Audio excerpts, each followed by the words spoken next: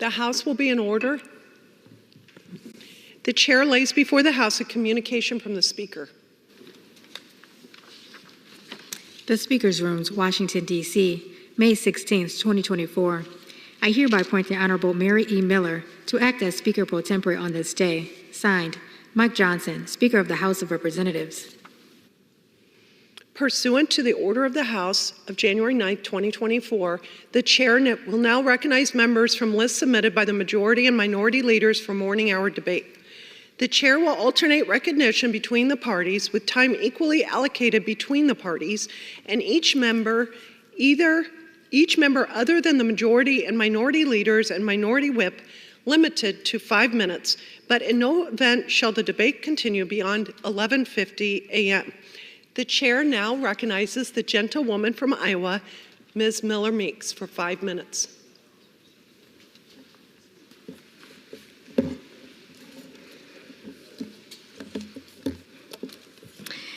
Thank you, Madam Speaker. I rise today to recognize Iowa's very own Julie Zerwick, recipient of the American Association of Colleges of Nursing's Advocate of the Year Award. Julie Zerwick is a committed advocate for nursing education, currently serving as a professor and dean at the University of Iowa's College of Nursing. Passionately supporting both students and faculty, Dean Zerwick emphasizes the importance of strong leadership within the nursing profession. She ardently believes in nurses advocating for their patients, communities, and the profession itself. And as a former nurse, I can testify to the importance of the dean conducting herself in these endeavors. Under Dean Zerwick's guidance, the Bachelor of Science in Nursing program at the University of Iowa has consistently ranked among the top 10 in the nation by U.S. News and World Report for 3 consecutive years, 2022, 2023, and achieving an impressive number 4 ranking in 2024. I ask my colleagues to join me in expressing appreciation for Dean Zerwick's unwavering advocacy and in congratulating her on receiving the Advocate of the Year Award.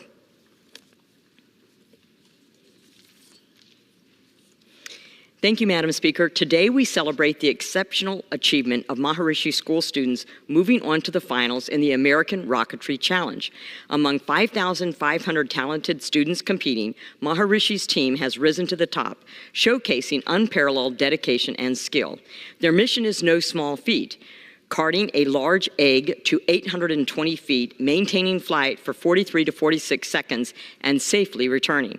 But I'm confident in their design and precision. The Maharishi students' rocket journey has been marked by hours of hard work, creative problem solving, and an unwavering dedication to STEM excellence. Iowa's aerospace partners stand behind you, cheering you on. And for those that are interested, today in the Rayburn foyer, there will be some demonstrations. Tomorrow, on Friday, Ms. Speaker. They are not just competing for prizes, they are shaping aerospace innovation. Once again, congratulations on the bright minds of the Maharishi School. Your achievements inspire us all. Best of luck in the national finals. With that, I yield back.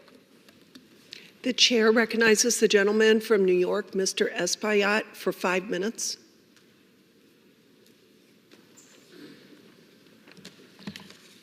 Thank you, Madam Speaker. Today is, and this week has been, Police Week here in Washington, D.C. We saw how hundreds of police officers came to the nation's capital to be recognized, to be honored for their service across neighborhoods and cities and states of this great nation.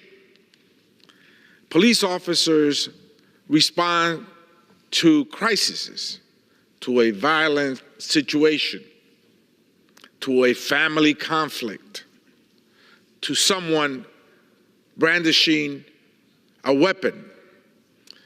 Very often, it is not often that a police officer responds to a friendly situation. They respond to conflict. So they put their lives on harm's way for all of us in America. And neighborhoods across the country expect police officers to show up when they call upon them to protect them. So this week is the week where we stand up here in the nation's capital and recognize the men and women in uniform that protect our families, our neighborhoods, our cities, our states. For us here in the House of Representatives, and for me in particular, I am forever grateful to the heroic officers who protected the Capitol and will forever be remembered.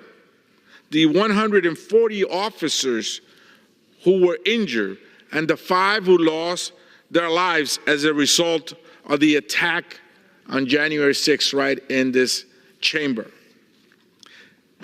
They didn't determine whether the member was a Republican member, whether the member was a Democratic member. They came to protect our lives, and in many ways they also showed up here confronting a violent racist mob to protect democracy, to protect the House of Representatives, on the other side to protect the Senate. So I want to take this opportunity, Madam Speaker, to recognize the officers that lost their lives. Brian Sicknick, a Capitol police officer who died from causes the day after the attack.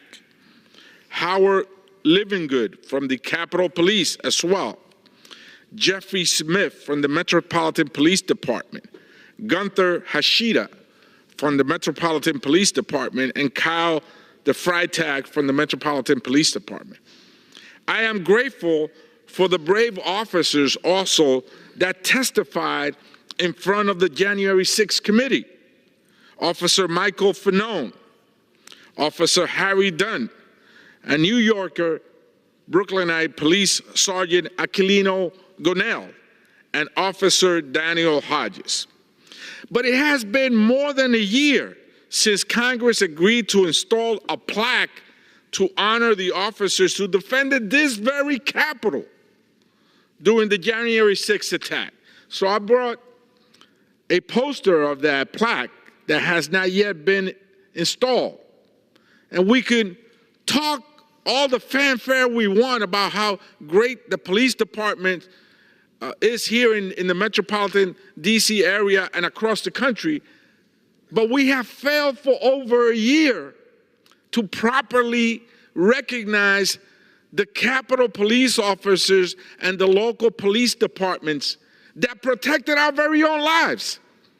We have failed to install the plaque, and that's why I bring this poster of it to show the American people that we want to honor not just all the police officers across the country, but also the ones that defended this Capitol and protected us from an angry, violent mob whose intent was to kill Nancy Pelosi, whose clear intent was to assassinate Vice President Pence. They made no distinction on our political affiliation here in this chamber. They weren't going to ask you for your PIN or your voting card and whether you are a Republican or a Democrat. They would have made no distinction, and yet the police officers were here, and we have failed to properly honor them. Your time has expired. Madam Speaker, I yield back. Thank you. The chair recognizes the gentleman from Arizona, Mr. Ciscomani, for 5 minutes.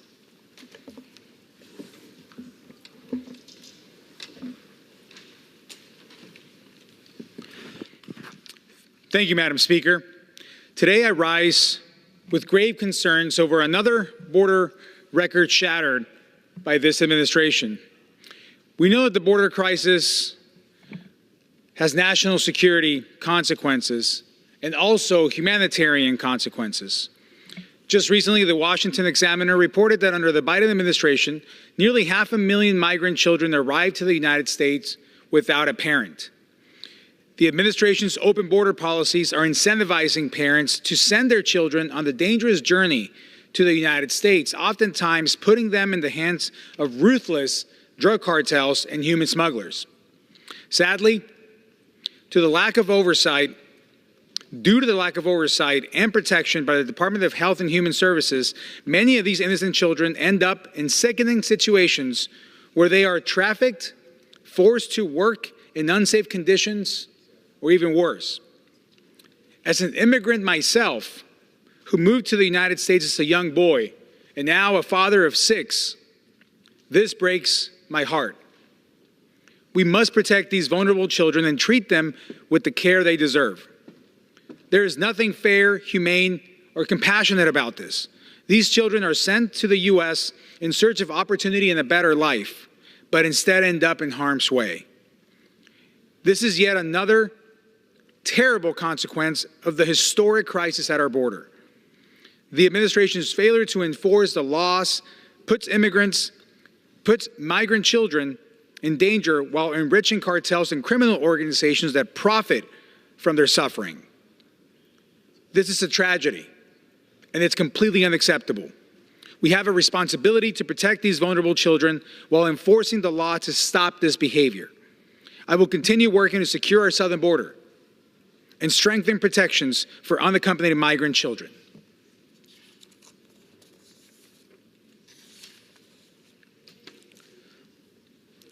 Madam Speaker, I rise today to congratulate Mandy Rhodes on a well-deserved retirement after 18 years of service to the students and community at Pusch Rich Christian Academy. During her time, Mandy taught students in 4th and 8th grade and served the grammar school campus as principal for 7 years, an outstanding career as an educator. As a teacher and principal, Mandy is known best for how she cared for everyone around her. Her incredible smile and positive attitude created a warm environment, sense of community, and a culture of excellence at Pusch Rich Christian Academy. She empowered her students to be the leaders and innovators of tomorrow. And I know this firsthand because my own kids experienced it. She has been a force for good for our students and our community and our family. Mandy has truly embodied the mission of Pusch Rich in her sacrificial service to others. I strongly believe that no profession means more to our future generation than our educators. Education is the pillar of the American dream, and our teachers are its architects. And so, thank you, Principal Rhodes, for all you have done and all you have given to the students and community of Pusch Rich Christian Academy. May God continue to bless you in your new journey.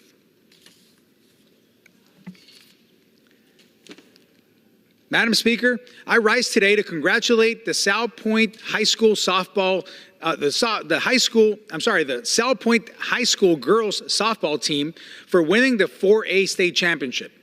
On Saturday, May 11th, they faced off against the CDO High School Dorados in Hillbrand Stadium.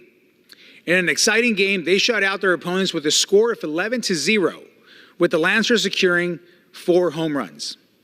This marks the Lancers' 6th state championship in a row since 2018. Their hard work and perseverance over the past 6 seasons has been truly commendable. With this state championship under their belt, the Lancers end the season with 31 wins and only 4 losses. I am proud to represent such dedicated athletes, determined coaches, and supportive parents. Congratulations, Coach Tricia Stan and her talented team for this well-deserved win and this amazing title. Congratulations. And with that, I yield. The chair recognizes a gentleman from North Carolina, Mr. Nickel, for 5 minutes.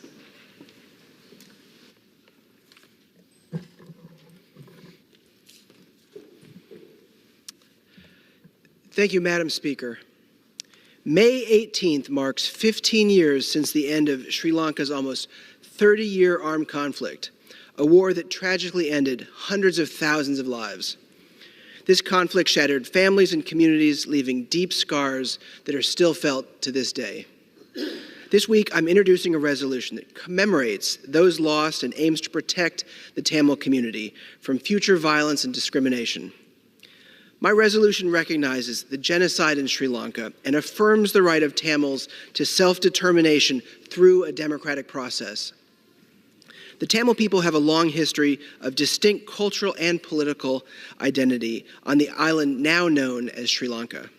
Historically, they lived in sovereign Tamil kingdoms that were forcibly merged under a single administration in 1833 by the British. This erasure of autonomy set the stage for decades of strife, conflict, and suppression, culminating in war. My resolution emphasizes the need for a peaceful and democratic solution to ongoing tensions in Sri Lanka. It advocates for an independence referendum, a process that has been used successfully to resolve similar conflicts in other parts of the world. This approach echoes our commitment to democratic principles and underscores our support for human rights globally. Additionally, my resolution calls on the United States to strengthen diplomatic ties and support the Tamil people's pursuit of justice and self-determination. It highlights the ongoing challenges in the region, including the militarization of Tamil areas, the appropriation of land, and the destruction of cultural heritage, which continue to exacerbate the grievances of the Tamil community. Today, as we remember the end of a dark chapter in Sri Lanka's history, we should also look to the future, a future in which the rights and dignity of all people are upheld and respected. Let's stand together in advocating for a peaceful, democratic solution that respects the Tamil people's right to decide their own future. This resolution is not just symbolic, it's a crucial step towards healing, justice, and a lasting peace.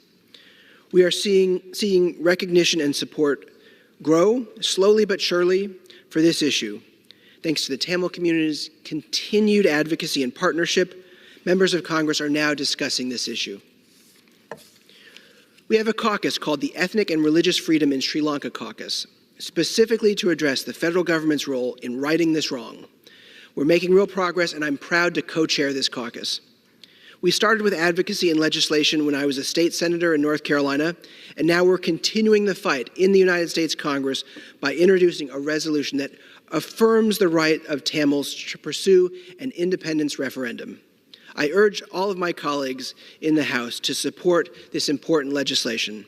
It's an opportunity for us to lead by example, to champion the values of democracy and human rights, and to make a meaningful difference in the lives of the Tamil people. Thank you, Madam Speaker, and I yield back the balance of my time. The chair recognizes the gentleman from Michigan, Mr. Huizenga, for 5 minutes.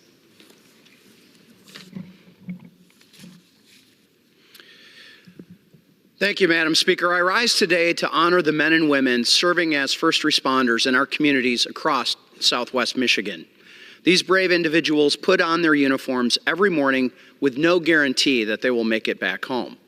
We must remember there is no such thing as a routine traffic stop these days. The tragic reality is that our police and law enforcement officers are being targeted and killed at an alarming rate. Yesterday, here at the Capitol and in Michigan, we honored those who have fallen in the line of duty while serving our communities, including Berrien County Deputy Sheriff Elton C. Stover, Officer Scott A. Bierstead with the Matawan Police Department, and more recently, Ryan Joseph Proxmire with the Kalamazoo County Sheriff's Office. Over the last several years, increased support for the defund the police movement and anti-police legislation has led to a complete lack of appreciation for the work officers do every day. To these men and women serving our communities, please know that I support you, the vast majority of us here in Congress support you, and we thank you for your effort to make Southwest Michigan a safer place and an even better place to call home. Madam Speaker, President Biden's immigration policies continue to wreak havoc on our borders. According to the Department of Homeland Security, over 9 million individuals have illegally entered the United States over the last 3 years.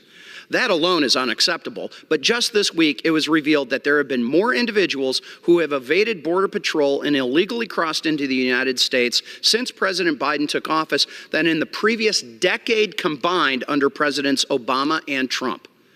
Madam Speaker, it's clear President Biden's open border policies are the problem. The Biden administration must implement the border reforms I voted for and the House passed that include restarting construction on the border wall, ending catch and release, and making sure our men and women serving on the border have the manpower and the resources they need to secure our border. Border security is national security, and I will continue to fight for border security and make West Michigan a safer place.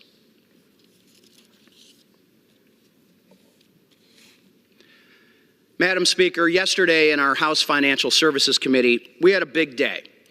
It was, frankly, a sad day and a tragic day because it was a day to explore what had happened at the FDIC, the Federal Deposit Insurance Company.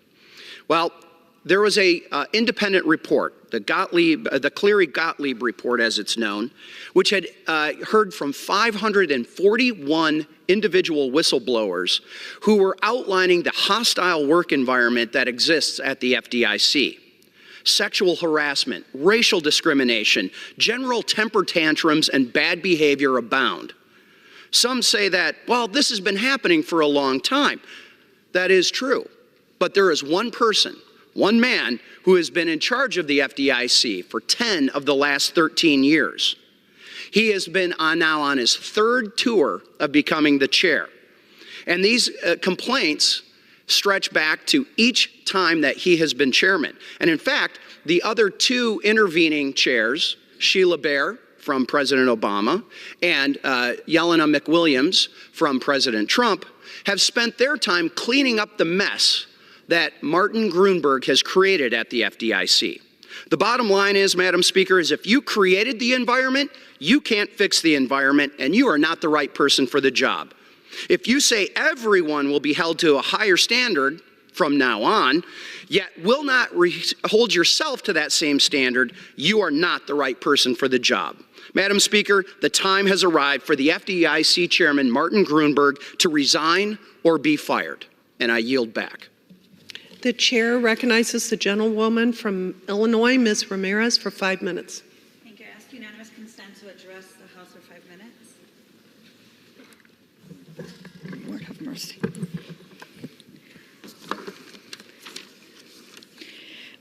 Mrs. Speaker, in recognition of Jewish American Heritage Month, I rise today to honor my constituent, a longtime defendant of our multicultural, multiracial democracy, Marla Bramble.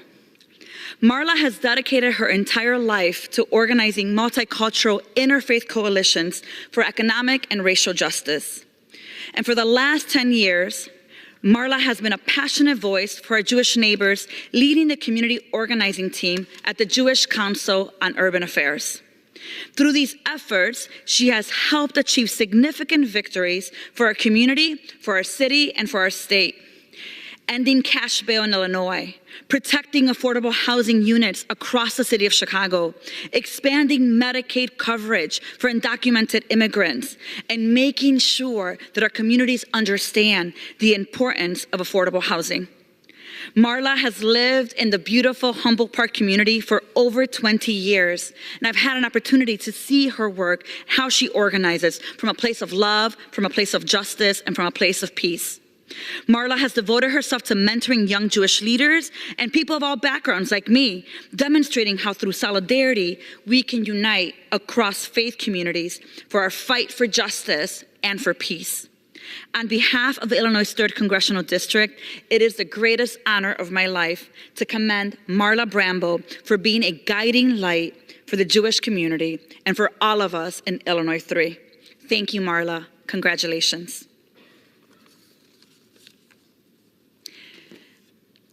Mrs. Speaker, in recognition of Asian American, Native Hawaiian, and Pacific Islander Month, I rise today to commend two essential Asian American organizations serving families in Illinois 3. Albany Park, Illinois 3 is home to the Hannah Center and Alliance of Filipinos for Immigrant Rights and Empowerment, or as we call it, AFIRE. Both organizations are central to serving families of Korean, Filipino, and Asian American heritage through social services, education, culture, and community organizing. By hosting citizenship workshops, health fairs, and other events to engage the community in culturally competent ways, Hannah Center and AFIRE demonstrate the strength and cultural richness of the Asian diaspora and the immigrant community overall. I'm grateful for their presence in Illinois 3 and for their work building the power of Asian American and immigrant communities to organize around their needs. On behalf of Illinois 3rd Congressional District, I am honored to commend the Hannah Center and AFIRE for their unwavering work to uplift our Asian American, Native American, and Pacific Islander families. Congratulations, AFIRE. Congratulations, Hannah Center. Thank you.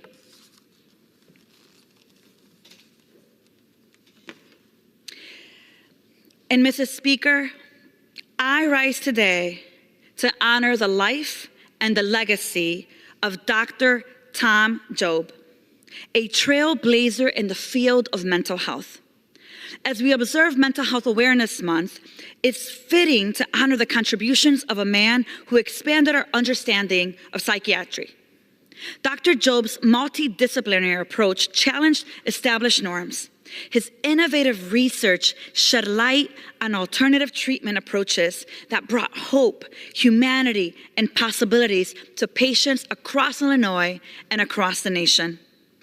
He provided care for people, constituents in the west side, south side of Chicago, when very few others were doing it.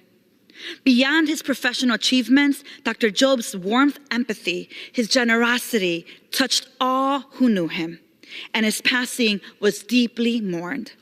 He was a brilliant man with interests that ranged from medicine to philosophy that enriched not only his work, but the lives of all people who ever met him and surrounded him. His commitment to mental health care for everyone touched many lives. He is deeply, deeply missed by his partner, Anna Weaver, his loved ones, and the entire community of the state of Illinois. We know that his legacy lives on. Today, let us remember Tom Job's many contributions as we continue the vital work of advocating for mental health awareness, support, resources. In your memory, we honor you today, Tom Job. And with that, Mrs. Speaker, I yield back. The chair recognizes the gentleman from Ohio, Mr. Carey, for 5 minutes. Madam Speaker,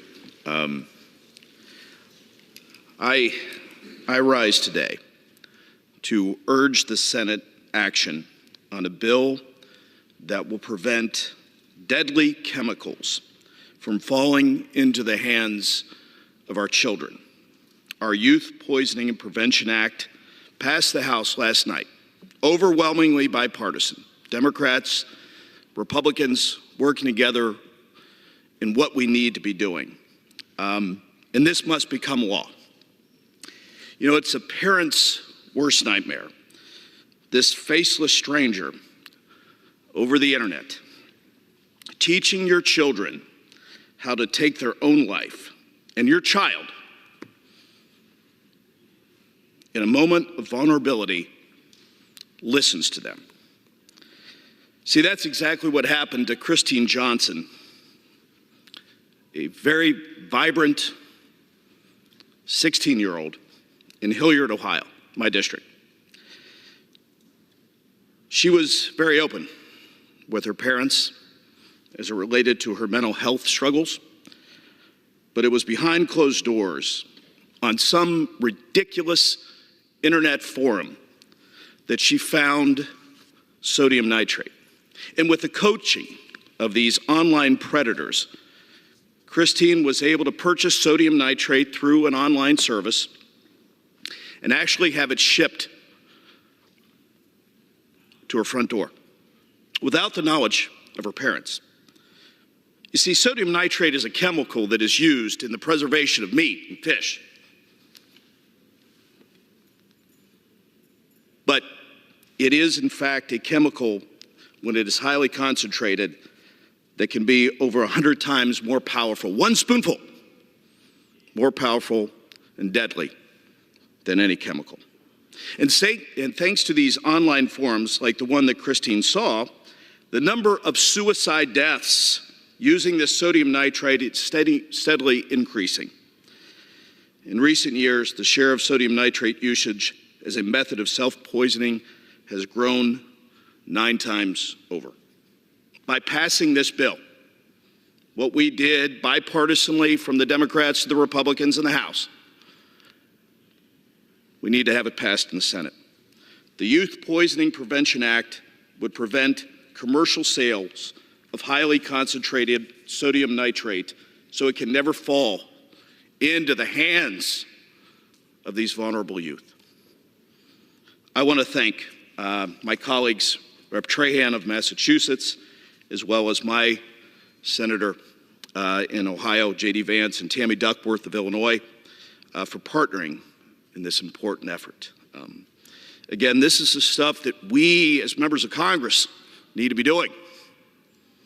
And with their support and all of yours, we are one step closer to preventing these senseless tragedies. Madam Speaker, with that, I yield back. The chair recognizes the gentleman from New York, Mr. Kennedy, for 5 minutes.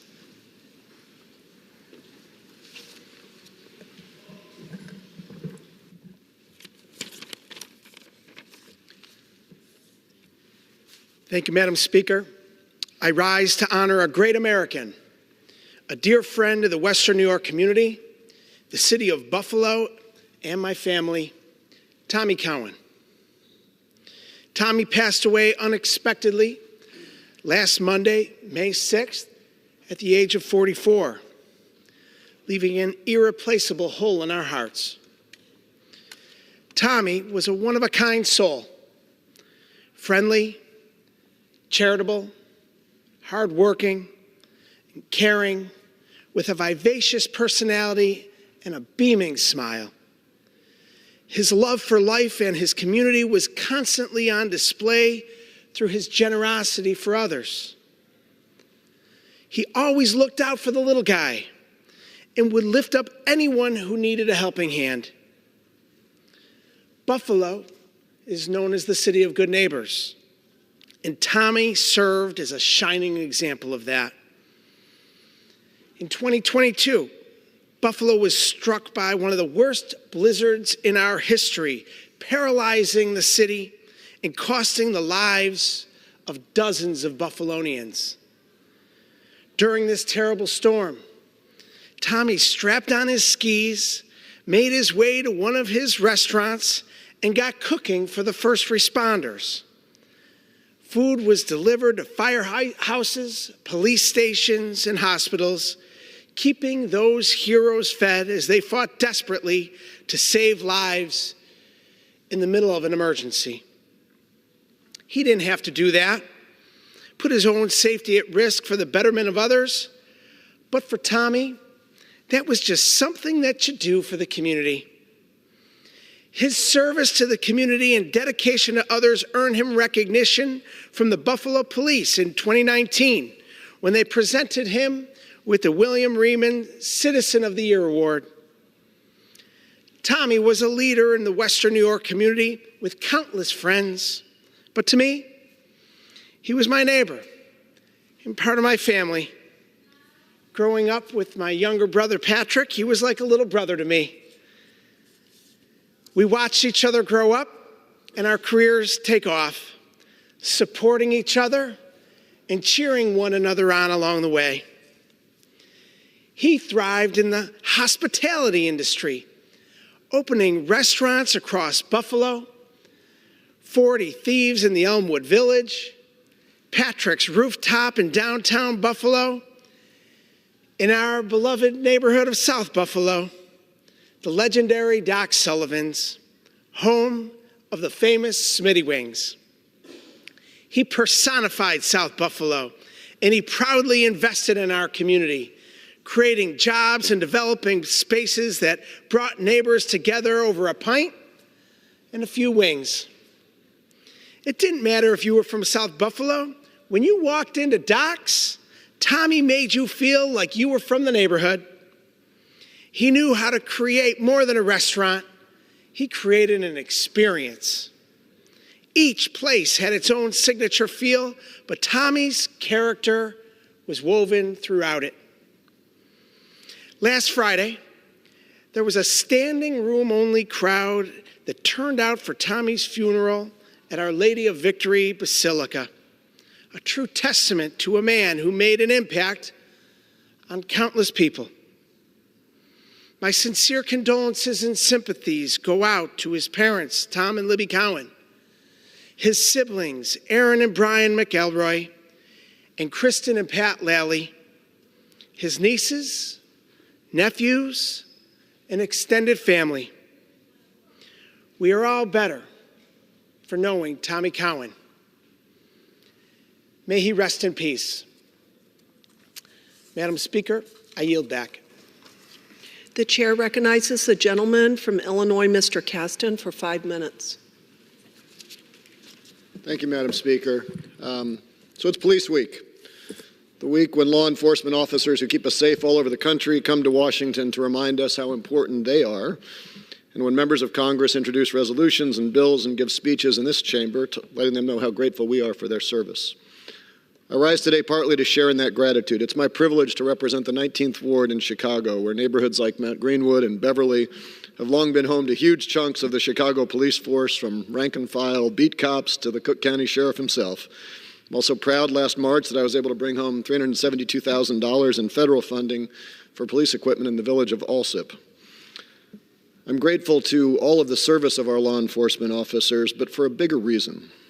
We're a nation of laws, and we only survive as a nation of laws if those laws are consistently and predictably enforced. And it's our brothers and sisters in law enforcement who make sure that they are. But I do find myself wondering how all these floor speeches this week look to them. How do all these pretty speeches sound to the local police chiefs who were pleading with us in 2020 to provide them with funding to shore up lost state and property tax revenue during the COVID downturn, who knew that they couldn't stay open without it, and also know that every single Republican voted against the American Rescue Plan that kept their officers paid? How do all these pretty speeches look to the Capitol Police officers who are defending us right now? How do they feel when these speeches come from the same lips of members who still refer to people who assaulted the Capitol Police as political prisoners, or in one case as a martyr? How do all these pretty speeches sound to the FBI officers or local police who depend on the FBI to coordinate when crimes cross state lines, when they come from the lips of members of Congress who are regularly and consistently calling to defund the FBI? How do they sound to ATF officers who are forced, thanks to dumb laws led by my Republican colleagues, to spend hours every day tediously stripping personal identifying information from gun sales databases, making a mockery of the claim that it's people, not guns, that kill people? How do all these pretty speeches sound to the victims of financial fraud, who depend on the NLRB to protect them from wage theft, or the CFPB to protect them from junk fees, or the SEC to protect them from financial crimes, when the Republican Party is consistently trying to defund all three? After all, if somebody steals $1,000 from you, you're out $1,000. That is just as true if the crook is wearing a burglar's black mask or a huckster's white collar.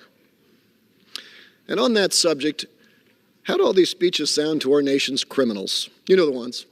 The ones who every April misrepresent their income and assets and commit tax fraud because they trust that the Republicans are going to consistently block funding and resources for the law enforcement professionals at the Internal Revenue Service.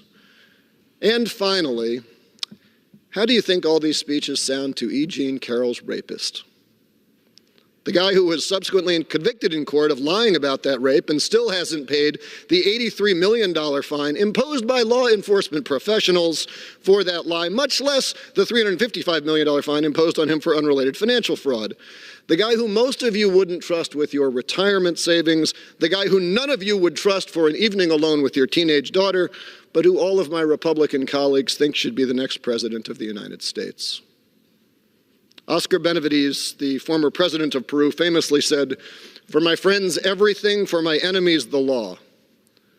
That is not how a country of laws works, but it is how fascism is built. It's not the way that you ensure that everybody has equal protection under the law, nor is it the way to honor the men and women who dedicate their life to that principle. And I hope that next year on Police Week, that isn't such a partisan idea. I yield back. Would like to remind members to refrain from engaging in personalities toward presumptive nominees for the office of president.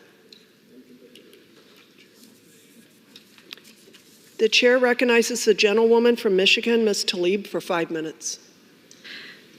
My office is bringing home over $17 million in federal funding for 15 community projects throughout the 12th Congressional District this year. I'm so proud to have partnered up with civic and community leaders throughout the district to prioritize the needs of our residents with transformative projects, Madam Speaker. From home repairs to affordable housing, to removing lead out of our water, to helping our seniors with flood recovery resources, to workforce development, to neighborhood revitalization, and also to help decrease pollution in our neighborhoods because our residents deserve to breathe clean air. We got $4 million for Wayne County, our largest county in the district, and $3 million to the city of Detroit to facilitate lead service line replacement. We all know that our children cannot learn if they're being poisoned with lead-contaminated water. Over $1.9 million to our Lathrop Village and our village of Beverly Hills for water main replacement and reliability, which is so critically important for their water infrastructure. We also got $1 million for our incredible, beautiful neighborhood in Cody Rouge, as well as Detroit's Aviation Sub and Far West neighborhoods. Cody Rouge Action Alliance is prepared to help hundreds of seniors and those in need for home repairs. We also helped secure $1.1 million, Madam Speaker, to Alternative for Girls to construct the Dr. Maya Angelou Village to create 45 housing units that are affordable and permanent support housing for at-risk families, mothers with children. We also was able to recover $1 million to After the Storm for the Metro Detroit Flood Recovery Project, again helping many of our seasoned residents struggling with flooding. We also was able to obtain $1.5 million to the city of Inkster and the city of Dearborn Heights for their fire station as well as firefighting resources. We were able to secure $500,000 to the city of Dearborn for their Dearborn Industrial Green Belt way to fight pollution. And again, this is one of our neighborhoods that is facing some of the worst air pollution in the district throughout. Over $1.2 million to the city of Livonia for their new Livonia Wellness Center for seniors. Again, really incredibly important project. The $17 million builds on the tireless work we all have done in each of these previous two budget cycles to invest in our communities. With the hard work and the incredible partnership and dedication of my team, but especially our 12th Congressional District Chief of Staff, because she's not just my Chief of Staff, she's my district's Chief of Staff. Larissa Richardson helped over the last 3 years in partnership with me to get $52.1 million in community projects throughout our district. And we're just getting started, Madam Speaker. To our families and our communities throughout the 12th Congressional District, you deserve your fair share of resources. You deserve not just to be able to survive, but also thrive. Madam Speaker, I'm thrilled to announce that Redford Township is getting a new recreation and wellness center. I would like to congratulate our incredible supervisor, McCray, and the township's administration and trustees on the groundbreaking ceremony for this new community safe space in our district. Our team was able to provide $2 million in federal funding for the community project there. The event marks a significant milestone for our community, as it will be the first new building focused on recreation and wellness in the township in over 50 years. The center will provide space for residents to engage in health and wellness activities, strengthening our community's bonds, promoting healthy lifestyles, and many, many more different programs, again, to create space for our families in our community. So Redford Township, congratulations. You deserve this space. I'm so excited to have been part of this positive impact, and again, look forward to seeing the completion.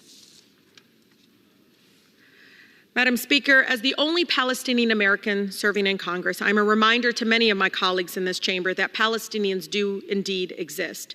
We are human beings, that we deserve to live, that we have dreams of freedom and human dignity. I read this quote, "When you tell a people to forget its past, you are not proposing peace, you are proposing extinction." This is from Peter Burnett. As we mark 76 years of the Nakba, we honor the thousands of Palestinians who were ethnically cleansed in 1948 and nearly 800,000 Palestinians who were violently and forcibly displaced. Many, Madam Speaker, still carrying their keys in hopes of one day returning to their homes, to their villages. We honor their trauma and painful loss of their connections to their families, the land, olive groves, and villages they grew up in. We honor all those around the world who have suffered from the impacts of settler colonialism, ethnic cleansing, and apartheid. Madam Speaker, the Nakba did not end in 1948. The chair recognizes the gentleman from Nevada, Mr. Horsford, for 5 minutes. I ask unanimous consent to address the House for 5 minutes and to revise and extend my remarks. Without objections. Madam Speaker, I rise today to celebrate Lyra Electric, a small business from my district which was recently honored as an SBA Minority-Owned Small Business of the Year during Small Business Week. Lyra Electric started with just 2 employees in 2017, Robert Lyra and his wife, and they've since grown to a team of 34, serving clients like the Department of Defense, MGM Resorts, and NV Energy. Their journey shows the important role that small businesses play in our economic growth. The success that they've achieved highlights the importance of initiatives like the Small Business Administration's funding programs, which empower minority-owned businesses to thrive and contribute significantly to our economy. Congratulations to Robert Lyra and to the entire team at Lyra Electric for this well-deserved recognition. Your hard work inspires us all. I'm proud to represent communities with businesses like yours.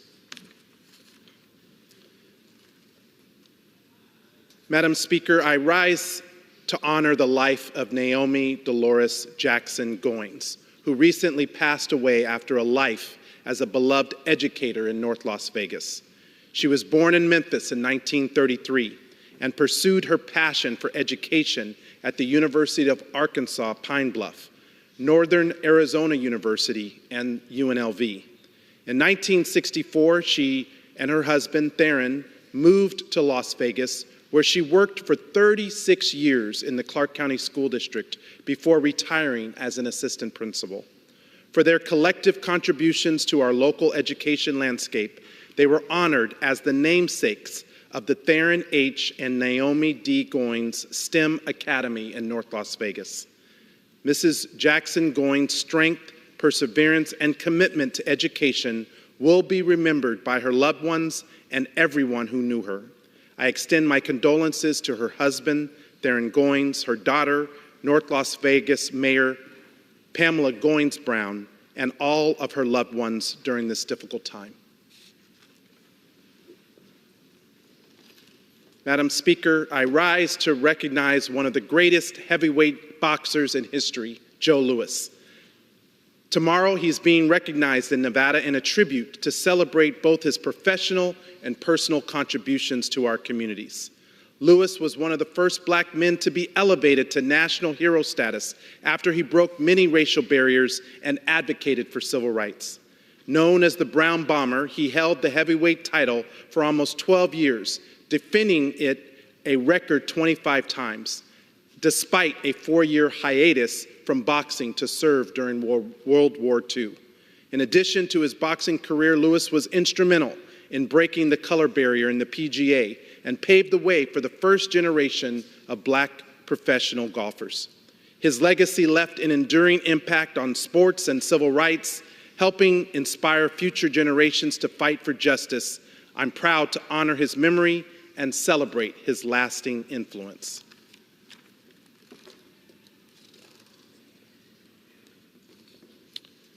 Madam Speaker, I rise today to recognize National Police Week. I'm proud of the work we are doing here in Congress to make sure we give law enforcement the tools they need through the bipartisan Safer Communities Law and through the appropriations process.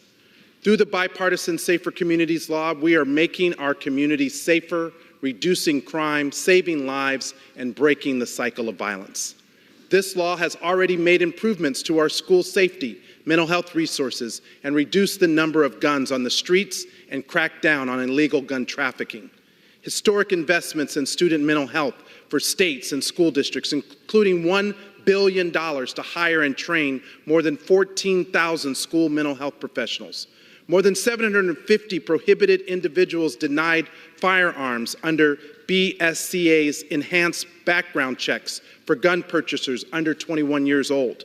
More than 430 gun traffickers charged under BSCA's expanded federal enforcement efforts to crack down on gun trafficking. And through community funding projects Democrats, putting people over politics, have delivered more direct funding to our local law enforcement than our colleagues on the other side of the aisle. Third Way just released a report this week highlighting that House and Senate Democrats, through our community project funding, have secured nearly $400 million this year to fund public safety projects in our districts and states. This is compared to Republicans that secured around $272 million. Gentleman's time has expired. I'm proud to have delivered $4.4 million to law enforcement programs in Nevada's 4th Congressional District, including to North Las Vegas, Gentleman, the time Las has Vegas expired. Metropolitan Police Department, the Las Vegas Metropolitan Police Department's Emergency Command Vehicle, the Judicial District Court's Special Advocate Program, and $1.6 million to North Las Vegas Public Safety Enhancement. These are true investments to public safety. The gentleman is no longer recognized. The chair now recognizes the gentleman from Nevada, Mr. Horsford. I'm sorry. The chair now recognizes the gentleman from New Mexico, Mr. Vasquez, for 5 minutes.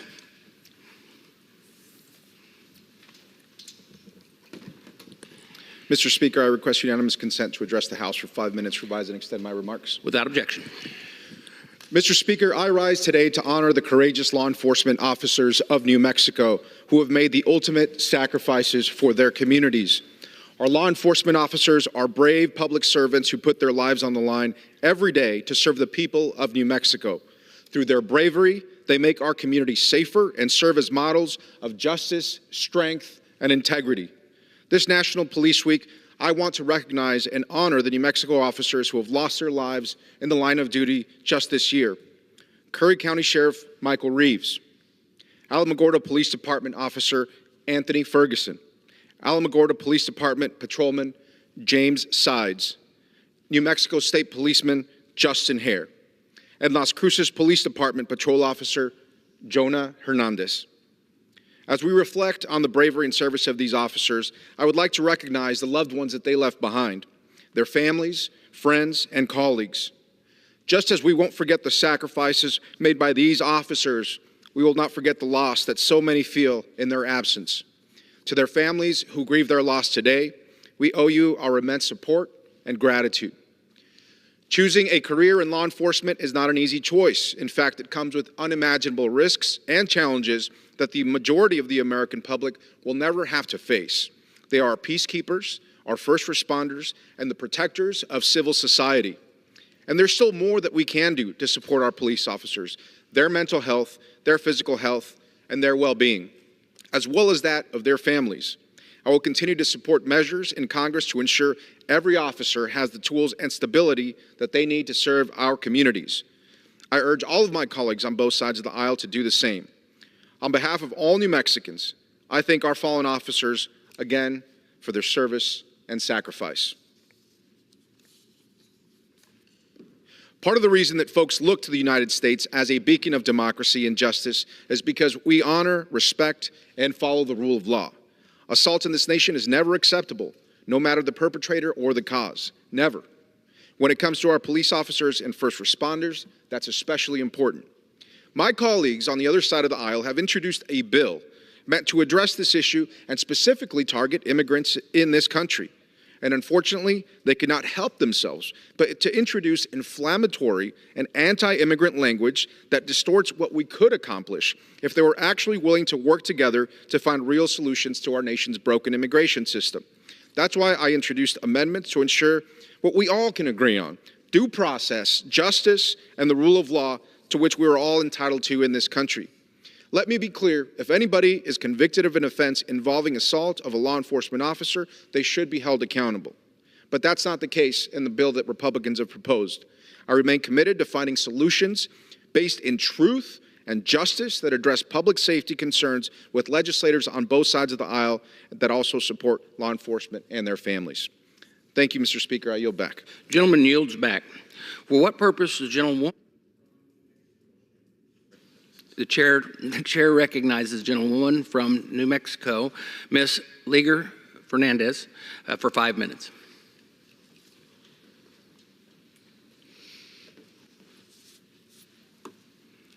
Mr. Speaker, I rise today to recognize the Santa Fe International Literary Festival.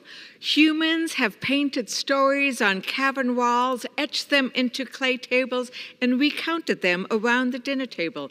Puebloans in New Mexico celebrate their storytellers in beautiful sculptures. The invention of the printing press in 1440 allowed readers across the world to access literature and begin to understand cultures and lives different than their own. Sadly, some fearful politicians want to limit our curiosity and knowledge. They are now banning books. In contrast, the Santa Fe International Literary Festival brings together the best literary minds from across the world to move us forward. Every participating author is exceptional and has included powerful authors whose award-winning books have been banned, like M. Scott Momaday, Margaret Atwood, and Julia Alvarez. At the festival, writers will take us around the world and back through history, like Doug Preston, Hampton Sides, and Diana Gabaldon, who will share their vision and their craft. Memorialists like Javier Zamora will take us on a 9-year-old's perilous journey of migration to the United States, hopefully increasing our empathy along the way. Congratulations to the festival on another year of spreading the joy of stories. Felicidades to the authors. Mr. Speaker, this National Police Week, I rise to give thanks to the officers who keep us safe every day, everywhere. Police have families who love them and miss them when long hours keep them on the road and on duty. My gratitude extends to your families as well. My gratitude must include getting you the federal resources to do your job to solve crimes to keep us safe. My community projects have funded mobile command units in rural counties, virtual training gear so you are prepared before you face the worst, and squad cars to get you where you need to go. In my district, we have many small rural police forces that are grateful for the FBI help with forensics and federal COPS and BURN JAG grants, which help your police officers do their jobs. Federal law enforcement investigates and prevents crimes in Indian country.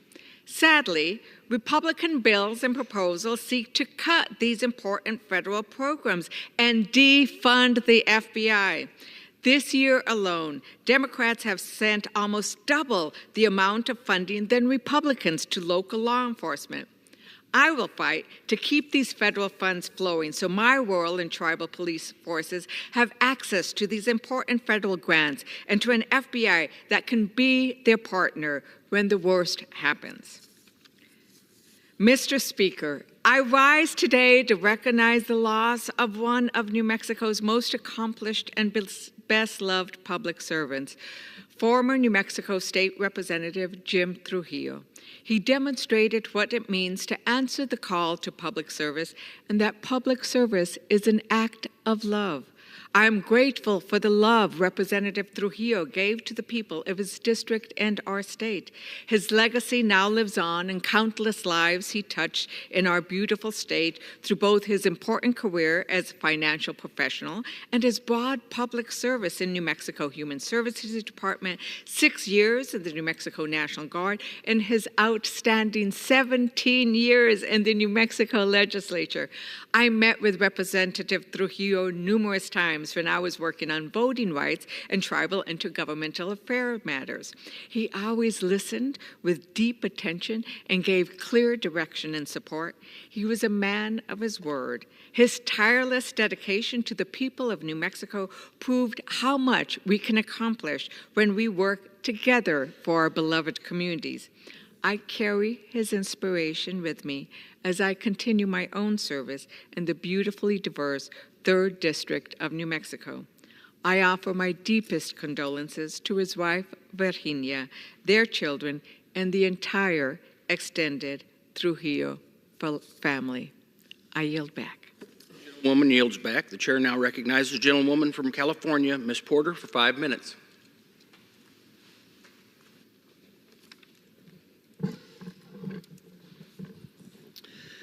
I rise to commemorate the 70th anniversary of Brown versus Board of Education, the Supreme Court's decision to desegregate public schools.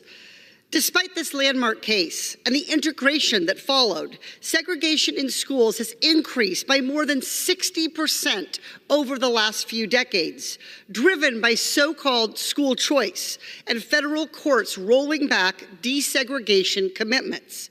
Every student should have the opportunity to get a quality education. Federal, state, and local leaders must work hand in hand to reverse the harmful policies, including housing costs, that have contributed to this new wave of segregation. In Orange County, which I represent, students challenged school segregation in one of the first cases of its kind, Mendez versus Westminster, which integrated California schools and laid much of the groundwork for Brown versus Board of Education. As we mark the 70th anniversary of Brown versus Board of Education, I hope my colleagues will join me in recommitting to fighting segregation. I rise to extend my sincere gratitude to our nation's military spouses. We recently celebrated National Military Spouse Appreciation Day, a reminder to reflect on how military families support our service members and our country through their selfless dedication. The Biden administration recently came to an agreement with the Department of Defense and State Department to strengthen the federal domestic employees teleworking overseas program for military spouses working for the federal government. This agreement will help military spouses keep their jobs and advance their careers while their partners are stationed overseas. Yesterday, I joined my Oversight Committee colleagues to build on this success and advance a bill that would codify these protections into law. Our military is stronger, is more capable when military spouses can build their careers because families choose to re-enlist. I applaud their service and selfless dedication to our country.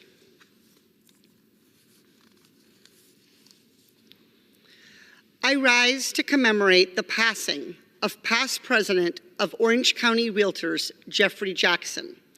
His presidency came at a tumultuous time for real estate, with changes to commission structures, historically low inventory, and high interest rates. Those challenges didn't inhibit his willingness to serve. As his association stated, he willingly embraced the opportunity.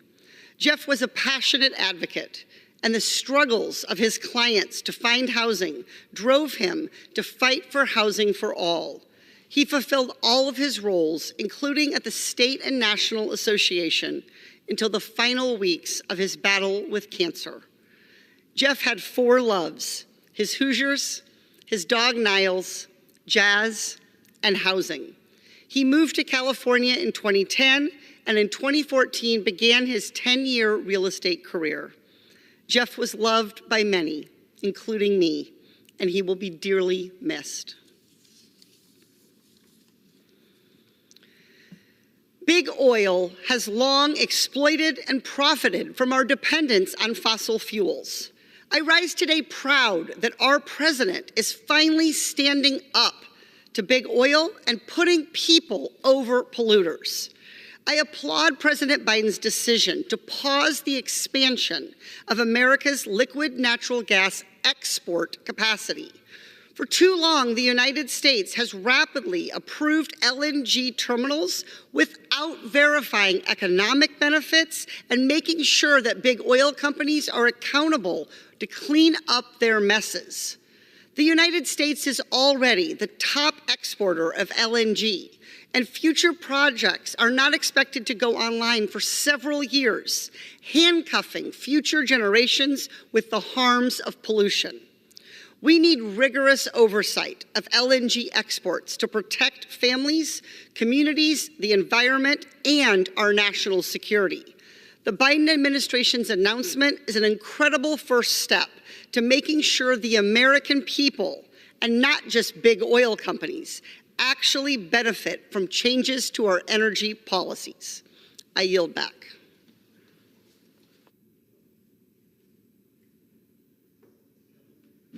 Gentlewoman yields back. The chair recognizes a gentlewoman from Ohio, Ms. Sykes, for 5 minutes.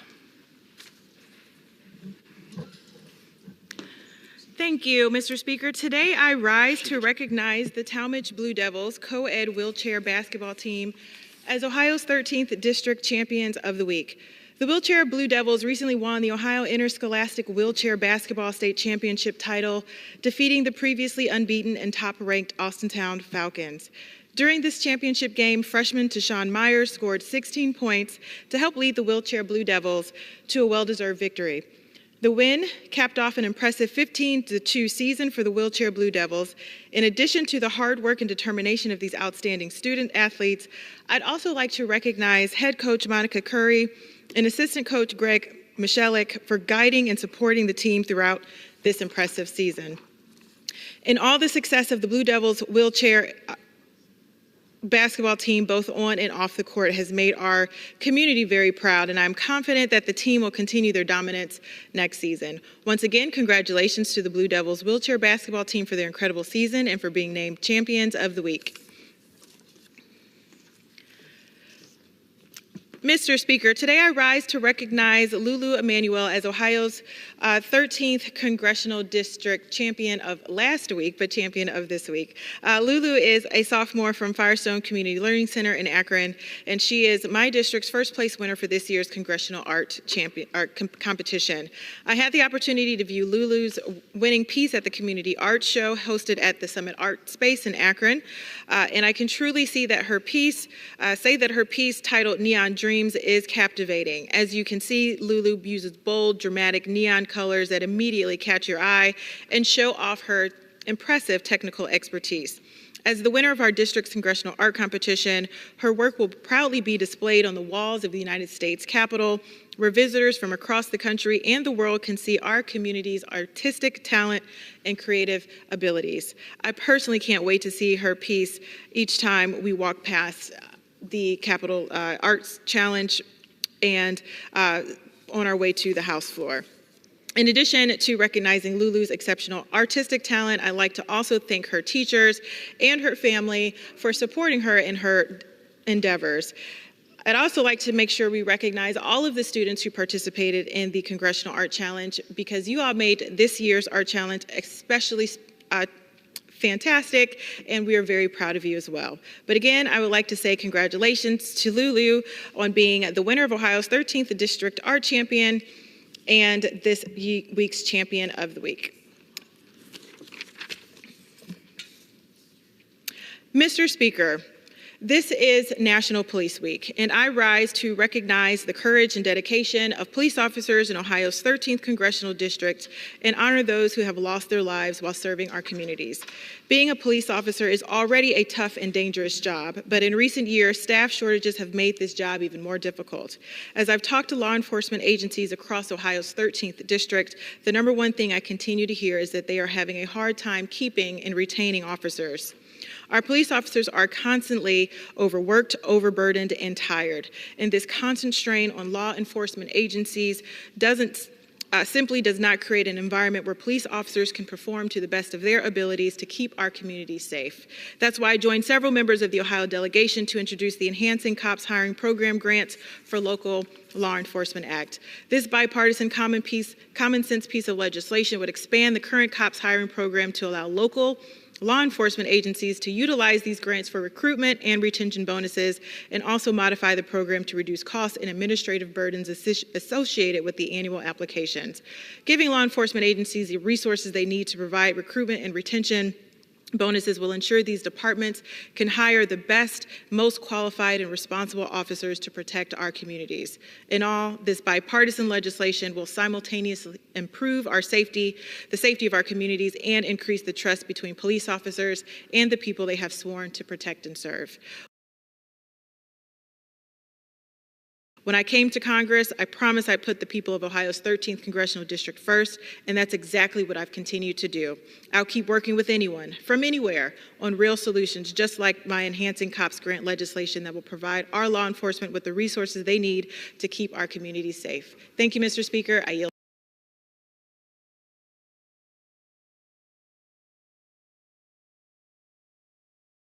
back. The gentlewoman yields back. Pursuant to Clause 12A of Rule 1, the chair declares the House in recess until noon today.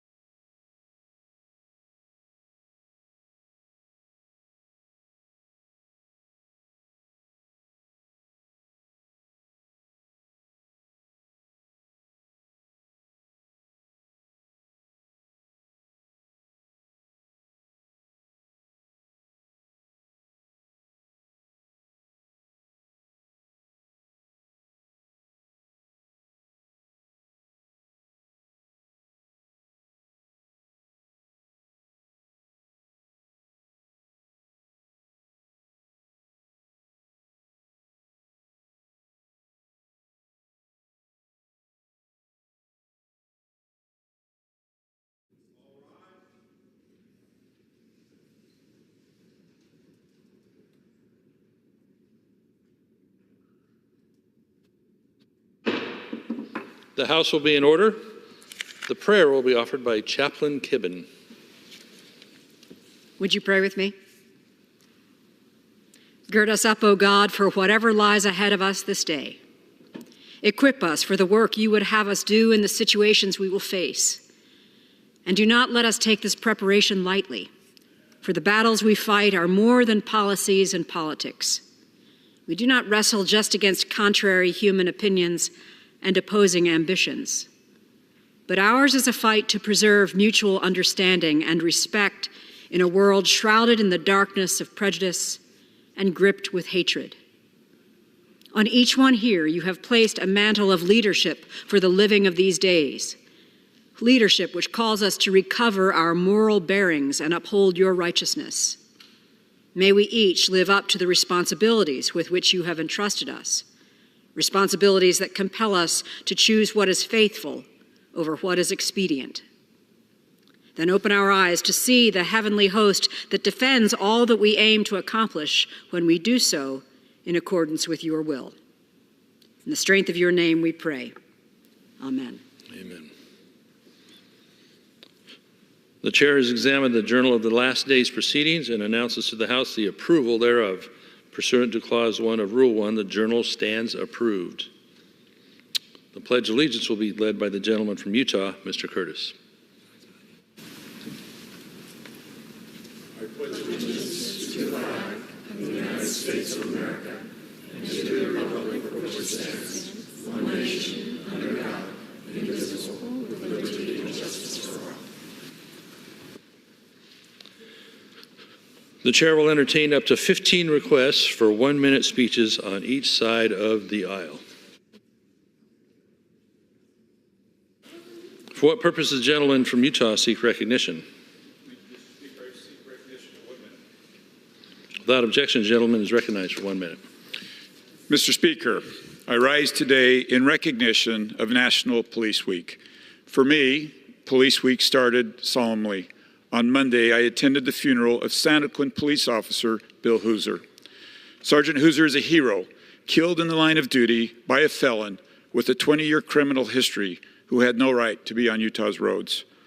At the funeral service, the Santaquin police officer, police chief, said Hooser was the best field training officer he had ever seen. His work and dedication to other officers on the force undoubtedly has kept many safe. This Police Week, I also remember Master Officer Joseph Shiners of the Provo Police Department, who I worked alongside during my time as mayor. He was tragically killed in the line of duty in 2019. I'd like his family to know that I still keep his picture on my desk in Provo in remembrance of his sacrifice and contribution. The Provo Police Chief described Shiners as one of his all-star officers. These men and all of our officers killed in the line of duty are heroes who gave their ultimate sacrifice to keep our communities, our families safe. We owe our deepest gratitude to police officers and their families who wonder every morning if that will be the last time they see them. I yield the balance of my time. The gentleman yields back. For what purpose does the gentleman from California seek recognition? Ask unanimous consent to address the House for 1 minute and to advise and extend my remarks. Without objection, the gentleman is recognized for 1 minute. Thank you very much, Mr. Speaker. I rise today with great pride to honor the life of Jimmy Johnson, one of the greatest cornerbacks in NFL history. A product of Kingsburg High School, California, in my district, Jimmy was a gifted athlete and rose quickly through the ranks. He was also a good student and graduated at UCLA. He played 16 seasons with the San Francisco 49ers, was a member of the NFL's all-decade team in the 1970s. He was known as the lonesome cornerback because his opponents rarely threw in his side of the field. Ask Bart Starr or Johnny Unitas. He was clearly a class act, a leader, and always respected by his teammates. Yet he still returned those interceptions for 47 passes, 615 yards. He was enshrined in 1994 in the National Pro Football Hall of Fame with his brother as his presenter, the decathlon champion Rayford Johnson.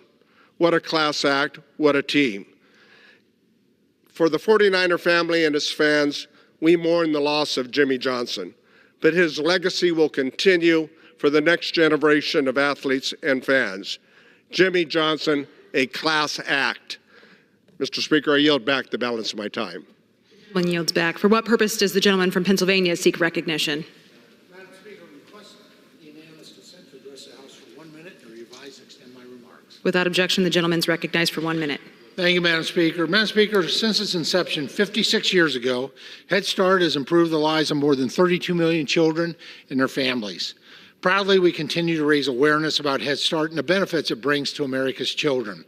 Head Start gives every child, regardless of circumstances at birth, a chance to succeed in school and in life. The Head Start model developed over the decades is built on evidence-based practices and is constantly evolving, using the best available science and teaching techniques to meet the needs of local communities. Head Start focuses on the whole child and the whole family. Head Start and Early Start programs are in small towns and big cities alike. It brings together parents, teachers, volunteers, and community leaders to create a quality program that truly give lower-income children a head start in life.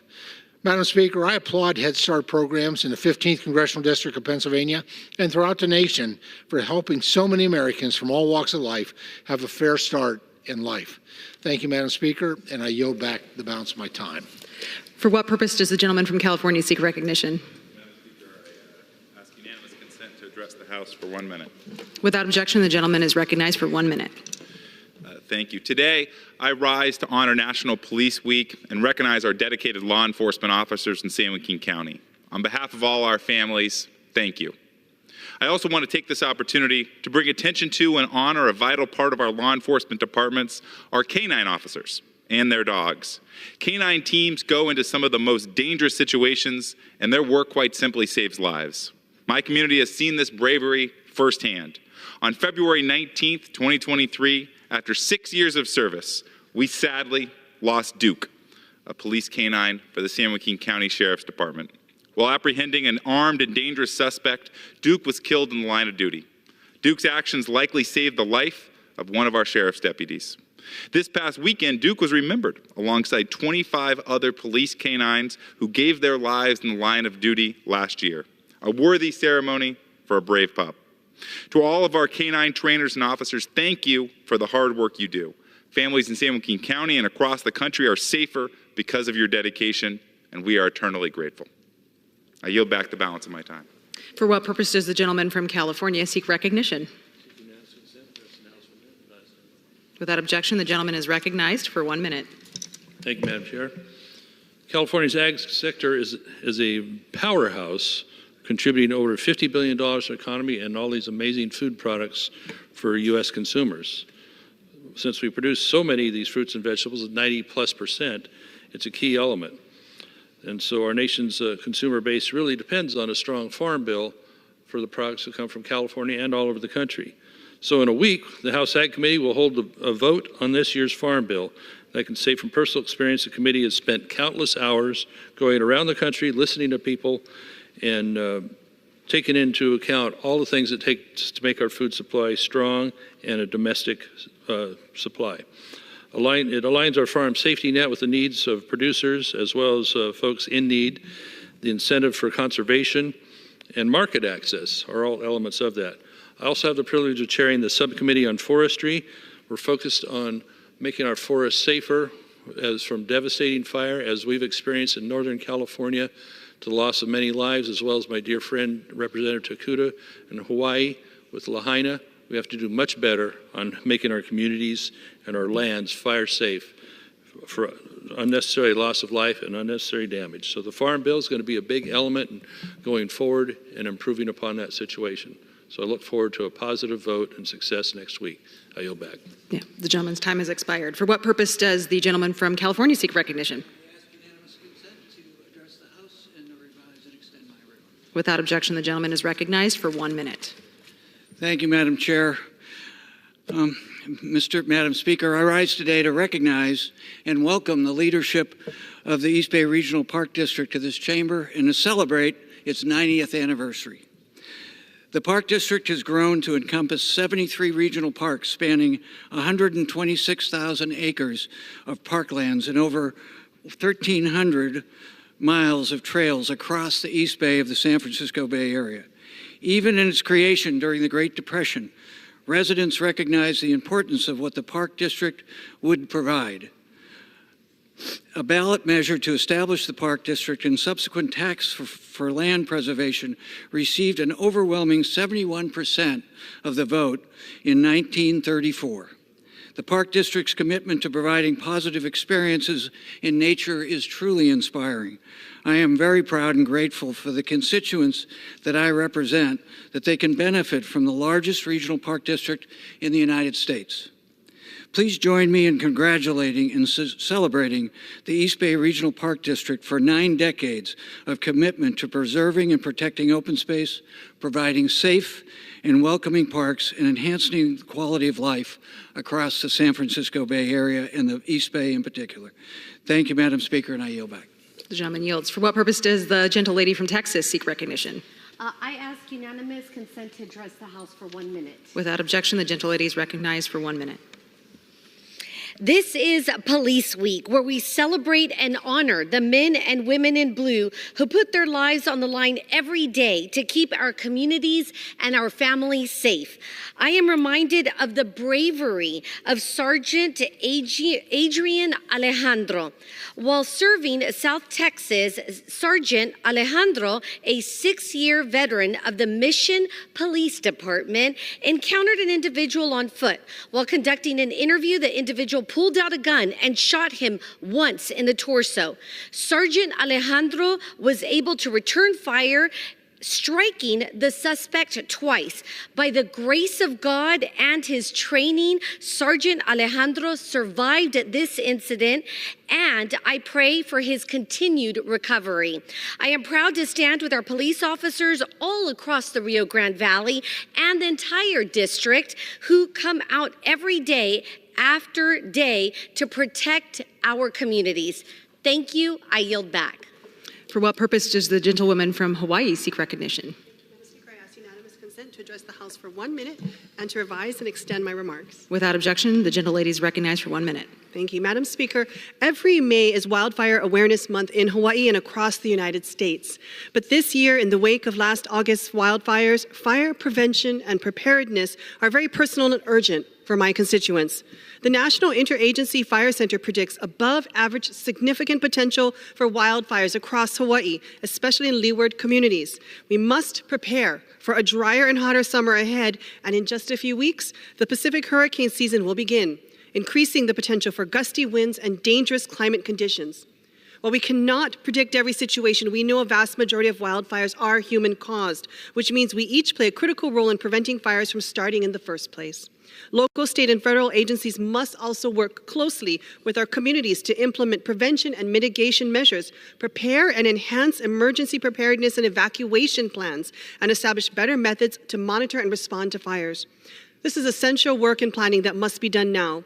Sadly, as Representative Lamalfa and I know all too well, Maui and Paradise fires have showed us just how deadly and destructive these fires can be. Now it's up to all of us to make sure it doesn't happen again. Mahalo, and I yield back. For what purpose does the gentleman from Nebraska seek recognition? Unanimous consent requested for to address the House for 1 minute. Without objection, the gentleman is recognized for 1 minute. Madam Speaker, I rise today to salute America's peace officers during Police Week. Every day, the men and women in blue keep our communities safe. Even as respect for police has waned in some quarters, I'm proud to report that Nebraska has doubled down on our support for law enforcement. In fact, Nebraska is the best place in the nation to serve as a peace officer, and we're making it even better. Before I came to Congress, I was the proud co-sponsor of the Law Enforcement Attraction and Retention Act in the Nebraska legislature 2 years ago. This bill provided a variety of cash incentives for officers to help agencies retain and recruit their workforce. Last year, the legislature passed and we became the first state in the nation to provide free college tuition to police officers and firefighters and their immediate families. Working in Nebraska just makes sense if you're a law enforcement officer. These are just two examples of how we're leading the nation in recruiting and retaining the best peace officers in the nation. Madam Speaker, I yield back. The gentleman yields. For what purpose does the gentleman from New York seek recognition? I ask unanimous consent to address the House for 1 minute and to revise and extend my remarks. Without objection, the gentleman is recognized for 1 minute. Thank you, Madam Speaker. I rise to highlight my resolution recognizing today, May 16th, as the National Day of Light. 64 years ago, Theodore Maiman, an American physicist, invented the first light amplification by stimulated emission of radiation, or laser. Since then, light-based technologies have grown to play a critical role in innovation. My community of Rochester, New York, is the proud home of one of the largest optics and photonics clusters in the nation, companies employing thousands of individuals. As co-chair of the Congressional Optics and Photonics Caucus, I'm working to make certain that America capitalizes on the potential of light-based technologies, from photonic integrated circuits to quantum computing and communications, which strengthens our economy and our national security. I hope my colleagues will join me in supporting these important efforts. Thank you, Madam Speaker, for allowing me to shed some light on this under-illuminated celebration. I yield back my time. For what purpose does the gentleman from Washington seek recognition? Speaker, I ask unanimous consent to address the House for 1 minute. Without objection, the gentleman is recognized for 1 minute. Madam Speaker, today I rise to recognize a newly retired public servant and good friend of mine from the state of Washington, Representative Joel Kretz. Since 2005, Joel has been dutifully serving the people of Washington's 7th Legislative District. As the largest and most rural district in the state, his dedication may be exemplified just in how long his commute is, over 600-mile round trip between Olympia and his ranch in central Washington. He has been a champion of responsible land management, a crucial advocate in the fight for wildfire management, and a true defender of the Western way of life. His legislative accomplishments, though many, are not the most interesting thing about Joel. He's a true cowboy, world-class horse breeder, and the embodiment of what it means to be from rural America. He is also, did I say, a great friend of mine. But now it's time for Joel to hang up his coat and tie, put on his cowboy hat and kerchief, and focus on the long honey-do list of his wife, Luska, that she has waiting for him. I'm delighted for your retirement, Joel. You've more than earned it. Thank you, Madam Speaker, and I yield back.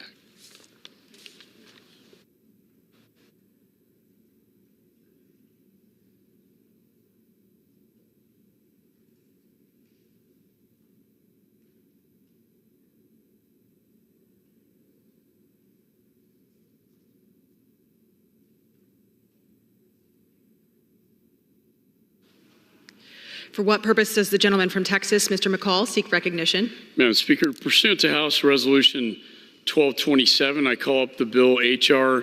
8369 and ask for its immediate consideration in the House. The clerk will report the title of the bill. H.R. 8369, a bill to provide for the expeditious delivery of defense articles and defense services for Israel and other matters. Pursuant to House Resolution 1227, the bill is considered read. The bill shall be debatable for 1 hour, equally divided and controlled by the chair and ranking minority member of the Committee on Foreign Affairs or their respective designees. The gentleman from Texas, Mr. McCall, and then the gentleman from New York, Mr. Meeks, each will control 30 minutes. The chair recognizes the gentleman from Texas, Mr. McCall. Madam Speaker, I ask unanimous consent that all members have 5 legislative days to revise and extend their remarks and to include extraneous material on this measure. Without objection. I yield myself as much time as I may consume. The gentleman is recognized. Madam Speaker, Hamas's October 7th massacre was a cruel, barbaric, and bloody as anything I have ever seen. Hamas unleashed pure evil on Israel that day. The Hamas terrorists filmed themselves committing brutal atrocities because they were so proud of their barbaric acts. In fact, in just hours, they murdered 1,200 innocent people and took over 250 hostages, including Americans. And I say this to remind my colleagues of the moral clarity that we, as a body, felt in the aftermath of these brutal attacks.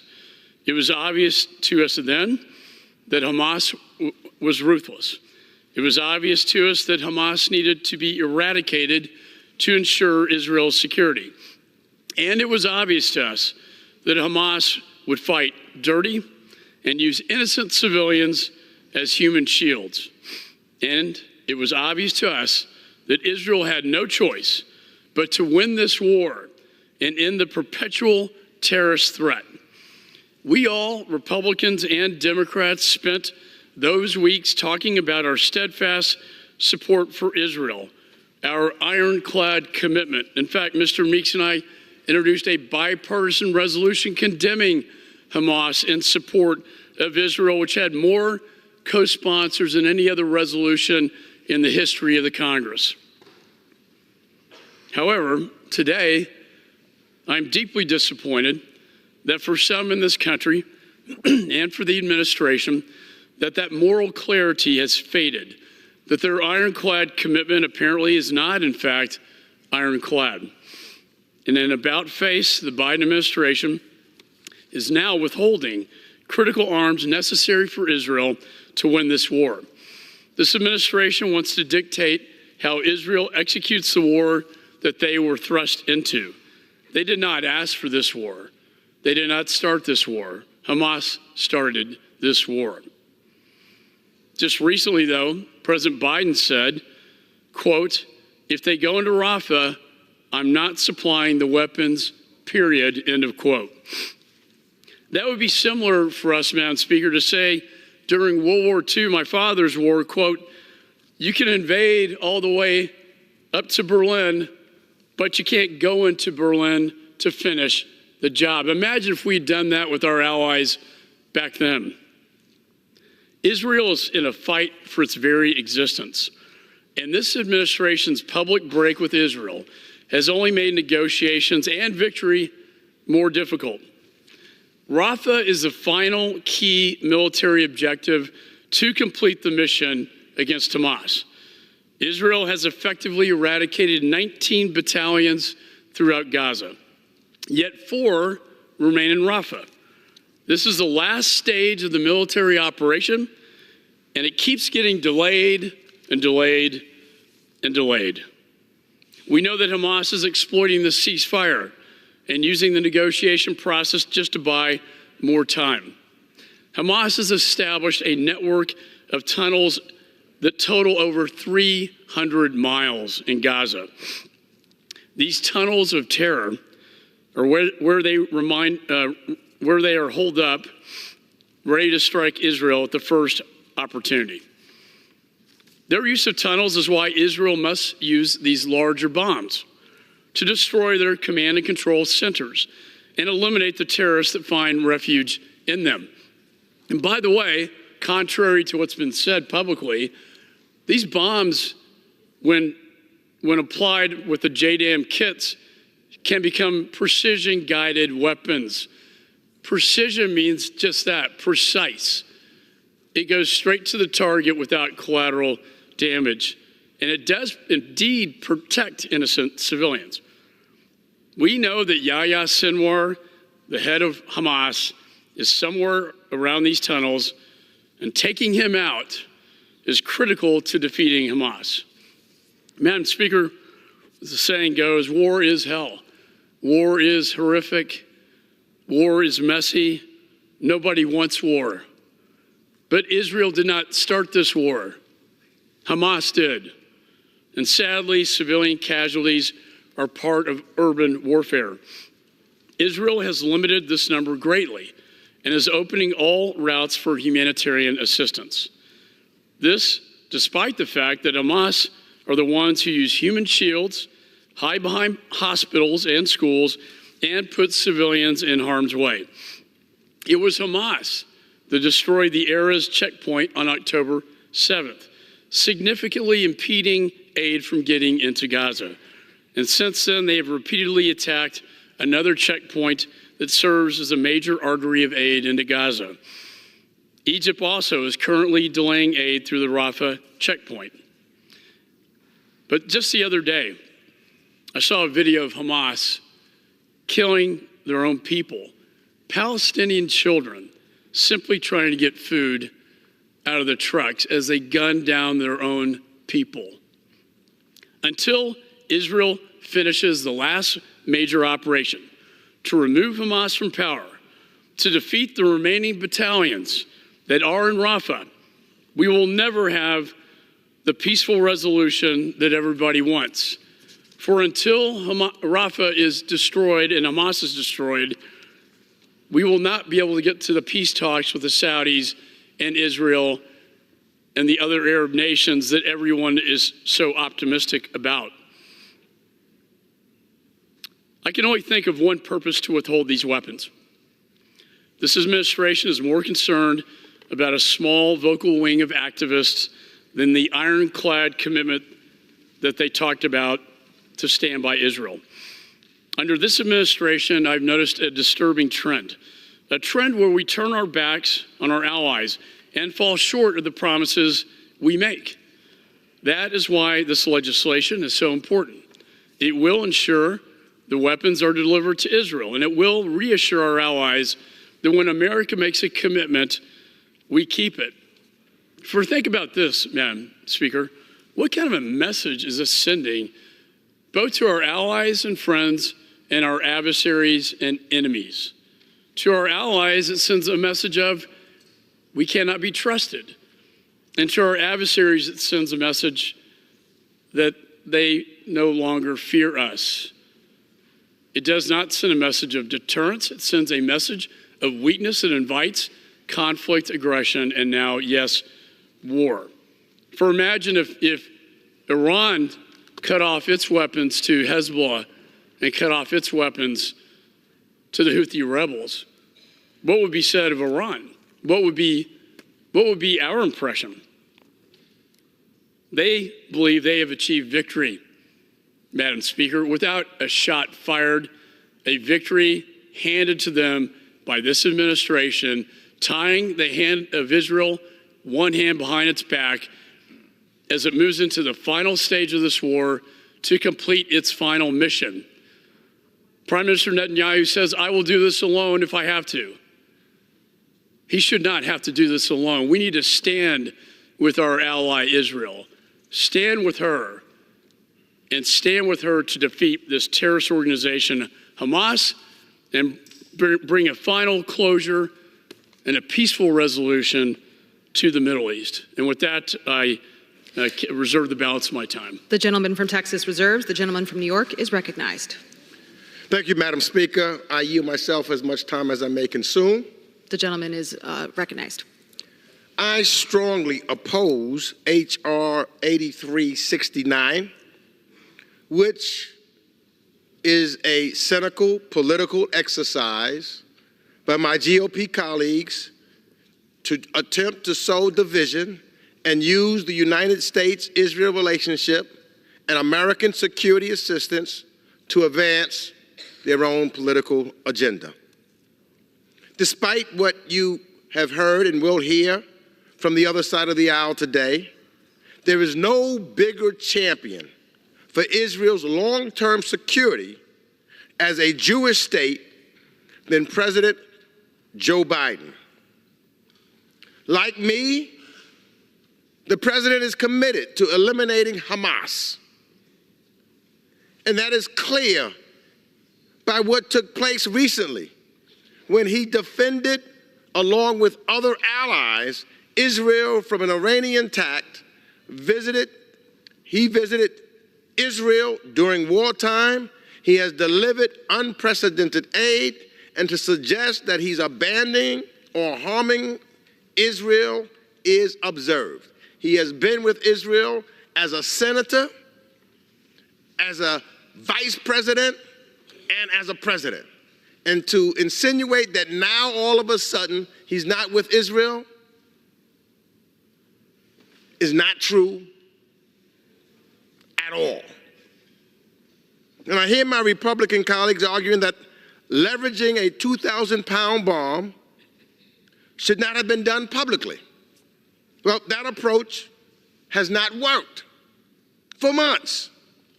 The Biden administration, publicly and privately, urged Israel not to launch a major offense in Rafah without credible plans to avoid mass casualties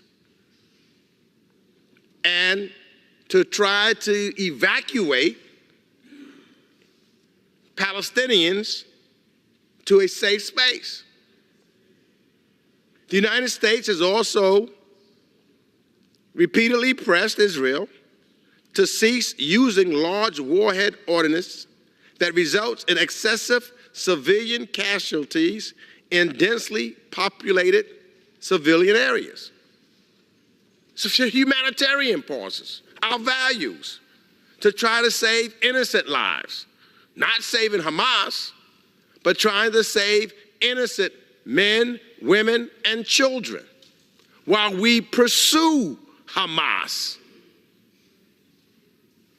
Not cutting off all weapons, cutting off these huge bombs that kills innocent individuals, but utilize munitions that is more appropriate for urban warfare to get Hamas. To date, Israel has presented no plan to mitigate civilian harm or commitment to not using the 2,000-pound bombs in Rafah. And to the contrary, what we heard was Prime Minister Netanyahu last week had repeatedly affirmed Israel's plans for an all-out assault on Rafah. That is when the Biden administration confirmed it would temporarily hold a small number of large warhead bombs so that they would not be used in Rafah. My Republican friends also seem to think that President Biden's actions are unprecedented. But there is a history of the United States withholding certain security assistance to Israel. Many of my GOP colleagues call themselves Reagan Republicans. So recall that President Reagan did the exact same thing based on concerns with Israel's military actions on two occasions in 1981 and 1982. These 2,000-pound bombs in question can create a crater up to 50 feet wide and 36 feet deep when dropped. And they have a lethal fragmentation to a radius the size of multiple football fields. Such bombs have no place in urban combat, not in Gaza, not in Rafah, one of the most densely populated areas on the planet. And the United States has a duty, an obligation under law to make sure our weapons are not disproportionately killing civilians. And as far as this bill, H.R. 8369 prohibits the Biden administration from exercising its executive branch prerogative in holding or suspending U.S. armed transfers to Israel, including these large warhead munitions and any other defense article. It also forces the administration to deliver any such item to Israel within 15 days of enactment. If the administration is unable to comply, it freezes significant parts of the Defense Department, the State Department, and the National Security Council budgets. According to the Defense Department itself, and I quote, withholding these defense-wide operations and maintenance funds would jeopardize DOD's ability to fulfill its constitutional obligation to defend the United States of America, which could cause significant harm to the United States' national security. Further, these budgetary freezes would undermine U.S. defense leadership when we are simultaneously competing in the Indo-Pacific, supporting Ukraine in its fight against Russia's war of aggression, and working with our partners in sub-Saharan Africa on security challenges. Again, this is all tremendously dangerous for what? For our own national security. The bill also includes a blatantly political attack on military officers, hardworking civil servants, and U.S. government employees by mandating Inspector General investigations into individuals, not agencies or departments, and orders the withholding of their salaries and a brazen and politicized witch hunt. All of these concerns would have been made clear had my Republican colleagues not rushed this bill through without any kind of regular order. Had it been marked up in the Foreign Affairs Committee, we would have been able to highlight that this legislation undercuts a number of crucial existing United States laws that are in the Foreign Affairs Committee's jurisdiction, including the Arms Export Control Act, the Leahy Law, the executive branch policies, including the Conventional Arms Transfer Policy and the National Security Memorandum 20. So let me repeat. President Biden paused one arms shipment, one. And the president continues to focus on freeing the hostages. Put the onus on Hamas to reach a deal and supports Israel's right to eradicate Hamas. That is the position of President Joseph R. Biden. Let's be clear about it. So in conclusion, consider the facts and the context. We should oppose this bill moving forward because it is not good for Israel and it's not good for the United States of America. And I reserve the balance of my time. The gentleman reserves. The gentleman from Texas is recognized. Thank you, Mr. Speaker. Let me just say first, with respect to first president I had the honor to vote for, Ronald Reagan. In 1982, it was concluded that Israel was violating U.S. and international laws by their use of cluster munitions. In this case, the Biden administration actually concluded in a national security memo that Israel was not violating U.S. and international laws. Yet the president still announced his plan to withhold all offensive weapons to Israel. Very different situation, and I wanted to rectify and clarify the record on that. With that, I yield 5 minutes to the author of this bill, the gentleman from California, Mr. Calvert, the chairman of the Defense Appropriations Subcommittee. The gentleman from California is recognized. Mr. Speaker, I rise today in support of the Israel Security Assistance Support Act. This bill reverses President Biden's misguided attempts to withhold vital security assistance to Israel as they fight to defend the citizens from terrorists. Just last week, we observed Holocaust Remembrance Day, commemorating the 6 million Jews who were murdered by Nazi Germany. The memory of those lives horrifically taken endures 80 years since the end of the Holocaust. A plaque at Auschwitz states, "Those who cannot remember the past are condemned to repeat it." Mr. Speaker, we can never forget.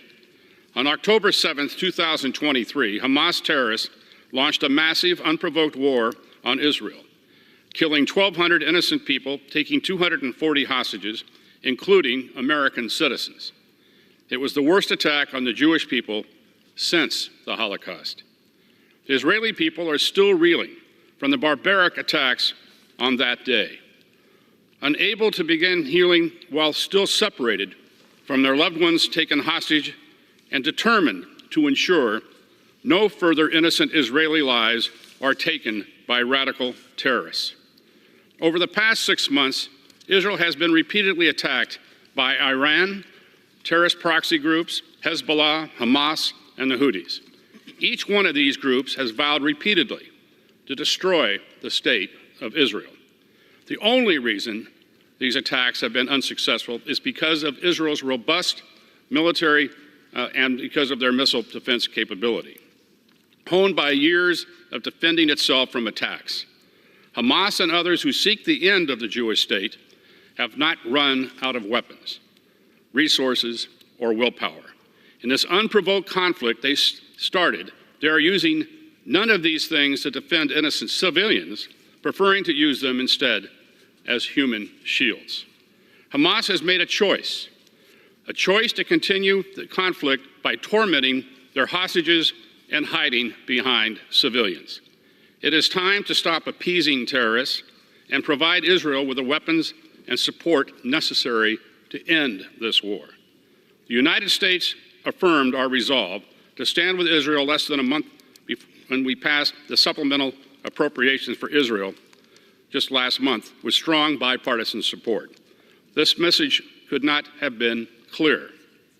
Astoundingly, last week, the Washington Post reported that President Biden ordered a pause on weapons ready for delivery to Israel.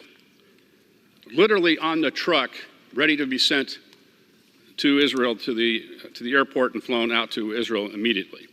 Weapons that were previously approved by Congress and the administration. These include 1,800 2,000-pound bombs and 1,700 500-pound bombs that are intended to strike Hamas' extensive tunnel network. It was also reported that the administration was reviewing planned transfer of 6,500 Joint Direct Attack munition kits, which would bring precision to the fight and help minimize civilian casualties. The Biden administration is ignoring the fact that the state of Israel is surrounded by people who want to destroy them. Iran does not recognize Israel and called for its elimination. Hamas is committed to destruction of Israel, and Hezbollah's primary goal is the elimination of Israel. Iran and its proxies are deterred through strength, which is why the U.S. must continue to provide weapons to Israel. Unable to deter Iran, Hamas, Hezbollah, or any other nefarious actor seeking to attack the Jewish state, the Biden administration instead is suppressing a close ally.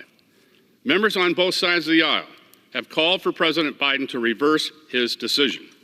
The administration should not ignore the will of Congress, as evident through the overwhelming bipartisan legislative action. Unfortunately, the Biden administration decision made it necessary for me, along with the Appropriations Committee Chairman Tom Cole, State and Foreign Operations Subcommittee Chairman Mario Diaz-Balart, Financial Services and General Government Subcommittee Chairman David Joyce, to introduce the Israel Security Assistance Support Act. This bill prevents the Defense and State Department from withholding the delivery of weapons to Israel, requires the administration to ensure prompt delivery of weapons to Israel, mandates that anything withheld from delivery to Israel be delivered within 15 days and withholds funds until they are delivered, requires all assistance for Israel be obligated within 30 days, requires the Inspector General to report on actions by executive branch officials to withhold security assistance to Israel. It also includes comprehensive reporting on weapons deliveries to Israel to ensure congressional additional intent 30 seconds. is met. Mr. Speaker, it's appalling that this legislation is necessary. The reaction of the Biden administration proves that it is. A veto threat, $1 billion of unrelated aid package was announced almost simultaneously once it became clear that the House intended to take action on that this week. With that, Mr. Speaker, I urge support and I yield back. The gentleman reserves. The gentleman from New York is recognized. Thank you, Mr. Speaker. Let me just correct the record. The President Biden never said, as I hear my colleagues saying, that he is suspending all weapons to Israel. He said specifically the 2,000-pound bombs that causes death to innocent Palestinians. That is the only thing that was paused here, not all weapons. I now yield 2 minutes to the gentleman from California, Representative Brad Sherman. The gentleman is recognized. My pro-Israel efforts began long before my 28 years on the Foreign Affairs Committee, and I believe that my pro-Israel record is as long and as strong as any member of this House. I rise to oppose this pseudo-pro-Israel bill. It purports to deal with this issue of 2,000-pound bombs. As the ranking members pointed out, suspensions occurred also under Reagan and Ford. But more significantly, this is just a communicative act. It has no strategic significance. Israel already has such a large stockpile of 2,000 and similar weapons that the administration is going to be providing many thousands of JDAM kits to turn those dumb bombs into smart bombs. The chair is working with several of us on a much better response to this suspension, and I look forward to that working its way through the committee. No one should be tempted to vote for this bill. There'll be a better bill. This bill does nothing to help Israel strategically, but it attacks Israel at its two weakest points. The first is bipartisan support. Israel has one friend of the world. It cannot afford to have only one half of one friend. We saw that bipartisan support when 85% of Democrats and 85% of Republicans voted to provide Israel with $14 billion of extraordinary aid. But this resolution has poison pills, including condemning Biden by name, in a clear effort to get as little Democratic support as possible. Second, this bill attacks Israel's international image. Israel, in fact, meets American international standards for minimizing civilian casualties. But what this bill does is it exempts Israel from the Leahy and similar laws, in effect declaring from this Congress to the world that Israel can't meet the standard. Israel is doing at least as good a job as any military in the history of urban warfare. The report from the Biden administration wasn't as clear as it should be on that, but reached the right conclusion. Congress should not step forward and exempt Israel from a test that Israel clearly meets. That's poison on the international stage. Gentleman's time has back. expired. Gentleman reserves. The gentleman from Texas is recognized. Speaker, I yield 3 minutes, actually 4 minutes, to the gentleman from Florida, Mr. Diaz-Balart, an original co-sponsor of this bill and chairman of the Appropriations Subcommittee on State and Foreign Operations. The gentleman from Florida is recognized. Thank you, Mr. Speaker, and thanks to the chairman. I rise in strong support of the Israel Security Assistance Support Act. You know, the reason we're here is because the Biden administration, despite all the rhetoric, has broken its so-called ironclad commitment to Israel by halting shipments of weapons at a time when Israel needs them the most. Weapons not only that Israel has asked for, but that President Biden himself asked Congress to provide. So this administration's argument is that, well, the bill undermines the president's ability to, quote, execute an effective foreign policy. Does anyone really believe that this administration has an effective foreign policy? Do I need to remind folks of what former Secretary of Defense, Mr. Gates, said of Mr. Biden, that he's been wrong on nearly every major foreign policy, national security issue over the last 4 decades. You see, what the administration doesn't understand, Mr. Speaker, is what an effective foreign policy requires. It requires having the ability to distinguish allies from enemies, those fighting for their lives in self-defense versus terrorists seeking to kill, to harm, and to destroy them. Israel must do what is necessary to eradicate that depraved terrorist group, Hamas. Hamas, a proxy of terrorist state Iran, the same Iran which also, for the first time ever, under the weakness of this administration, directly attacked Israel. Israel needs these weapons to eradicate the terrorists who have vowed the destruction of Israel, and Israel needs it to protect itself and its people. Withholding vital resources jeopardizes not only Israel's ability to defend itself, but also our national security by harming and weakening our strongest ally. In the Biden administration's veto threat, Mr. Speaker, it says that the rationale was to prevent unintended consequences, with no other explanation, by the way. What about the likely consequences of failure to fully support Israel now, when they need it? Does the administration doubt that Hamas will seize any opening, any opportunity to further maim and torture and kill? Congress approved the supplemental in a bipartisan way, and we expect the administration to follow the law and to deliver. We cannot stand by while Biden administration tries to force Israel to fight for its very own existence with one hand tied behind its back. I want to thank my colleagues, Chairman Calvert, Chairman Cole, Chairman Joyce, and I want to also thank the Speaker and Leader Scalise for bringing this very important bill to the floor. It is time to tell the administration, keep your word, support Israel, follow the law, send the weapons that you, Mr. President, and Israel has requested. I yield back. The gentleman reserves. The gentleman from New York is recognized. I now yield proudly 2 minutes to the gentleman from the great state of Maryland, Representative Steny Hoyer. The gentleman from Maryland is recognized. Mr. Speaker, I rise today in strong opposition to this political bill. This is not about policy, it's about politics. What a shame. This is not in Israel's best interest. It's not in this Congress's best interest. The gentleman who just spoke with passion and immediacy and urgency. Unfortunately, House Republican leadership has sought to turn it into a partisan issue on multiple occasions. This legislation is their latest attempt. They claim President Biden is delaying some portion of aid. Where was that outrage, I asked my colleagues? Where was the outrage when on November 2nd, you brought a bill to this floor with a poison pill that you knew would not pass and would not be signed by the President of the United States? If it had been a clean bill, as I told you then, it would have passed with over or approximately 400 votes.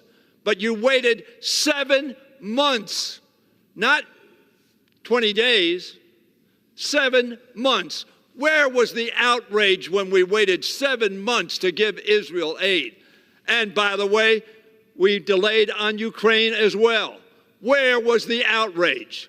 I was told over and over again, well, the Speaker's going to bring it to the floor sometime. He says he's going to bring it to the floor. 7 months. 1, 2, 3. Time went by. Where was the outrage then? This is a political bill that does not help Israel, does not help America, and should be defeated. I urge a no vote. And I yield back the balance of my time. Reserve. Members are reminded to direct their comments to the chair. The gentleman reserves. The gentleman from Texas is recognized. Speaker, I yield 3 minutes to the gentleman from Texas, Mr. Self, a member of the Foreign Affairs Committee. The gentleman from Texas is recognized. Mr. Speaker, as a special operator in the United States Army, our commitment to each other was to leave no man behind. Our Commander-in-Chief does not hold to that doctrine. President Biden has not only turned his back on our ally Israel, he has also abandoned the Americans still being held hostage by Hamas. My fellow Americans, this used to mean something. U.S. citizens have been held by terrorists for over 220 days. Very reminiscent of the waning days of the Democrat Carter administration, when American hostages were left in Iran for 444 days. They were released just minutes after President Reagan took the oath of office. I pray the hostages in Gaza will not suffer at the hands of Hamas for another 224 days. We don't even hear the Biden administration mentioning American hostages. Make no mistake, President Biden is aiding and abetting Hamas terrorists instead of supporting Israel.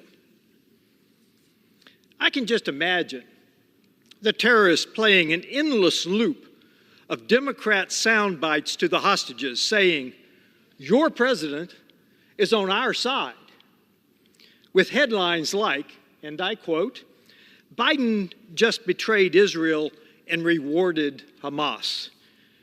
U.S. withholding sensitive intelligence on Hamas from Israel.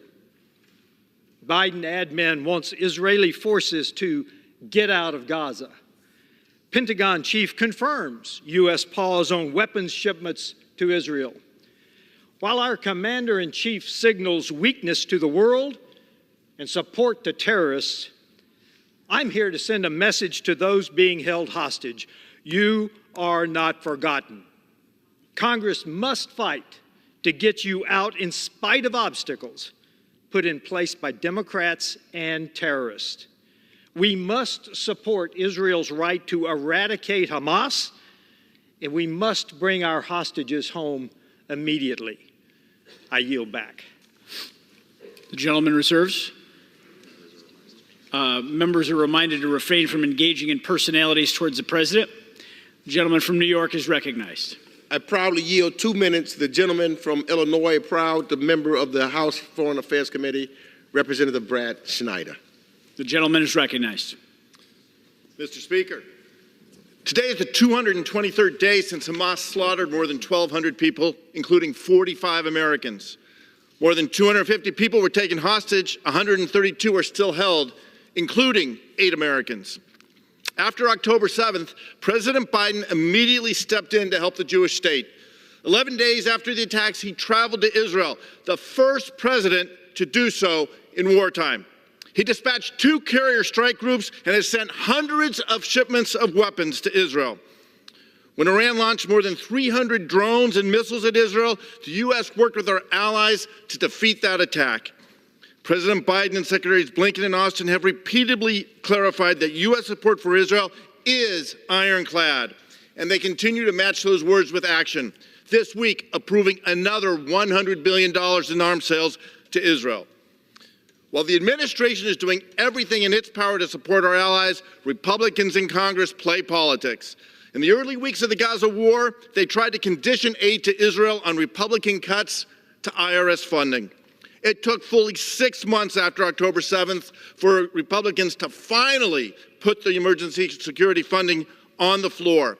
It passed overwhelmingly with 366 votes. The delay was clearly partisan. Let me be clear. It is wrong to withhold even just one shipment of weapons to Israel in its fight as it fights an existential multi-front war.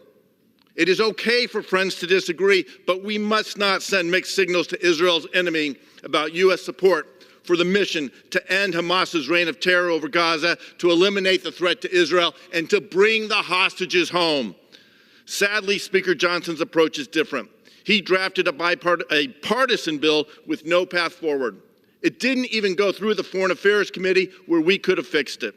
I can't imagine anyone in this body believes that automatically zeroing out the budget for the Departments of State, Defense, and the National Security Council in the case of delayed arms is a good idea.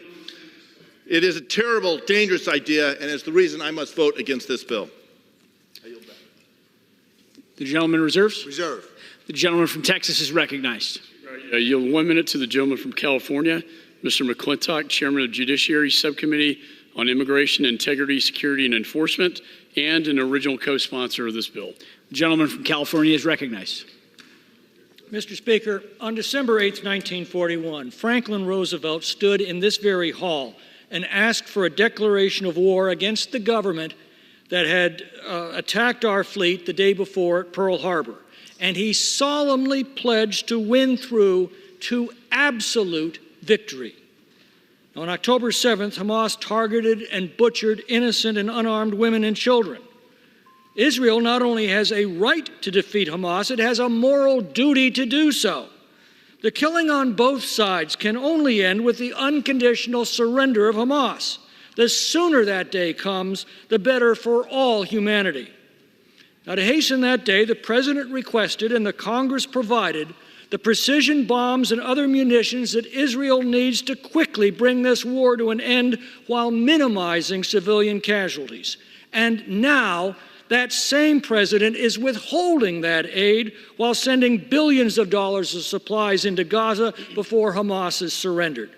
This act is treacherous and it must not stand. This measure says so. I yield back. The gentleman yields back. The gentleman from Texas reserves. The gentleman from New York is recognized. Yes, let me just say this real quickly, Mr. Speaker. You know, the gentleman, one of the speakers beforehand said, Democrats and terrorism are against Israel. That just shows how political this is.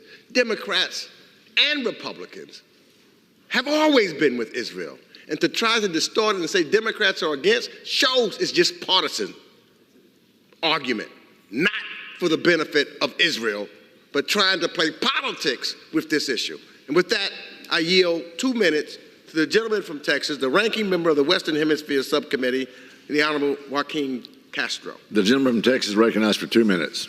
Thank you, Mr. Speaker. I rise in opposition to H.R. 8369 because Joe Biden did the right thing. He made the right decision. The The United States is a friend to the people of Israel.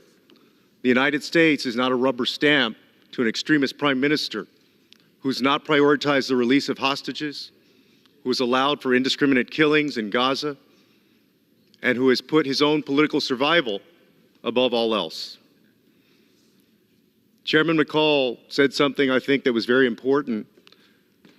After October 7th, the world stood with Israel, expressed support for Israel.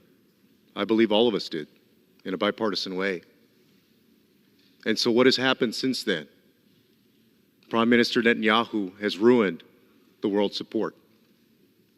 He's done so by not focusing on the hostages, but by allowing his military to bomb hospitals, ambulance convoys, people's homes, to take out journalists, aid workers, including Americans.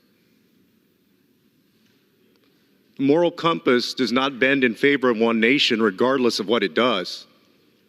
And that's why the president has done what he has done. And the president's leverage matters. When President Biden has taken steps to exercise his leverage, we've seen immediate results. Last month, President Biden told Israel to open the Erez crossing in northern Gaza. And 3 days ago, dozens of WFP flour trucks entered through the western Erez crossing, bringing desperately needed food to starving families. After the president paused a 2,000 bomb shipment, less than 1% of total weapons shipments to Israel, the Israeli defense minister raised concerns for the first time that Netanyahu has no plan to rescue the hostages or establish a functioning Palestinian government in Gaza. So this, in many ways, is our last chance. We must do the right thing ourselves. The gentleman's time has expired. The gentleman from New York reserves, and the gentleman from Texas is recognized. Mr. Speaker, I yield 2 minutes to the gentleman from Georgia, Mr. Clyde, a member of the Committee on Appropriations. The gentleman from Georgia is recognized for 2 minutes. Thank you, Mr. Speaker. I rise today in strong support of H.R. 8369, the Israel Security Assistance Support Act. This critical bill ensures defense articles and services are delivered quickly to our steadfast ally Israel as they face unprecedented threats from Hamas, Hezbollah, the Houthis, and Iran. On October the 7th, Iran-backed Hamas terrorists brutally attacked Israel, murdering, raping, and torturing more than 1,200 innocent civilians and abducting over 240 others to Gaza as hostages, including American citizens. In the following months since this unprovoked terrorist attack, Israel has continued to be under constant assault by Iran and its proxies. We must support our ally, Israel, and ensure that they have the weapons they need to defend themselves, including the small arms, the 50,000 rifles that the Israeli government has on order that is being held up by our State Department, and the precision-guided munitions. You know, it's doublespeak. It's unconscionable that the Biden administration complains about civilian collateral damage when they are withholding the exact munitions that minimize civilian collateral damage. H.R. 8369 would ensure that all previously approved arms transfers to Israel can move forward without interruption, as well as prohibit funds from being used to stop or cancel the shipment of defense items to Israel. In addition, it would require the timely shipment of any items that have been stopped or delayed by President Biden and the Biden administration to be sent within 15 days after enactment. I urge my colleagues to join me in passing this critical legislation. Thank you, and I yield back. Gentleman yields back. Gentleman from Texas reserves. The gentleman from New York, you're recognized. Yes, now I'm proudly to yield 2 minutes to the gentlewoman from Florida, Representative Debbie Wasserman Schultz. The gentlelady from Florida is recognized for 2 minutes.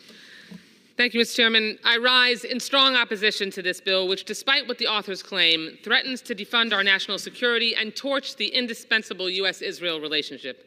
And it's all being done to score cheap political points. By now, we're accustomed to Republicans bringing up nonsensical messaging bills to distract from the fact that they blocked vital aid to Israel for 6 months. Last week, I spoke out against the delayed weapons shipment and urged the U.S. and Israel to resolve disagreements privately to maintain a united front against Hamas. The White House and Israel are now clear that those weapons are not needed for the Rafah operation. And just this week, the Biden administration finalized more than $1 billion in assistance to Israel. So instead of coming together to show bipartisan support for Israel's defense, Republicans returned to their political playbook, cynically exploiting Israel as a political wedge issue. But this isn't another non-binding resolution. This dangerous, cynical bill is not pro-America or pro-Israel.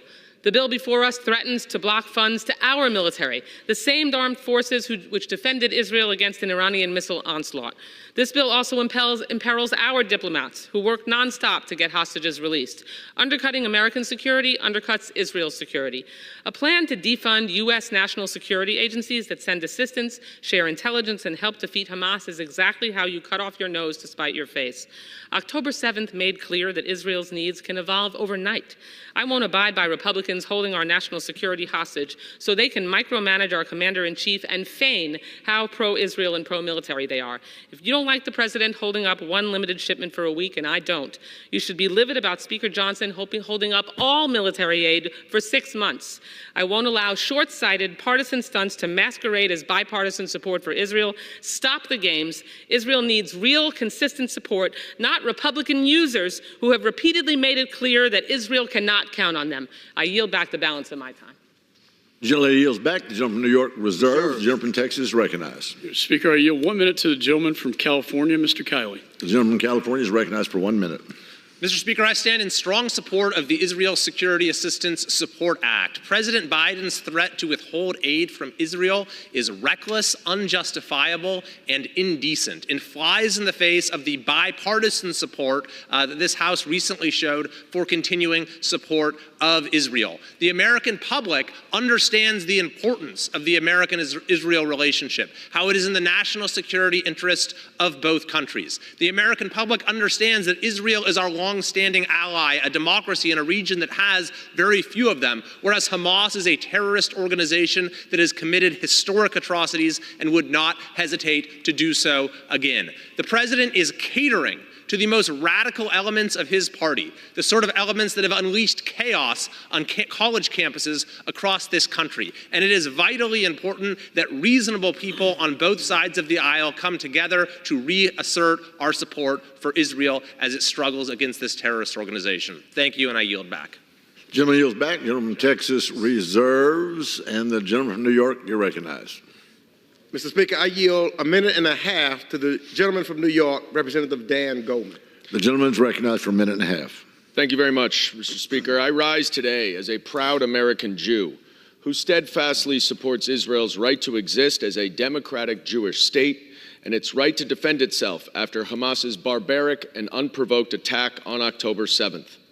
The United States must continue to support Israel to defeat Hamas, release the hostages, including Americans stuck in Gaza, and provide all funding, weapons, and intelligence necessary in order to do that. And that is President Biden's clear policy as well. This bill does not do any of that. It does not support Israel. It does not provide any additional funding, any additional weapons, nor any additional support for Israel. And even though Republicans delayed for 6 months, I was pleased when this body finally, bipartisanly, voted to support Israel with the supplemental aid package several weeks ago. But this bill is designed to undermine that bipartisan support, which Israel desperately needs. And as a Jew, I am frankly sick and tired of the Republican Party using Israel as a political weapon to divide us, which aids Hamas, Iran, and Israel's enemies. So to my Republican colleagues, I have one simple request. If you truly care about Israel, please stop using it as a divisive political pawn. Just stop. I yield back. The gentleman yields back. The gentleman from New York reserves. And the gentleman from Texas, you're recognized. Speaker, I yield 1 minute to the gentleman from the great state of Texas, Mr. Pfluger, a member of the Energy and Commerce Committee and an original co-sponsor of this bill. The gentleman from the great state of Texas is recognized for 1 minute. Thank you, Mr. Speaker. Last month, Congress passed the Israel Security Supplemental with overwhelmingly bipartisan support, but now the president is holding security assistance to our ally Israel hostage. Let's not forget that Hamas is responsible for this massacre on October 7th, with over 1,400 people being murdered in the horrific actions that they have taken place. But President Biden's decision to withhold weapons from Israel is a disgrace that will harm Israel's capacity to defend itself. It is yet another foreign policy failure that will prolong the conflict and make things worse in the Middle East. House Republicans are leading and demonstrating steadfast commitment to Israel, our most important and longest-standing ally in the Middle East, but the Biden administration is choosing to betray the will of Congress. The president doesn't get to pick and choose when he follows the law and when he does not. Congress must act quickly to reverse this decision and stand with Israel. Support for Israel's defense against the threats from Iran and its proxies, including Hezbollah, Hamas, and the Houthis, is not a political decision. It's the right decision. The United States stands with Israel, and I urge support of this. Yield back. The gentleman yields back. The gentleman from Texas reserves. The gentleman from New York is recognized. I now yield 1 minute to the gentleman from Texas, Representative Lloyd Doggett. The gentleman from the great state of Texas is recognized for 1 minute. Horrified by seeing a baby's arm blown off, the president successfully demanded an Israeli prime minister halt the bombing. President Ronald Reagan also halted deliveries of weapons. But today's Republicans don't want America to lead. They would defer the decisions about the best course for America to Netanyahu and Ben-Gvir. They would place us on a disastrous path of isolation and greater Mideast instability. They attack President Biden now for halting delivery of 2,000-pound dumb bombs that are used in ways he rightly described as indiscriminate bombing that pulverizes large areas and kills and mutilates thousands of innocent women and children. Leveling Gaza, starving and killing a multitude offers Israel no genuine victory over Hamas, no end to the cycle of violence. Hamas can never be a genuine partner for peace, but Netanyahu, so willing to sacrifice the hostages and protect himself, Hamas can never be a genuine partner for peace, but Netanyahu, so willing to sacrifice the hostages and protect himself, is also obstructing peace. Limiting the flow of bombs is a constructive step forward toward assuring long-term security for the families of America, Israel, and Palestine. I yield back. The gentleman yields back. The gentleman from New York reserves. The gentleman from Texas recognized. Speaker, I continue to reserve my The gentleman time. continues to reserve. The gentleman from New York, you're recognized. I reserve. The gentleman from New York reserves. The gentleman from Texas, you are recognized. I may have one more speaker, sir, but I do not. So, okay, I'm prepared to close, and I reserve until the ranking member is closed. The gentleman from Prepared to Texas close. reserves. The gentleman from New How York. much time is left?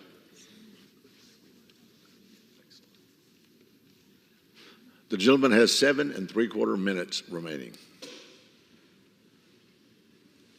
I'm prepared to close. The gentleman's recognized. Thank you, Mr. Speaker. You know, I've said this in the beginning, that today in this debate is a cynical, partisan exercise by my Republican colleagues to attack the Biden administration and advance their political agenda. Mr. Speaker, I've been here for 26 years. And anytime Israel came up previously, we didn't play politics with it.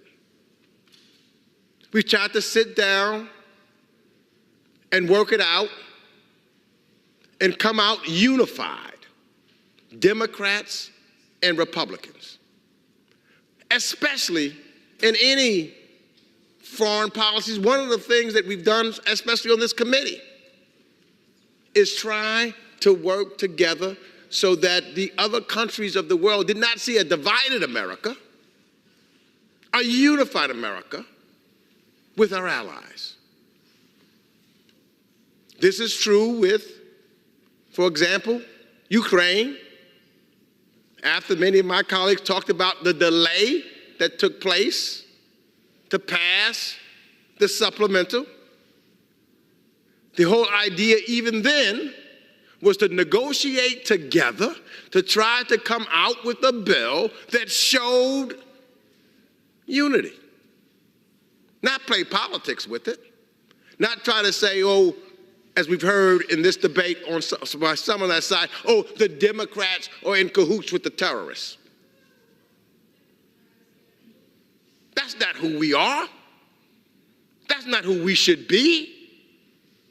We should be the United States Congress talking and working, and we're not going to always agree on everything, but to have dialogue and conversation on an issue in a manner that is so serious as this, as we did, as Mr. McCall said, correct, on October the 8th, we wanted to make sure that we put a resolution on this floor that over 400 members of the House of Representatives, Democrats and Republicans, could support.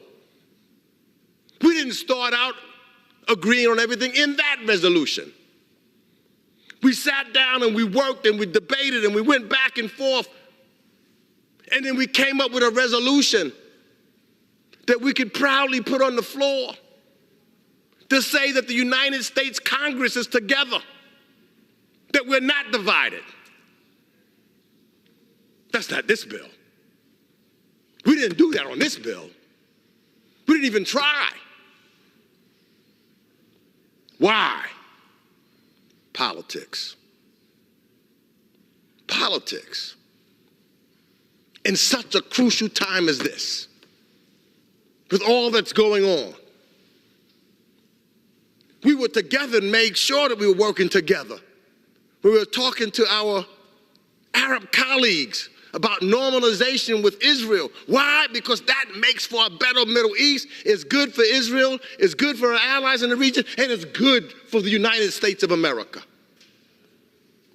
That's not what this bill is all about. This bill is not good for Israel. It's not good for our allies in the region. Chairman McCall is correct when he said that we want to make sure that Saudi Arabia plays and has normalization with Israel, as well as others in the Gulf area. Speak to them and ask them if this will make the area better. This bill. Speak to them and include them in that dialogue. Because if we want a better Middle East, if we want peace for Israel, the Jewish state to move forward, where they don't have to worry about a threat, we need to work together, not alone. That's the dialogue and conversation we should be having. That's who we should be as leaders. That's who we should be as the indispensable nation. That's what our values. We should value every human life. We should be concerned when we see people starving, innocent individuals. That shows who we are. That's leadership. That brings people together. That's good for Israel. That's good for the United States of America. Not this. Not this. People are looking all over the world. Who are we? Are we just going to continue to divide? Are we going to be a nation divided? We can't sit down and talk and work things out? I know we can. Mr. McCall and I do it all the time. We just happen to mark up right now 14 bills in the House Foreign Affairs Committee.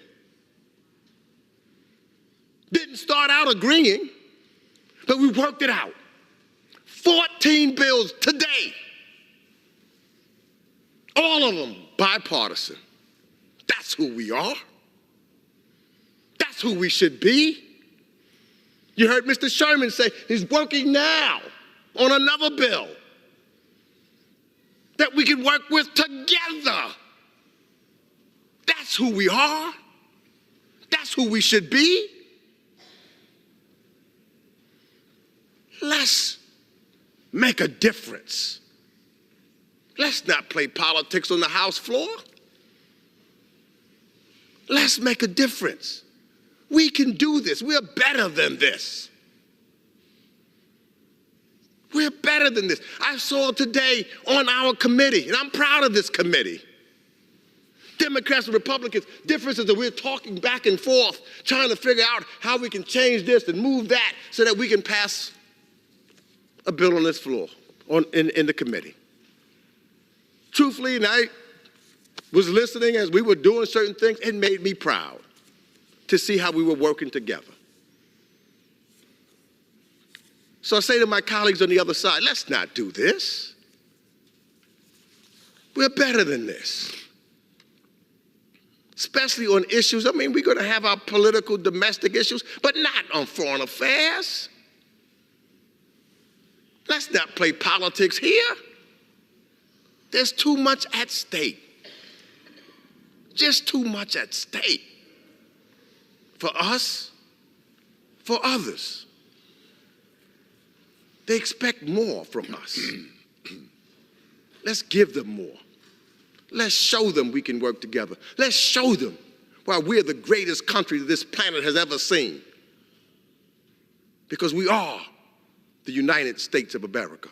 And I yield back the balance of my time. The gentleman from New York yields back. The gentleman from Texas recognized. Thank you, Mr. Speaker. First, let me just say in response that I also appreciate our friendship, our partnership, Mr. Meeks and myself, and we're very proud of our committee and our committee's record of working in a very bipartisan manner. Mr. Speaker, following the Holocaust, the world said never again.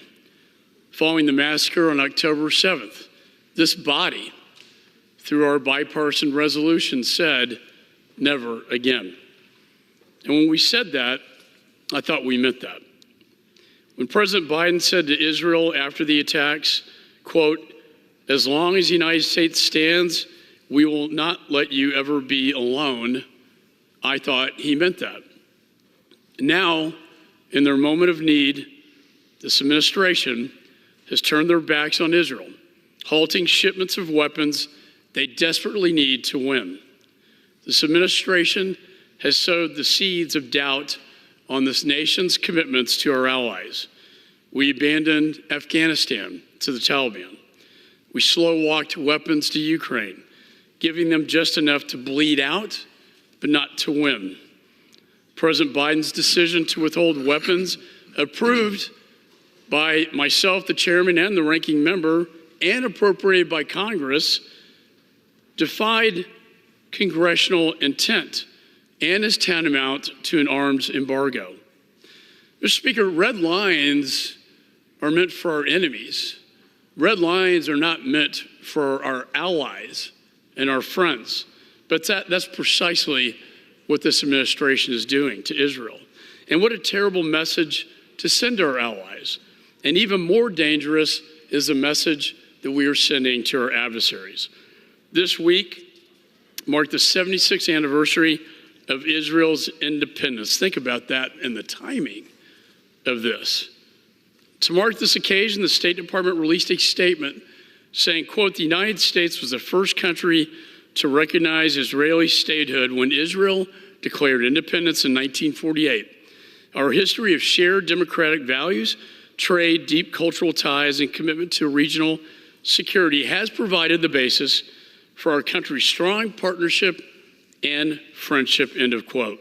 A strong partnership and commitment to regional security means standing with our allies, not withholding vital weapons during an unprecedented war, and not withholding vital weapons after Iran, for God's sakes, for the first time in the history of the state of Israel, firing endless rockets from Iran directly into Israel.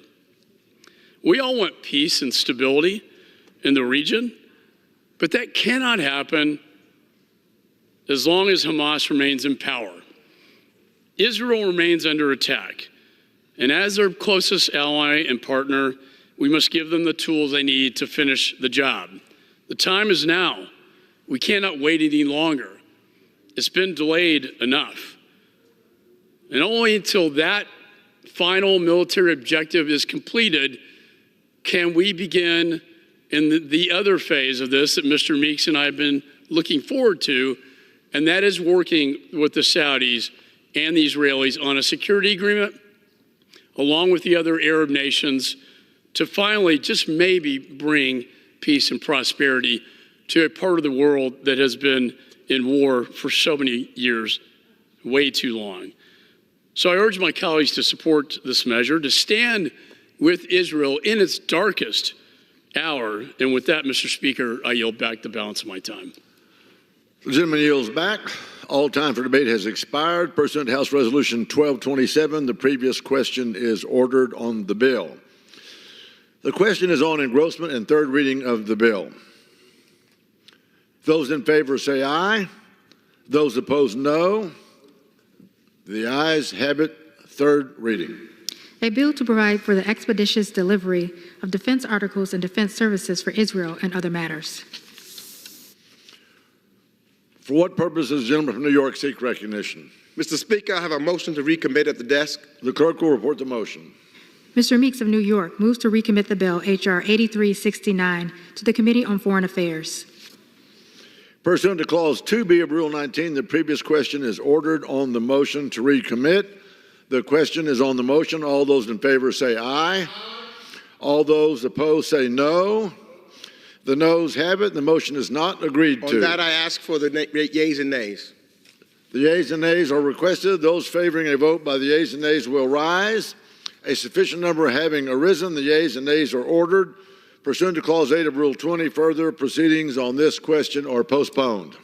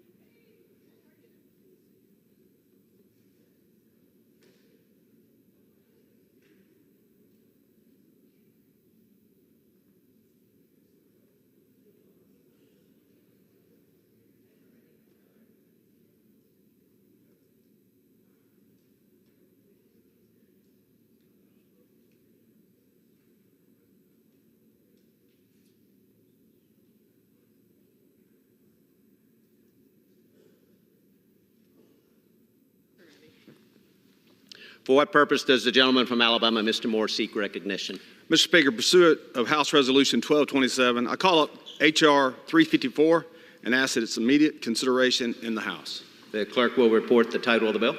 Union Calendar Number 418, H.R. 354.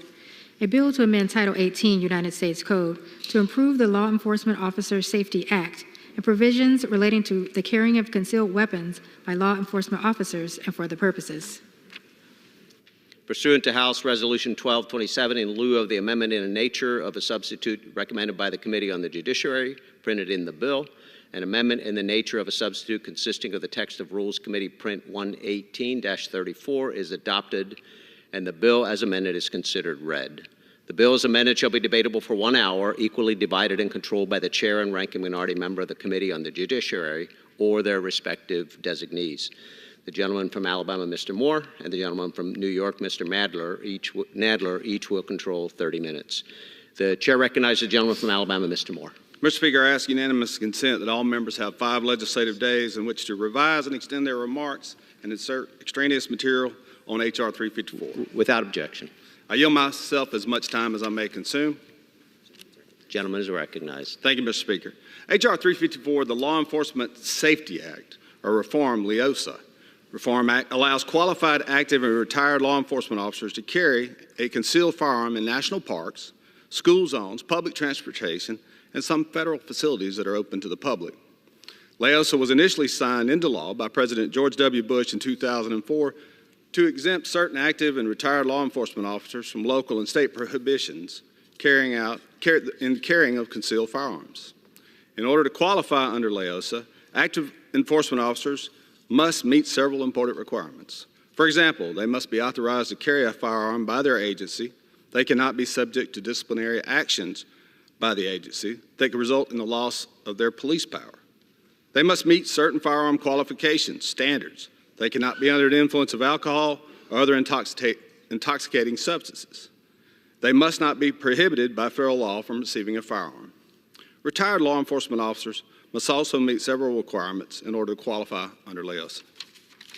For example, they must have separated from service in good standing and served as a law enforcement officer for an aggregate of 10 years or more.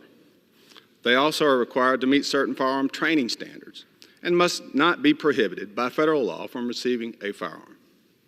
The LEOSA Reform Act will allow these officers to carry a concealed firearm in the same manner many citizens carry a firearm in their state. For example, the LEOSA Reform Act will allow law enforcement officers qualified under LEOSA to carry concealed firearms in national parks, federal facilities that are open to the public, on public transportation, and in school zones and in other areas. The bill also reduces the frequency that qualified retired law enforcement officers are required to obtain certain qualification standards. Many states allow state-licensed concealed carry permit holders to carry concealed firearms in gun-free zones or gun-free school zones and on public transportation in the state in which they are licensed. This bill affords certain law enforcement officers the same privilege. The legislation improves public safety. Our officers face greater dangers, and current restrictions hinder their ability to carry firearms. At a time when violent crimes continue to plague our nation, we must support our active and retired law enforcement officers and ensure that they are able to protect themselves and that others, no matter where they are in the United States. This legislation is supported by the Fraternal Order of Police, the Federal Law Enforcement Officers Association, the National Association of Police Organizations, the Major City Chiefs Association, the Major County Sheriffs of America, National Organizations of Black Law Enforcement Executives, and many others. I urge my colleagues to support this bill, and I reserve. The gentleman reserves. The gentleman from New York is recognized. Mr. Speaker, before I speak on the Leosa Reform Act, let me express my deep disappointment in the behavior of the Judiciary Committee majority. The Judiciary Committee is now considering a resolution to hold in contempt the Attorney General of the United States for refusing to submit certain audio recordings to the committee. I think it's a deeply wrong request. I've expressed my opinion in committee. I'm not going to go through it here again. But the point is, we have a series of Judiciary Committee bills now, and the Judiciary Committee is meeting on that resolution now, so that members of the Judiciary Committee who may want to speak on this series of bills we're going to be considering now cannot, because they're trapped in the Judiciary Committee considering the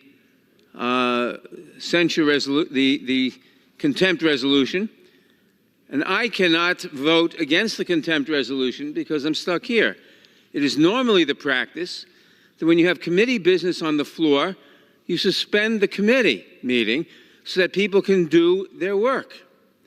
And I very much protest that the committee is still meeting while we have committee bills on the floor, so that I must choose between dealing with these bills or voting on the contempt citation, and other members of the committee cannot be here to debate these bills. Mr. Speaker, I rise in opposition to the Leosa Reform Act. This bill threatens the safety of all Americans by advancing the Republican agenda of more guns for more people in more public places. In 2004, Congress enacted the Law Enforcement Officer Safety Act, or LEOSA, which forced states to allow off-duty and retired law enforcement officers to carry concealed weapons, even when doing so conflicted with that state's concealed carry laws.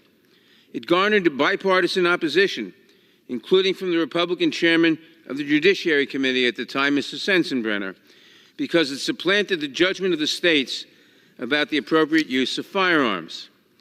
It was also opposed by organizations such as the International Chiefs of Police, which was concerned that it could endanger law enforcement by causing confusion among local police who might not be able to distinguish between a criminal and a retired officer using a firearm. Other organizations opposed it because it could put police agencies at risk for liability for an officer who misuses a weapon in another state, and because the requirements for retired officers were insufficient. Despite these objections, LEOSA became law. But importantly, it included exceptions for places like government buildings, gun-free school zones, and private property, where states have a special interest in retaining control of their gun safety laws. These exceptions have been in place for 20 years and have served as important protections. But this legislation tosses those exceptions out the window. It forces states to allow off-duty and retired officers to carry firearms on playgrounds, in government buildings, and on buses, trains, subways, and boats. It undermines state laws limiting magazine capacity. It reduces the rights of private property owners who may not want concealed weapons on their property or in their businesses. And it relaxes training standards so that some people will be able to carry a concealed firearm even though it has been 3 years since their last firearms training certification. In addition, this legislation unravels federal laws that have kept firearms out of federal facilities. It does this for federal facilities that are, quote, open to the public, and that are classified as, quote, facility security level 1 or 2, definitions that will create considerable significant confusion for those trying to abide by it and for those tasked with enforcing it. For example, if a federal facility is only partially open to the public, or only open to the public during certain hours, does it fall within the bill's definition? We don't know. What about a facility that is open to the public so long as they are not carrying firearms? The bill does not say. And as the bill itself states, the facility security level is determined on a facility-by-facility basis and may not be publicly posted. so it is virtually impossible to know what federal facilities are included in this definition. We looked for a listing of federal facilities that are classified at these security levels, and we could not find one. Members may even have offices in federal facilities that will suddenly be forced to allow concealed firearms in their doors as a result of this legislation.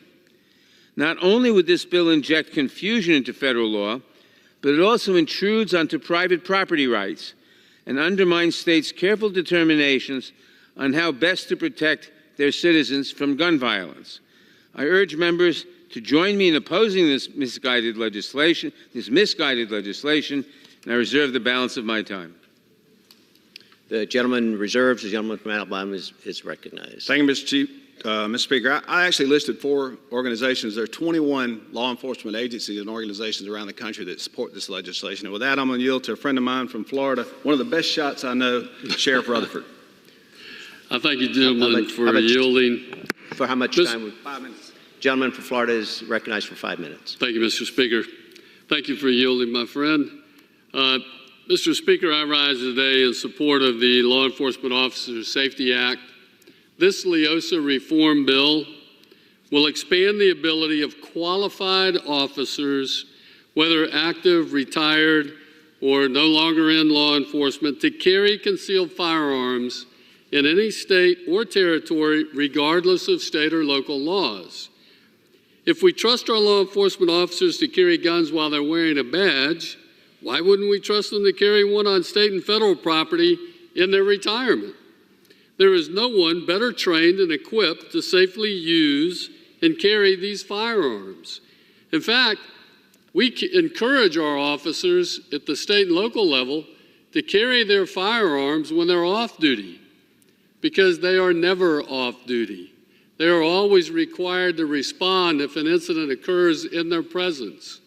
And so officers carry off duty anyway. But what this does is expand that protective, that force multiplier concept to the entire country. I don't see what's wrong with that.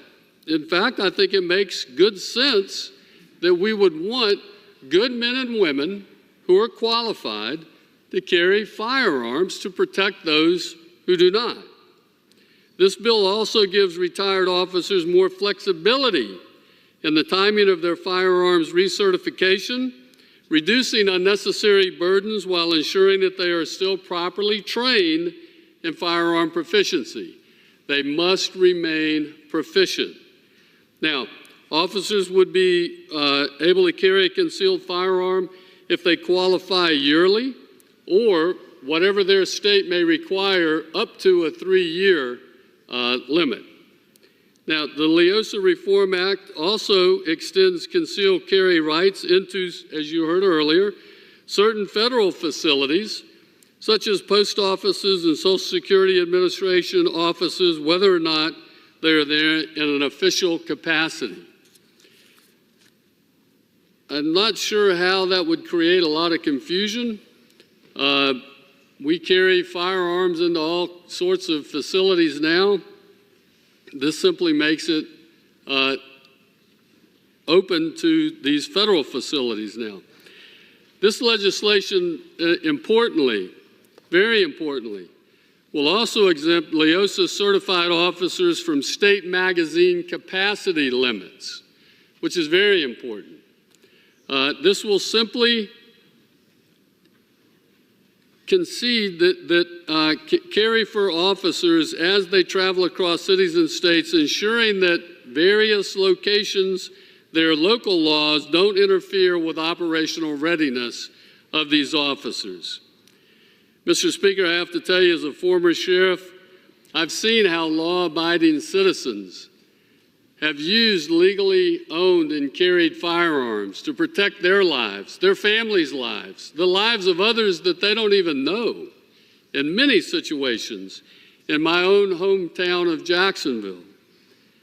These officers have dedicated their lives to protecting the public, and we must leverage every bit of training and skills to keep our communities safe, even when they're out of uniform. I urge my colleagues to vote yes on this important bill to keep our police officers ready to protect our communities wherever they may find themselves. This will be a tremendous force multiplier for all of our state and local law enforcement agencies. And with that, Mr. Speaker, I yield back. I reserve. I reserve. The gentleman from Alabama is recognized.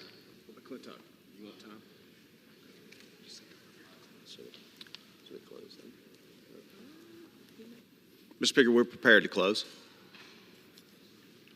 The gentleman from Alabama reserves. The gentleman from New York is recognized. I'm prepared to close.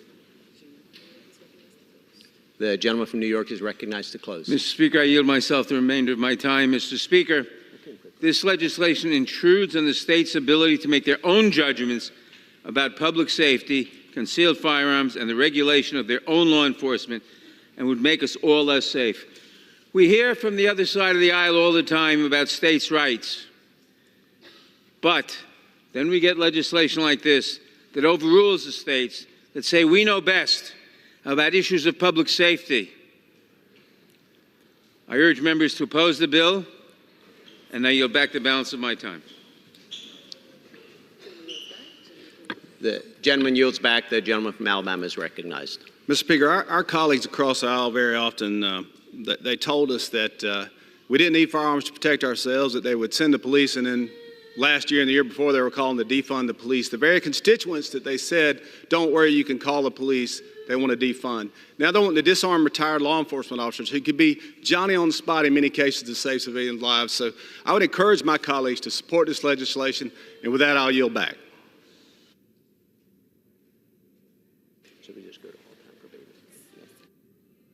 Time for debate has expired pursuant to House Resolution 1227. The previous question is ordered on the bill as amended.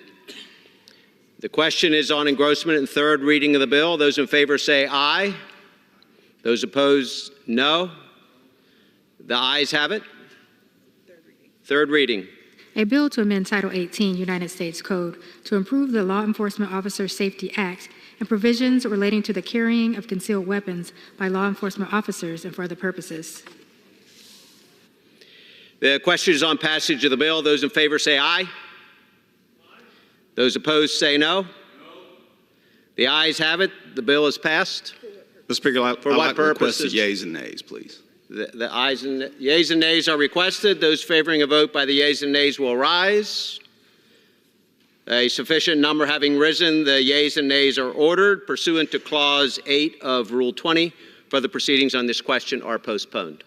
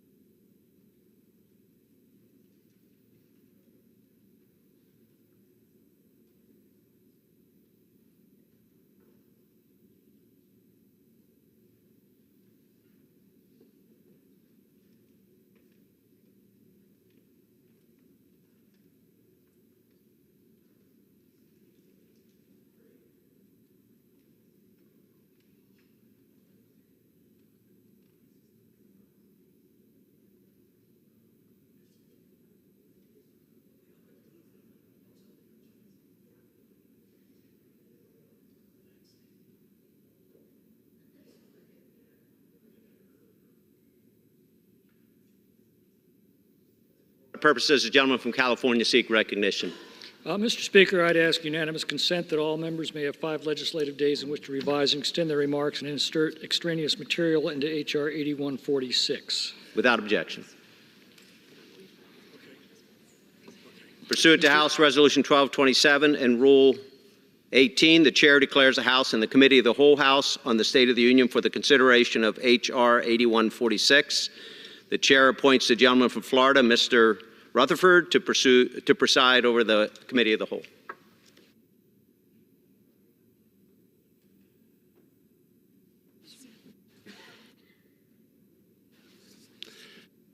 In the Committee of the Whole on the State of the Union for the consideration of H.R. 8146, which the clerk will report by title. A bill to require a report by the Attorney General on the impact of the border crisis is having on law enforcement at the federal, state, local, and tribal level.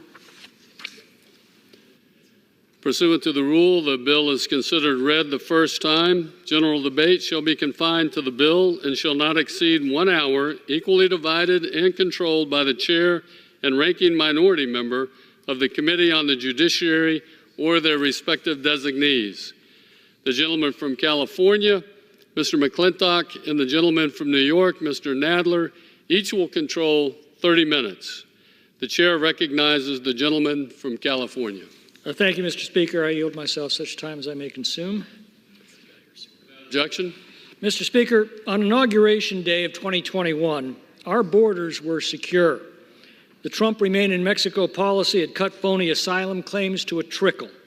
The border wall was nearing completion. Court-ordered deportations were being enforced. But by the end of that day, President Biden had reversed these policies and thus began the greatest illegal mass migration in history. Since that day, he's allowed 6.9 million illegal migrants to enter our country and demand free food, free clothing, free legal assistance, free education, free shelter, free lodging, free phones, and free cash, except, of course, it's not the least bit free. It all comes out of the earnings of American families and out of the services that we set aside for Americans in need. Unlike legal immigrants who obey our laws and do everything our country asks of them, the first act of these 6.9 million aliens who have illegally entered our country is to commit a federal crime. I have watched them personally taunt our Border Patrol at the border as they do so. Woke cities and states have passed sanctuary laws that forbid our law enforcement officials to turn over illegal aliens who've committed other crimes to ICE for deportation as the law requires. This administration has made these policies national by refusing to enforce over 1 million court-ordered deportations. It shouldn't surprise us that many who are willing to violate our immigration laws are also willing to violate the rest of our laws as well. The number of terrorist suspects that the the Border Patrol has encountered has ballooned exponentially, and law enforcement officials are warning that among the 1.9 million gotaways, mostly single military-aged men, is likely a dangerous fifth column which could soon launch devastating attacks within our borders. Fentanyl brought in through the open border is killing hundreds of Americans every day. The Democrats' sanctuary policies hamstring attempts to deport criminal illegal aliens. And worst of all, the admission of untold thousands of the most vicious gang members on the planet is now producing a terrible butcher's bill of murders and assaults on Americans. When the Federation for American Immigration Reform looked at the request by states to be reimbursed for the cost of incarcerating aliens, they found that immigrants are 231% more likely to be jailed for crimes in California, 440% more likely in New Jersey, and 60% more likely in Texas, just to name a few. 231% more likely to be jailed in California, according to their own SCAPE numbers. But you won't find that anywhere else because it's illegal in California to otherwise report the immigration status of criminals and criminal suspects. So by their criteria, not a single crime is committed by illegals in California, yet their jails are overflowing with them. Now, as of last December, there were at least 617,000 aliens on Immigration and Customs Enforcement's non-detained docket who have criminal convictions or pending criminal charges. Yet these dangerous offenders are out on American streets, free to reoffend. This past year, Mr. Biden removed 60% fewer criminal illegal aliens than Trump did in 2019, despite an exponential increase of illegal aliens entering our country. And we are seeing the results every day in murders and assaults on America's streets, and in empty chairs at Americans' family dinner tables. Earlier this year, New York City Police Commissioner Edward Cabin declared, quote, "A wave of migrant crime has washed over our city," unquote. He should know because earlier this year, a group of illegal aliens brutally assaulted 2 NYPD officers. New York Mayor Eric Adams described the assault as, quote, "an attack on the foundation of our symbol of safety," unquote. He then called on the City Council to consider if there should be more collaboration with federal immigration officials. Well, I suppose better late than never. Now, the bill before us today, H.R. 8146, the Police Our Borders Act, requires the Attorney General to submit a report to Congress on the impact of the Biden border policies on law enforcement officers. This report will document officer safety concerns that are linked to increased cross-border movement, such as fentanyl exposure and assaults on law enforcement officers. The report will also examine the overall burden of this unfolding tragedy on law enforcement capabilities and officer morale. Our men and women in blue continue to protect our communities, even when our communities don't fully support them. Well, we owe them better as a nation. And with this measure, we declare our determination to recognize and document the threats they face so that we can enact measures to make it harder for a president to ever again unleash these threats upon the American people. I'd urge my colleagues to support the bill and reserve the balance of my time. The gentleman from California reserves. The gentleman from New York is recognized. Mr. Chairman, I yield myself such time as I may consume. The gentleman is recognized. Mr. Chairman, this year, our Republican majority has wasted time passing 3 different but equally meaningless resolutions related to the Biden administration's immigration policies. This week, we debated a 4th. We now move on to yet another meaningless and poorly written piece of immigration legislation. Just like the 4 resolutions, this bill is full of empty rhetoric that will do nothing to solve the situation at the border. Not a single dollar will go to help our law enforcement agents at the border as a result of this bill. Not a single person will be denied entry to this country as a result of this bill. And not a single community will be made safer as a result of this bill. It is just another stale attempt to demonize and fearmonger about immigrants wrapped in fresh packaging. The bill itself is an oddly written and thrown together reporting bill that claims to require the Attorney General to produce a report on the impact of the, quote, Biden border crisis, close quote, on federal, state, and tribal law enforcement. When it comes to reporting bills, I'm usually supportive. It is essential for us to conduct oversight of the executive branch, and reports are an important way to do that. Unfortunately, this bill is such a sham and is riddled with so much misinformation and blatantly partisan political rhetoric masquerading as fact that I cannot support it. Here is just one example of how poorly written the bill is. It requires the Attorney General to report on the impact of the so-called Biden border crisis without defining that term. Without a definition, the term is meaningless, and the Attorney General would have no guidance on what data the report should actually contain. The obvious cheap political rhetoric exposes this legislation as an unserious messaging bill. But beyond that, in a world where my Republican colleagues consistently say that they do not trust the Attorney General to carry out their intent, the lack of definitions makes little sense. The bill also attempts incorrectly to paint undocumented migrants as being the primary source of fentanyl brought into the country, when we know that this is not true. The vast majority of fentanyl is seized at ports of entry, trafficked by U.S. citizens. Over 86% of those convicted for fentanyl-related drug trafficking convictions are U.S. citizens. Furthermore, cartels are not risking their product on people who illicitly cross the border between points of entry. In fiscal year 2023, CBP seized approximately 27,000 pounds of fentanyl. Less than 10% of those drugs were seized by the Border Patrol. The vast majority, or roughly 90% of fentanyl, was seized by the Office of Field Operations, which mans the ports of entry. Lastly, The bill asks the Attorney General to report on the resources devoted to addressing the border and the resources that are, quote, not available to law enforcement agencies, close quote.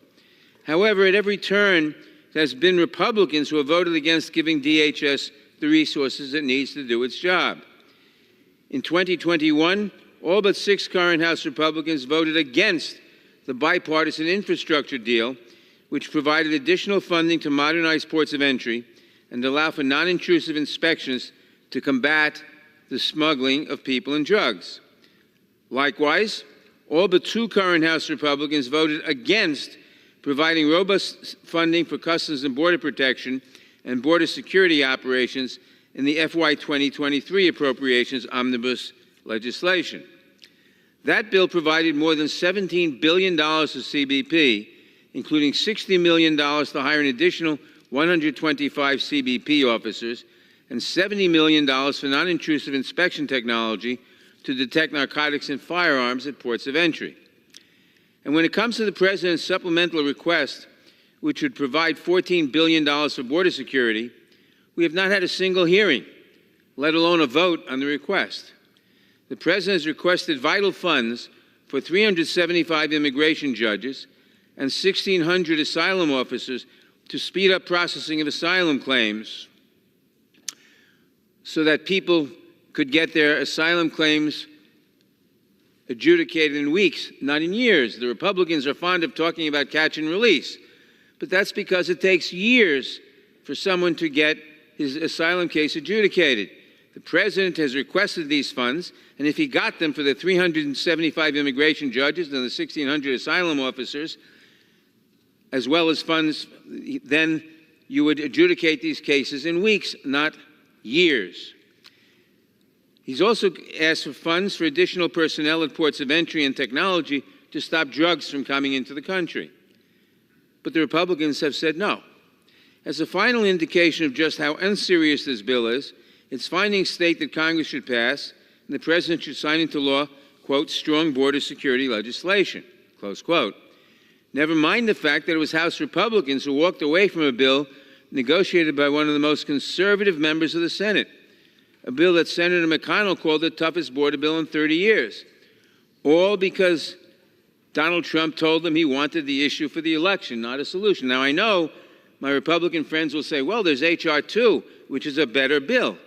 Well, I don't know whether it's a better bill, but it's a bill that cannot pass. It could not get more than 32 votes in the Senate with 49 Republican members. You don't get strong border security legislation by passing congressional resolutions and reports. You have to do the hard work of legislating, but that appears to be far beyond the capacity of this Republican majority. So instead, they reduce to pointless bills like this that accomplish nothing and are full of misleading talking points. We deserve better than this waste of time. I urge my colleagues to oppose this legislation, and I reserve the balance of my time.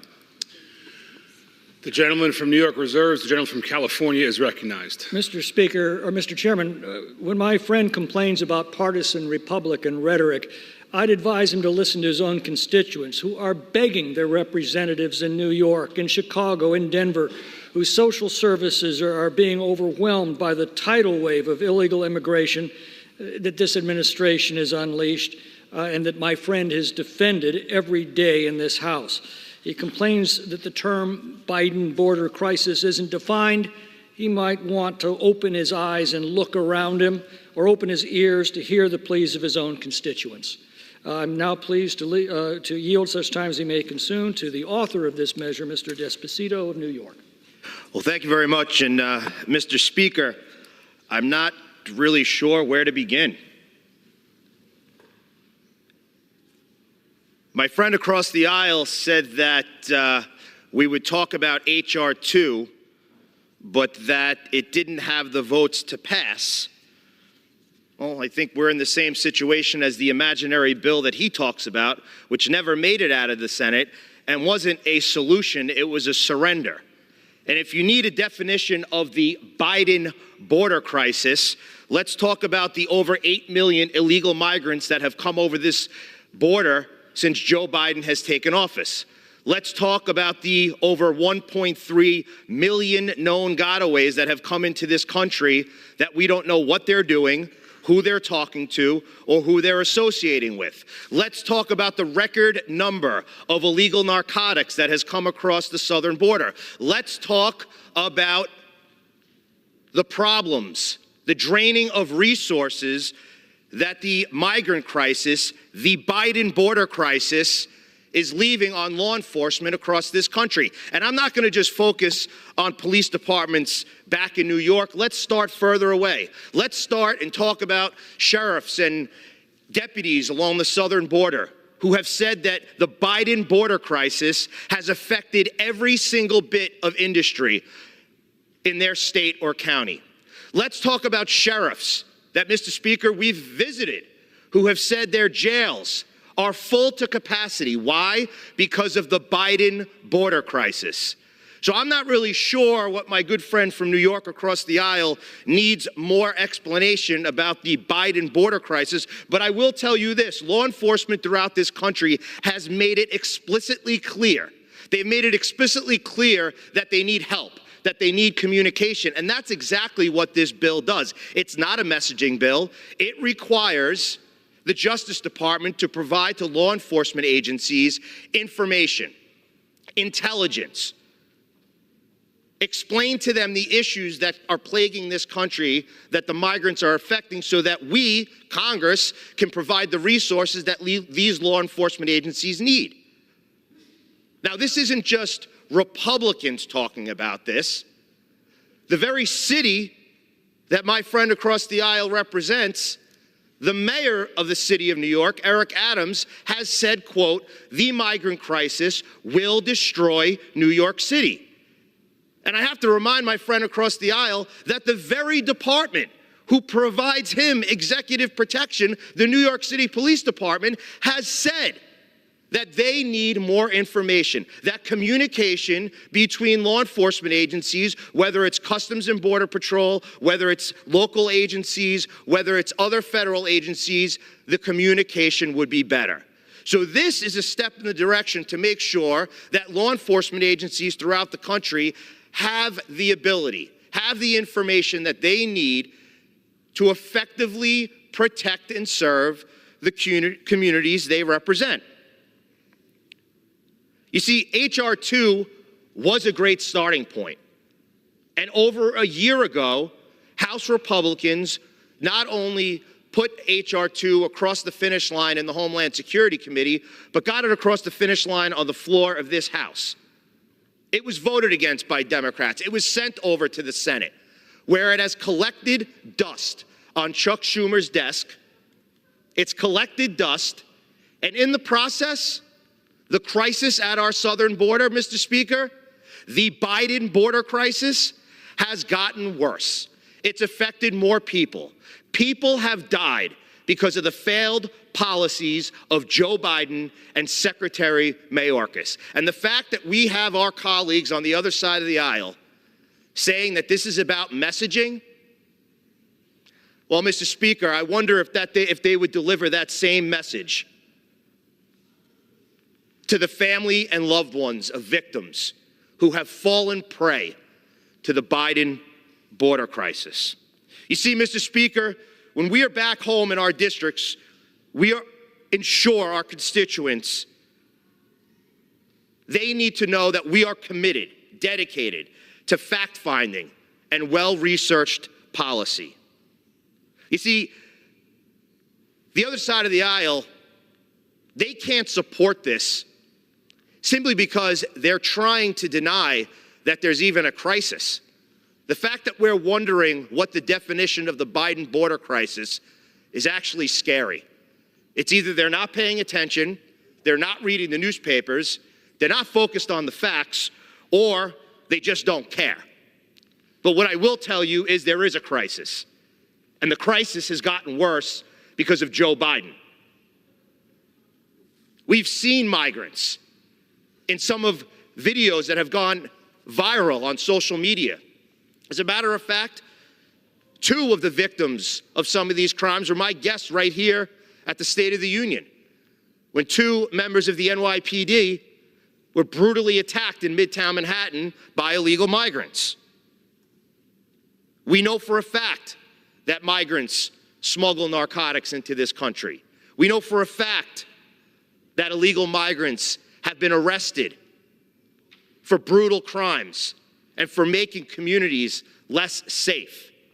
We know for a fact that illegal migrants have been parts of burglary rings, not just in sanctuary cities, but in places that surround them, like home on Long Island. So you see, this is a crisis. It is the Biden border crisis. And this piece of legislation is common sense. It's about making sure that we provide the necessary information, communication, and resources to law enforcement agencies throughout this country so that they can continue to do the best with what they have. They continue to do the best with the hurdles that are in front of them. That they continue to do the best because they are facing, just like all of us, the historic disaster at our southern border that is the Biden border crisis. I yield back.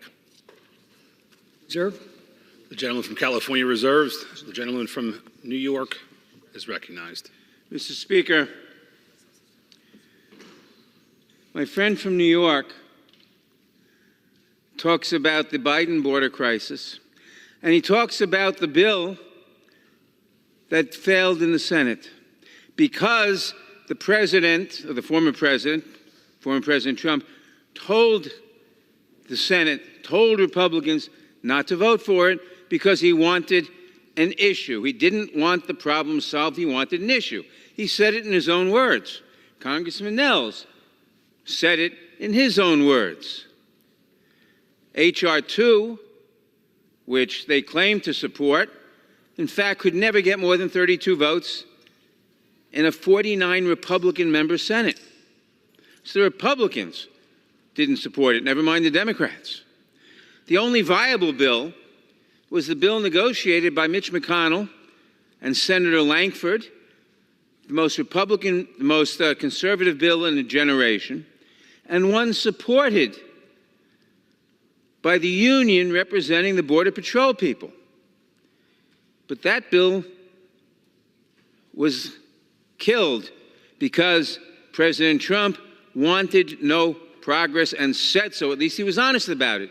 He said, I don't want any progress in this area. I want an issue. So my Republican friends are talking about the issue that could have been solved by now if it weren't for President Trump's ordering them not to solve it. So we'll hear a lot of rhetoric about solving the problem when they are participating in what amounts to a plot not to solve the problem by passing the strict bill that could have been passed, that was supported by, and that is supported by the union representing the Border Patrolmen, and could actually solve the problem. But they don't want to solve the problem. They just want to talk about the problem. I reserve. The gentleman from New York reserves. The gentleman from California is recognized. Mr. Speaker, my friend calls the Senate bill the only viable bill. Well, if it's so viable, where is it? The Senate bill could not be passed by the Senate. H.R. 2 was passed out of this House and did ultimately receive, I believe, 47 votes in the Senate. The Democrats love to tout this Senate bill. That bill would not have ended Biden's open border policies. It would have institutionalized them. Current law gives the president full authority to secure our border. Trump proved that. It requires asylum claimants to be detained. Trump did that. This bill that he talks about would leave future presidents powerless to secure the border until illegal immigration reaches 4,000 a day, 1.5 million a year, and it would have required they be released into our country. That's the Democrats' idea of border security, a guaranteed 4,000 illegal aliens being released into our country every day. And with that, I'm very pleased to yield 5 minutes to the gentleman from Nebraska, Mr. Bacon. Thank you to my colleague and my friend from California. Thank you, Mr. Speaker. I want to speak on H.R. 354, the previous bill that we just debated on. It's my legislation that I've worked on for 7 years. It's the Law Enforcement Safety Officers Reform Act. What does this bill do? It says that if you're a retired law enforcement officer or if you're an off-duty law enforcement officer and you maintain your gun qualifications, that you can carry your sidearm. We used to have LEOSA that was standardized throughout all 50 states. But over time, over the last decade, it's gotten very uneven. It's been chipped away at in various states. We want to level the table again for all of our law enforcement officers. When I talk to our county sheriffs, and I have 3 of them, this is their number one priority. Their number one ask is to get LEOSA passed again. When I talk to our federal law enforcement, it's also one of the top requests that they have. Now, why is it called the Safety Act, Law Enforcement Safety Bill? Because just picture, if you're in a theater and someone that's deranged starts shooting their weapon at people, hurting or killing innocent people. Who would you want to have in there? I would want to have an off-duty policeman or a retired policeman that's maintained their qualifications, that's been trained to respond to these kind of killers and these kind of incidents. This is what LEOSA allows. It improves the safety of wherever we're at with these retired policemen or off-duty policemen. I've talked to federal agents who have arrested serious narcotics dealers, and they have a price on their head. They have a bounty, if you will. When they're retired, they want to carry as well to defend themselves and their family. So I hope we can have a bipartisan vote on this bill. It is one of the top requests of law enforcement officers at the local, state, county, and federal level for us to get this done. And this would be a way to say thank you to the law enforcement who serve every day, who put their lives on the line, and who still want to serve when they're retired and be there when and if needed. And with that, I yield balance my time. Reserve. The gentleman from California reserves. The gentleman from New York is recognized. Mr. Speaker, I now yield such time as she may consume to the gentlelady from New Mexico, Representative Stansbury. Thank you, Mr. Speaker. As it is National Police Week, I want to begin by thanking all of our law enforcement for their service and their sacrifice on behalf of our communities. As we do so, we honor and we remember those who have passed in the line of duty, including so many in New Mexico. New Mexico State Patrolman Justin Hare, Las Cruces Police Department Patrol Officer Jonah Hernandez, who died in the line of duty just this year.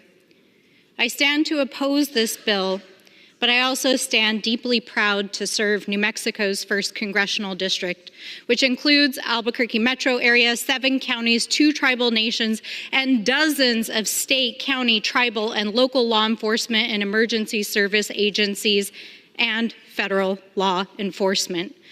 From Sandoval, Bernalillo, and Valencia counties in the north, Torrance, Lincoln, Chavez, Guadalupe, De Baca in the south and east, our state, county, and local law enforcement agencies care for our communities and keep them safe every day. Likewise, our federal law enforcement work overtime in New Mexico to crack down on cartels and keep drug traffickers and dangerous drugs off our streets. And we thank you for your service and your sacrifice. We know that public safety and the fentanyl crisis are ravaging our communities, and you are on the front lines. That is why I have worked since day one in office to help secure millions in funding for our law enforcement, for tools, technology, and equipment to support their work, and fought for funding for recruitment and retention. Millions in state funding I helped to secure during my time in the legislature. Millions I helped secure in Congress for state police to detect and tackle fentanyl. 18 million for law enforcement equipment and vehicles. New emergency fire stations for Moriarty, Sandia Pueblo, and Peralta, and more than $17 million for behavioral and mental services. But we know that fighting the fentanyl crisis, fighting the public safety and behavioral health crisis will take more than just stopping the flow of drugs and other materials into our communities. It requires that we also face the realities of addiction and the people who are hurting in our communities. It requires that we listen to and support the people who are facing the realities and the relentless challenges of the opioid crisis, who are struggling with addiction and the daily tragedies that overwhelm our first responders and emergency rooms, and the thousands that have died in New Mexico alone from this problem. That's why I have also been working to help secure millions for behavioral health, to expand clinics and housing opportunities in Albuquerque, veterans transitional housing, the First Nations clinic, healthcare for the homeless, and other vital programs. And it is why I am also sponsoring legislation to stop pill presses from being used to dump dangerous drugs in our communities and to get emergency overdose medicine into public venues.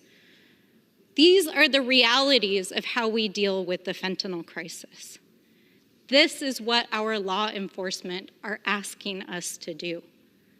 New Mexico is a border state. New Mexico is on the front line of the fentanyl crisis. But we have to do much more. It takes resources to fight these challenges. We have to invest in technology, tools, and staffing to stop the flow of drugs into this country. It means we have to fund and support our state, local, and tribal law enforcement so that they can actually protect our communities. And it means that we have to take seriously and make a sustained investment in our broken healthcare and behavioral health system. And most importantly, above all else, it means stop playing politics with the lives of our people. Because we already know the solutions to these problems. We don't need another messaging bill here on the House floor. We need solutions. And while you're sitting here lecturing us on your messaging bill, the Speaker of the House and members of the House majority are standing in front of a federal courthouse in New York City in matching outfits defending a sex offender in his hush money trial. So, it's a very brave statement to stand on the House floor today while that's going on and lecture us about solutions for our communities when half of their caucus isn't even present here in the chamber. Now, we already tried to pass a bipartisan solution. In fact, the Senate tried for months. In fact, it was led by a Senate GOP member. And it was single-handedly blocked by Donald Trump because he told members of this chamber and others that he thought it would be bad for his campaign. Is this the party of law and order? Is this what the American people are asking us to do? Our families and our communities are not a political joke. They are not a political bargaining chip. This is about real people. People like one of my closest friends who died from a fentanyl overdose with 2 young children at home, and the thousands of others who are suffering with addiction and suffering from the challenges that our communities are facing. So stop wasting our time. Stop offering false and empty words. And please join us for real solutions to help our communities. And with that, I yield back. Pursuant to House rules, the chair would remind the gentlelady from New Mexico and all members to refrain from engaging in personalities towards presumptive nominees for the office of president.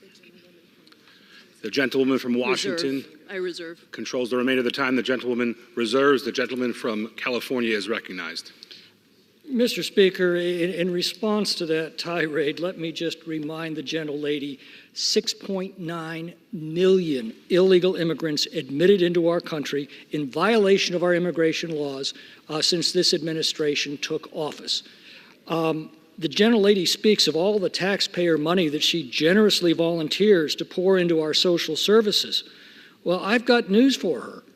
That safety net has been shredded by their open border policies.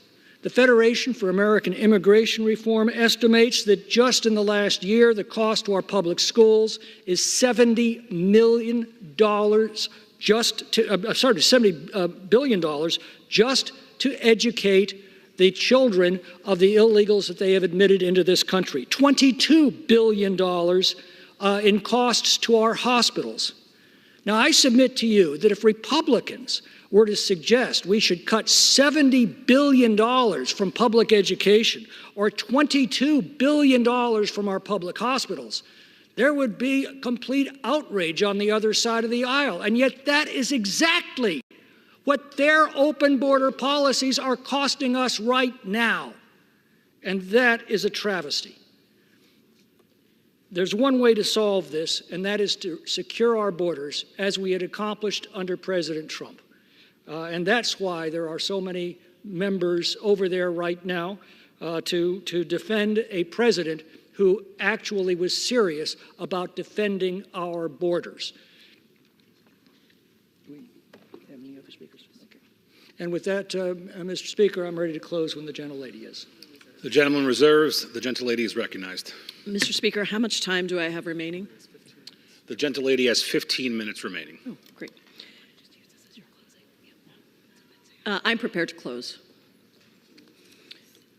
Mr. Chairman, while you may not know it from some of the language that's being used today, we are debating a poorly written, quote, reporting bill that will do nothing.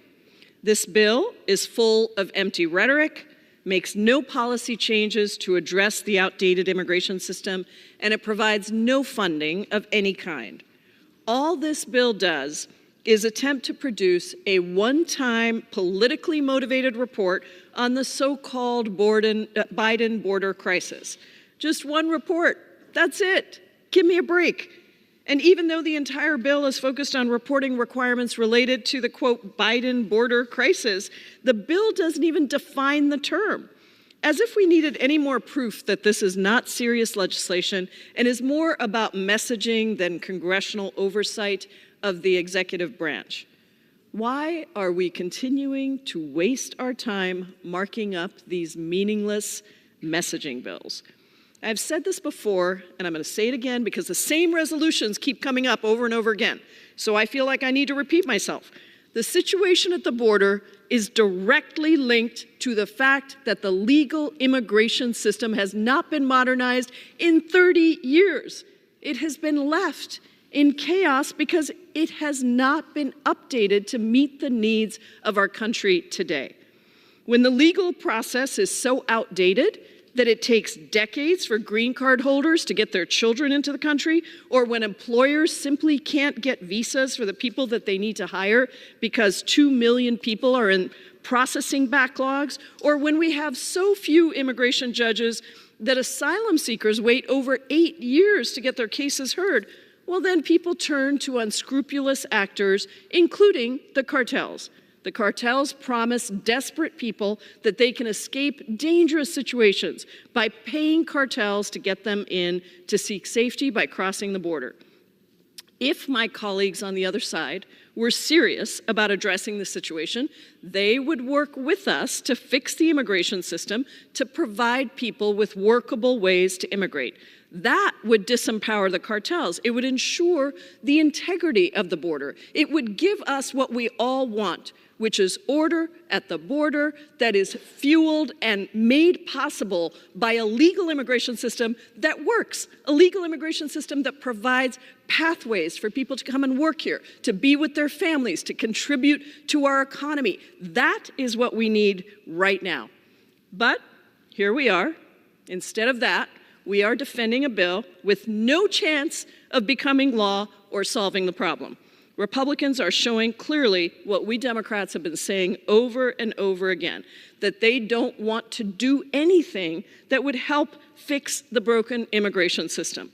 Instead of solving the problem, Republicans want to continue to weaponize the border as a political issue for this election year.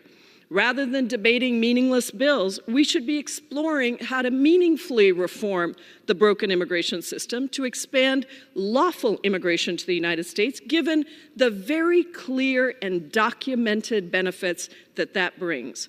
In 2021 alone, DACA recipients paid $6.5 billion in taxes. Refugees paid almost $28 billion in taxes, and TPS holders paid $2.2 billion in taxes. Likewise, in 2021, undocumented immigrants paid approximately $18.6 million in federal income taxes and $12.2 billion in state and local taxes. Recently, the Department of Health and Human Services released a study demonstrating that refugees and asylees generated $124 billion in fiscal benefits over 15 years. And the Congressional Budget Office, a nonpartisan entity, recently released a report finding that recent immigrants who joined the workforce will actually add $1 trillion of revenue to our country's GDP between 2023 and 2034. It's also estimated that putting undocumented immigrants on a roadmap to citizenship would not only increase U.S. GDP by $1.7 trillion over the next decade, that action would also raise wages for all Americans and create hundreds of thousands of new jobs. Unfortunately, Republicans talk a big game when it comes to immigration and border security, but instead of trying to pass thoughtful, bipartisan legislation to address the problems in our immigration system, they waste our time on bills like the ones before us today. And listen, you don't have to just take it from me. The fact is that the second most conservative Republican senator in the United States Senate crafted a bill with some Democratic support to put forward before us on immigration reform. And Republicans decided that they didn't even want to consider that bill or vote on that bill. You know why? Because Donald Trump told them not to, because it would take away what they see as an election issue. Well, I believe the American people are smarter than that. I urge my colleagues to oppose this meaningless bill and to see very clearly that Republicans are not interested in solutions, they're not interested in governing, they're just interested in meaningless messaging bills that try to divide us when really we should be celebrating the tremendous benefits that immigrants contribute to our country every single day. With that, I yield back. Gentlelady yields. The gentleman from California is recognized. Mr. Speaker, I'll begin my close by yielding time to Mr. Pfluger. I think the chair and Mr. Speaker, I rise in support of H.R. 8146, the Police Our Border Act. On National Police Week, I'm proud to join my colleagues in hosting meetings, speaking on the floor, and holding hearings like we did today with my colleague Mr. Diaz-Bazito to honor the dedication and sacrifice of our law enforcement and first responders. It's so important for us to thank our men and women who put their lives on the line every day, knowing the dangers that await them to keep our families and our communities and our children and loved ones safe. There's no denying that our law enforcement has fallen under attack in recent years as Democrat governments cave to the defund the police movement. The crisis at our southern border now affects every state, every town, every congressional district, and it certainly affects our law enforcement heroes, as we heard during testimony this week. Congress should be using every tool and resource available to support our officers. With enough fentanyl coming across the border each year to kill every American 7 times over, criminal illegal aliens being let free to roam in our communities, community resources being handed out to individuals who have been deported multiple times, and women and children being raped and killed, the crisis has reached a breaking point. Federal, state, local, and tribal law enforcement are suffering the worst consequences of President Biden's border crisis, and they need the Police Our Border Act now. This bill provides critical solutions that hold Congress and the administration accountable and ensure we are showing up for our law enforcement, and not just showing up, but that we show them our support through our voting here in Congress. And it's with that that I hope and ask for colleagues' support on this very important act, and I yield back. Mr. Chairman, just to sum up, without law enforcement, there is no law, and without law, there is no civilization. Without immigration enforcement, there are no borders, and without borders, there is no country. This is where the woke left is taking us, and it's time for Americans to decide how much farther we want to allow them to take us down this dismal and dangerous road. I think the American people are entitled to ask this administration and its apologists in this Congress, how do we make our streets safer by making it all but impossible to deport criminal illegal aliens as the law requires? How do we make our families safer by flooding our communities with deadly fentanyl? How do we make our children safer by not vetting every person who enters our country to keep the criminals out? How do we make our neighborhoods safer by refusing to prosecute criminal illegal aliens to the fullest extent of the law? How do we make our highways safer by creating the conditions of deadly high-speed chases and drunk driving? How do we protect our country as untold numbers of terrorists enter among the 1.9 million known gotaways who have entered under Joe Biden's nose? How do we make our communities safer as criminal gangs and criminal cartels set up shop in our cities for their lethal business of child trafficking, drug trafficking, extortion, and crime? These are the questions that have gone unanswered since this administration took office, and with which our local law enforcement officials must grapple every day at the peril of their own lives in order to protect ours. The Democrats just don't seem to care. But America cares. Americans are dealing with this entirely preventable crisis every day, and our law enforcement officers are the heroes who protect our families and our communities every day. We owe it to them to document the truth, to acknowledge it, and to act on it. That's what this bill would do, and I urge the House to adopt it. I yield back. The gentleman yields. All time for general debate has expired. Pursuant to the rule, the bill shall be considered for amendment under the 5-minute rule. The amendment, in the nature of a substitute recommended by the Committee on the Judiciary,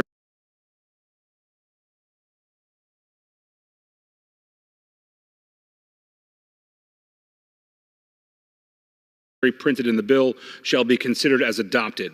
The bill as amended shall be considered as an original bill for purpose of further amendment under the 5-minute rule and shall be considered as read. No further amendment to the bill as amended shall be in order except those printed in Part B of House Report 118511. Each such further amendment may be offered only in the order printed in the report by a member designated in the report, shall be considered as read, shall be debatable for the time specified in the report, equally divided and controlled by the proponent, and an opponent shall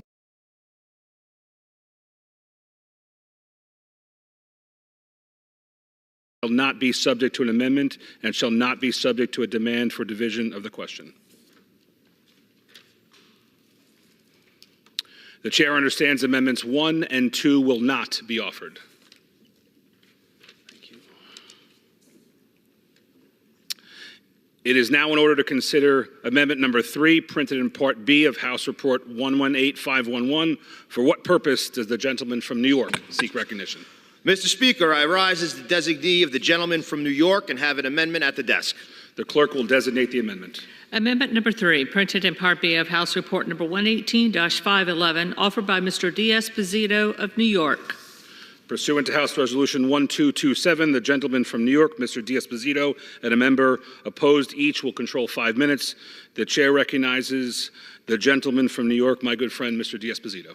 Well, thank you, Mr. Speaker. This amendment offered by our good friend and fellow New Yorker, Mr. Molinaro, would add an important provision to my legislation.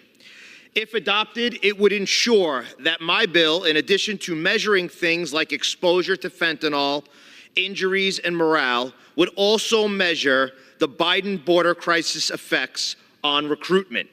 Mr. Speaker, in my capacity as a member of the House Homeland Security Committee, we have taken time to interview countless law enforcement professionals from all across this nation and at every rank. Mr. Speaker, we have heard time and time again that today's political climate, both in terms of the demands made of law enforcement, but also the flagrant lack of respect and appreciation for law enforcement by many on the other side of the aisle, has made it difficult to recruit and retain law enforcement officers. It is for that reason that I am proud to offer and support Mr. Molinaro's amendment to my bill. It is in the interest of the American people that we learn all the effects of this tragic Biden border crisis on law enforcement, including and especially this crisis's effect on recruitment. Mr. Speaker, I yield back. The gentleman yields. For what purpose does the gentlewoman from Washington seek recognition?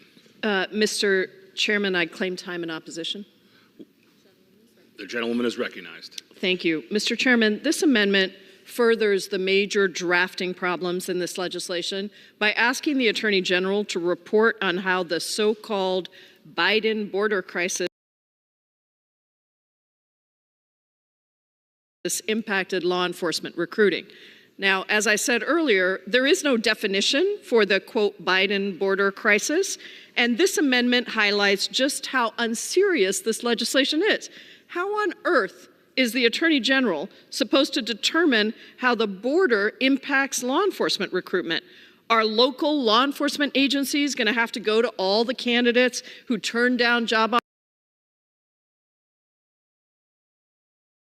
offers and ask them if their decision was influenced by the border? This bill is a huge waste of time, and this amendment serves only to make this poorly drafted bill even more incomprehensible. I therefore oppose its adoption, and I encourage my colleagues to oppose it as well. I reserve the balance of my time.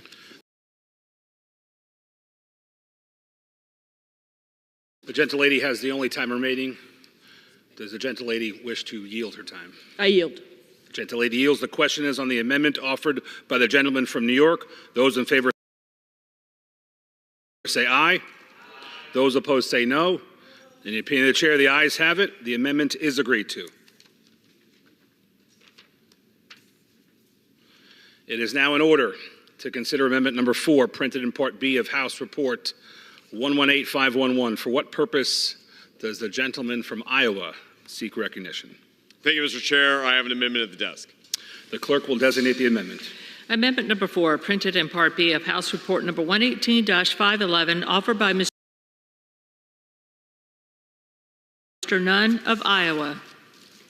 Pursuant to House Resolution 1227, the gentleman from Iowa, Mr. Nunn, and a member opposed will each control 5 minutes. The chair recognizes the gentleman from Iowa, Mr. Nunn. Thank you, Mr. Speaker. The administration's failure to secure our southern border has turned all of our states into border states. The administration's open border policies have allowed an influx of over 8 million illegal migrants and more than 27,000 pounds of deadly fentanyl. And that's just what we know of, to enter into our country. Earlier this year, fentanyl hurt so many of our families. And I invited folks right from my district.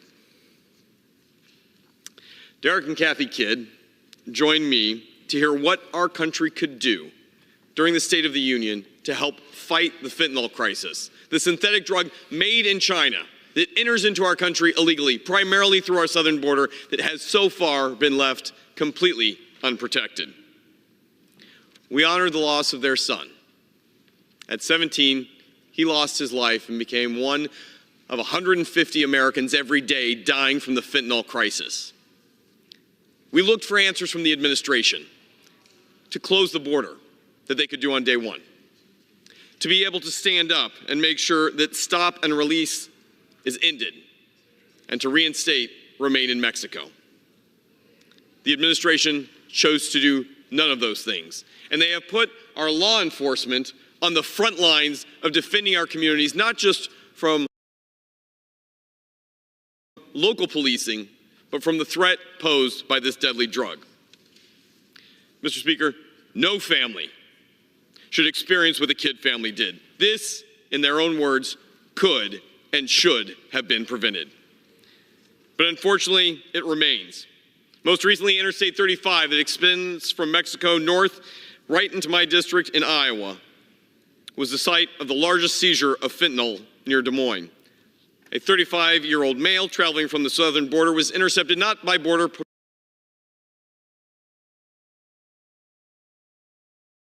Patrol or federal law enforcement, but by local police. And in that, they seized 30,000 fentanyl pills in his car.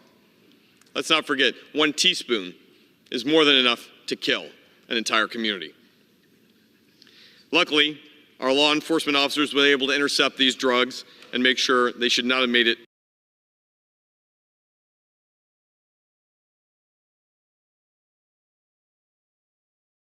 to our state and were not on our streets. There is no doubt that we must secure our border to prevent drugs from flowing into our country. But we also need to address the strain that this places on families and our local first responders. In conversations with sheriffs and police departments in my district, I've talked with too many officers who've shared their work and how it has been consumed by the fight against fentanyl. The bottom line is that local law enforcement officers should not be overloaded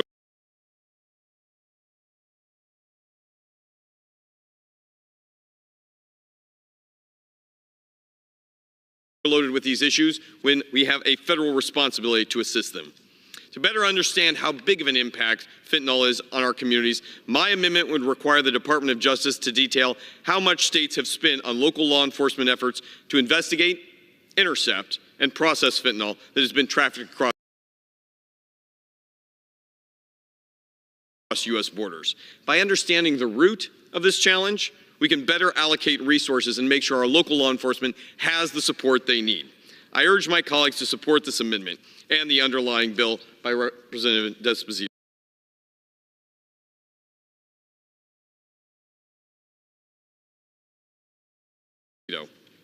Thank you, Mr. Chair, and I reserve the balance of my time. Gentleman reserves. For what purpose does the gentlewoman from Washington seek recognition? Mr. Chairman, I claim time in opposition, although I am not opposed. Without objection. Thank you. Mr. Chairman, the Nunn Amendment requires the Attorney General to report on how much each state spent on investigating fentanyl trafficked through the border. I do not oppose this amendment because it does not repeat the same misleading talking points that Republicans often use when discussing fentanyl, and I am grateful to my colleague across the aisle for that. I did want to make a couple of points on this because I think fentanyl is such an important issue in all of our districts. It is a scourge on all of our districts, all of our communities. We are all seeing the effects of fentanyl that is coming into this country. We know that fentanyl is being smuggled into our country and that some of it comes through our southern border. But I do want to make clear that fentanyl is seized primarily at the ports of entry. In fiscal year 2023, CBP seized approximately 27,000 pounds of fentanyl. Less than 10% of the drugs were actually seized by Border Patrol. The vast majority, roughly 90% of the drugs, were seized by the Office of Field Operations, which is the entity that mans the ports of entry. And I wanted to make clear that the evidence does not show in any way that asylum seekers are bringing drugs to our shores. In fact, increasingly, drug cartels are being very smart about this. They're recruiting American citizens to bring drugs across the border through ports of entry. In 2022, over 89% of convicted fentanyl traffickers were American citizens. And so if my Republican colleagues were serious about stopping the flow of fentanyl, the flow of drugs across the border, then I think we should be giving additional resources to the agencies that are manning those ports of entry.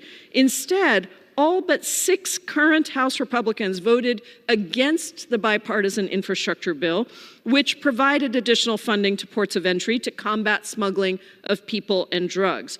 All but 2 current House Republicans voted against providing robust funding for border security operations in the 2023 appropriations omnibus legislation, which provided more than $17 billion to Customs and Border Protection, including funding for an additional 300 Border Patrol agents. And the omnibus also included $60 million to hire 125 CBP officers and $70 million for non-intrusive inspection technology to detect narcotics and firearms at ports of entry. That is exactly the kind of technology that our Border Patrol agents are asking us for. Republicans have also refused to consider President Biden's emergency supplemental funding request for additional border resources, which included $239 million to hire 1,000 additional CBP officers to stop fentanyl and other contraband from entering the United States. It included $100 million for ICE Homeland Security investigations to investigate and disrupt transnational criminal organizations and drug traffickers, and it included $849 million for cutting-edge detection technology at ports of entry. This is the work that Democrats have been doing to try to address the scourge of fentanyl that's coming across our southern border and coming into our country by supporting law enforcement in stopping that fentanyl. And so fentanyl is a huge problem in our communities. It's important that we support our law enforcement in fighting against it. This amendment would simply inform Congress about how much states are spending to combat fentanyl, and therefore I see no reason to oppose it. I yield back the balance of my time. The gentlelady yields. The gentleman from Iowa is recognized. Thank you, Mr. Chair. I yield 1 minute to the gentlewoman from the state of Indiana. The gentleman.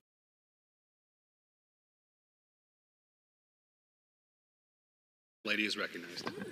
Thank you, Mr. Chairman. I rise in support of my good friend from Iowa's amendments and in the underlying bill by Mr. D'Esposito, H.R. 8146. The Nunn amendments will provide policymakers with the information we need to better support our local and state law enforcement officers. This is especially important given the strain the crisis at our southern border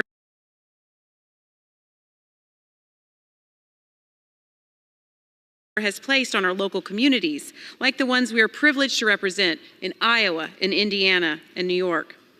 Biden's border crisis has made all districts across the country battlegrounds where police are fighting the scourge of fentanyl every day, an epidemic funded by China, driven by the drug cartels, and assisted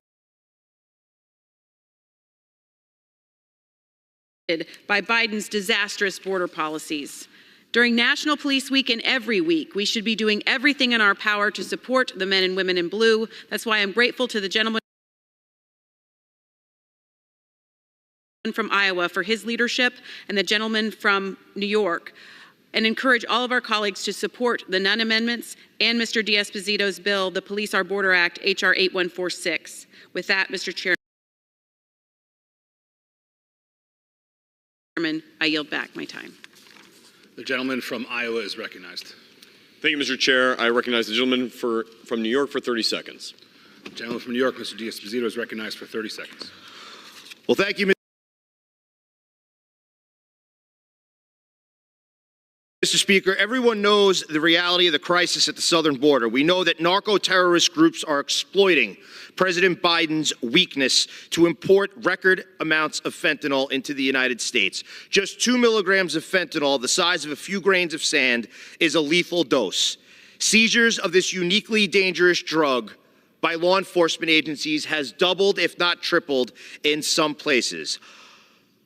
We are catching only a fraction of the fentanyl entering our nation, and more data on this issue is the first step towards stopping that.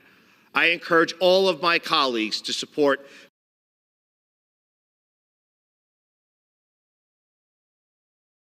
Mr. Nunn's amendment. I yield. The gentleman from Iowa has 5 seconds remaining. Thank you, Mr. Chair. I want to think that this can be not only a bipartisan solution, it impacts all of our communities, all of our cops, all of our families. I urge passage of the amendment. Thank you, Mr. Chair. I yield. Gentleman's time has expired. The question is on the amendment offered by the gentleman from Iowa, Mr. Nunn. Those in favor say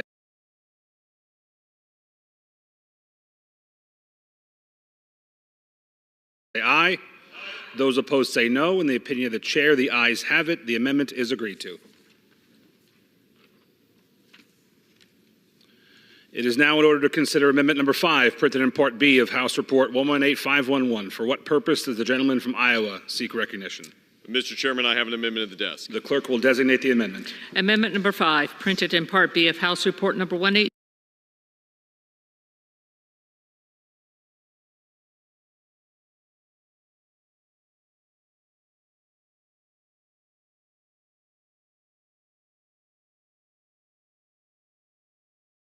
Visibility on where our local officers are, spending their time,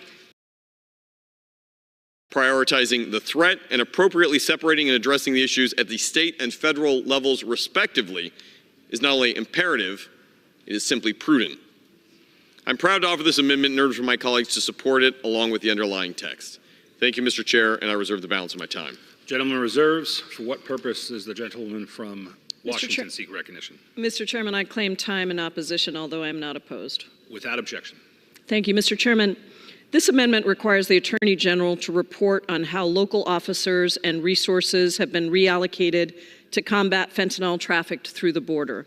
I do not oppose the amendment because the amendment itself, like the previous amendment, does not repeat the same misleading talking points, but unfortunately, I was ready to give my colleague across the aisle some credit again, but unfortunately the same misleading talking points were just repeated in talking about the amendment.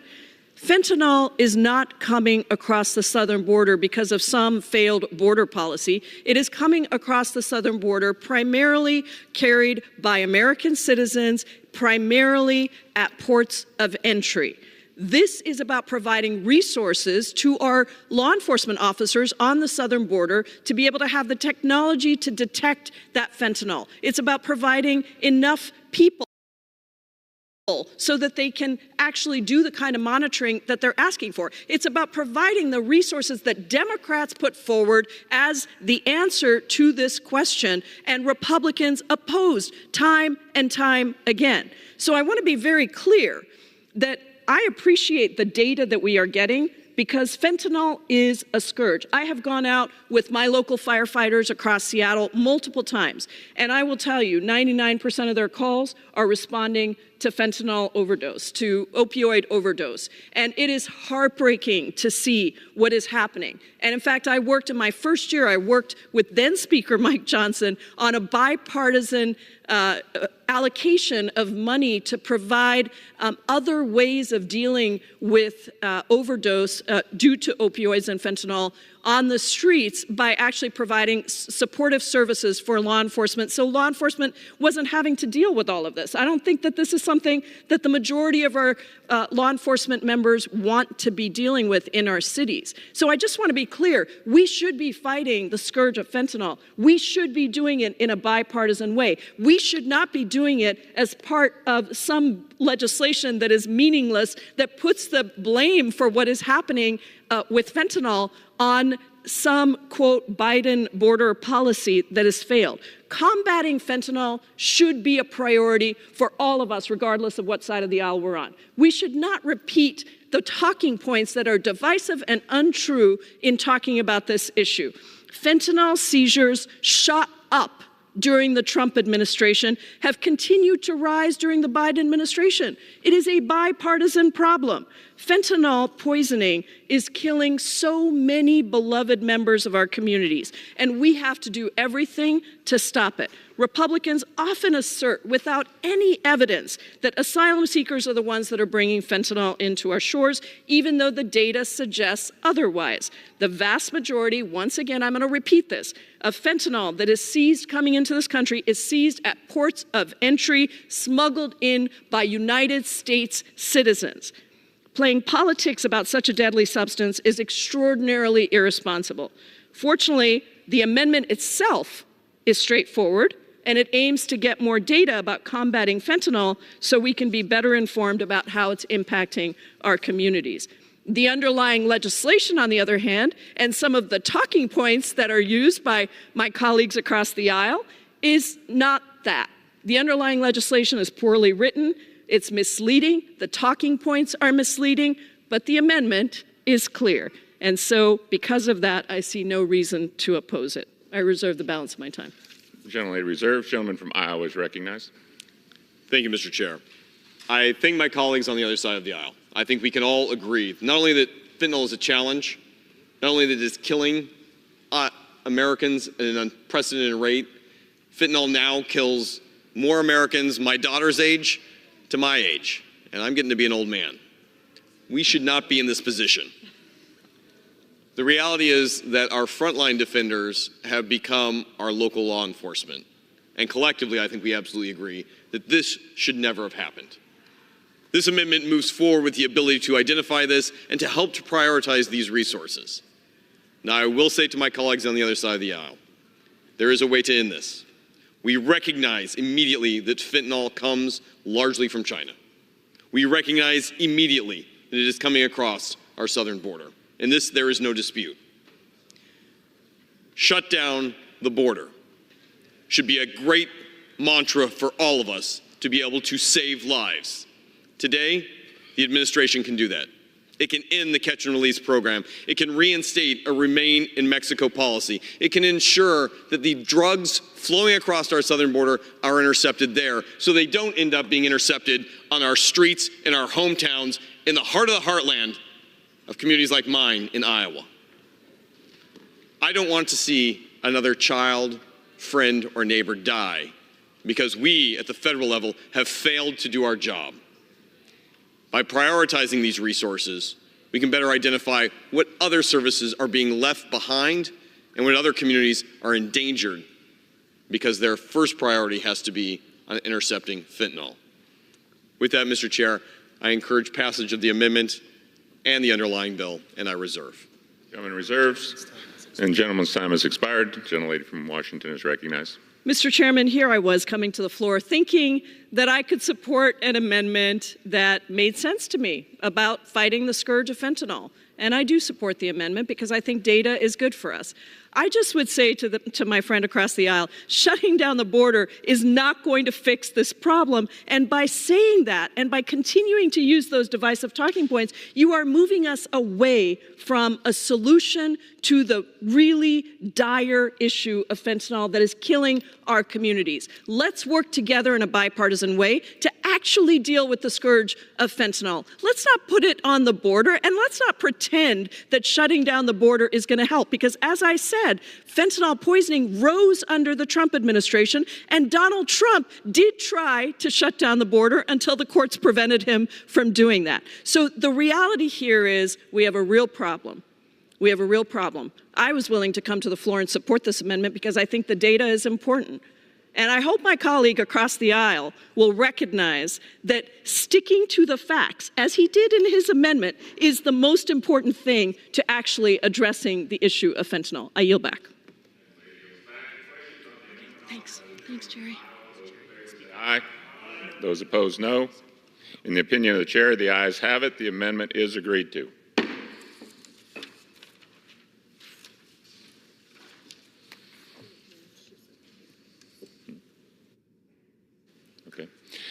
It is now in order to consider amendment number 6, printed in Part B of House Report 118-511. For what purpose does the gentlewoman from Pennsylvania seek recognition? Mr. Speaker, I have an amendment at the desk. The clerk will designate the amendment. Amendment number 6, printed in Part B of House Report number 118-511, offered by Ms. Houlihan of Pennsylvania. Pursuant to House Resolution 1227, the gentlewoman from Pennsylvania, Ms. Houlihan, and a member opposed, each will control 5 minutes. The chair recognizes the woman from Pennsylvania. Thank you, Mr. Speaker.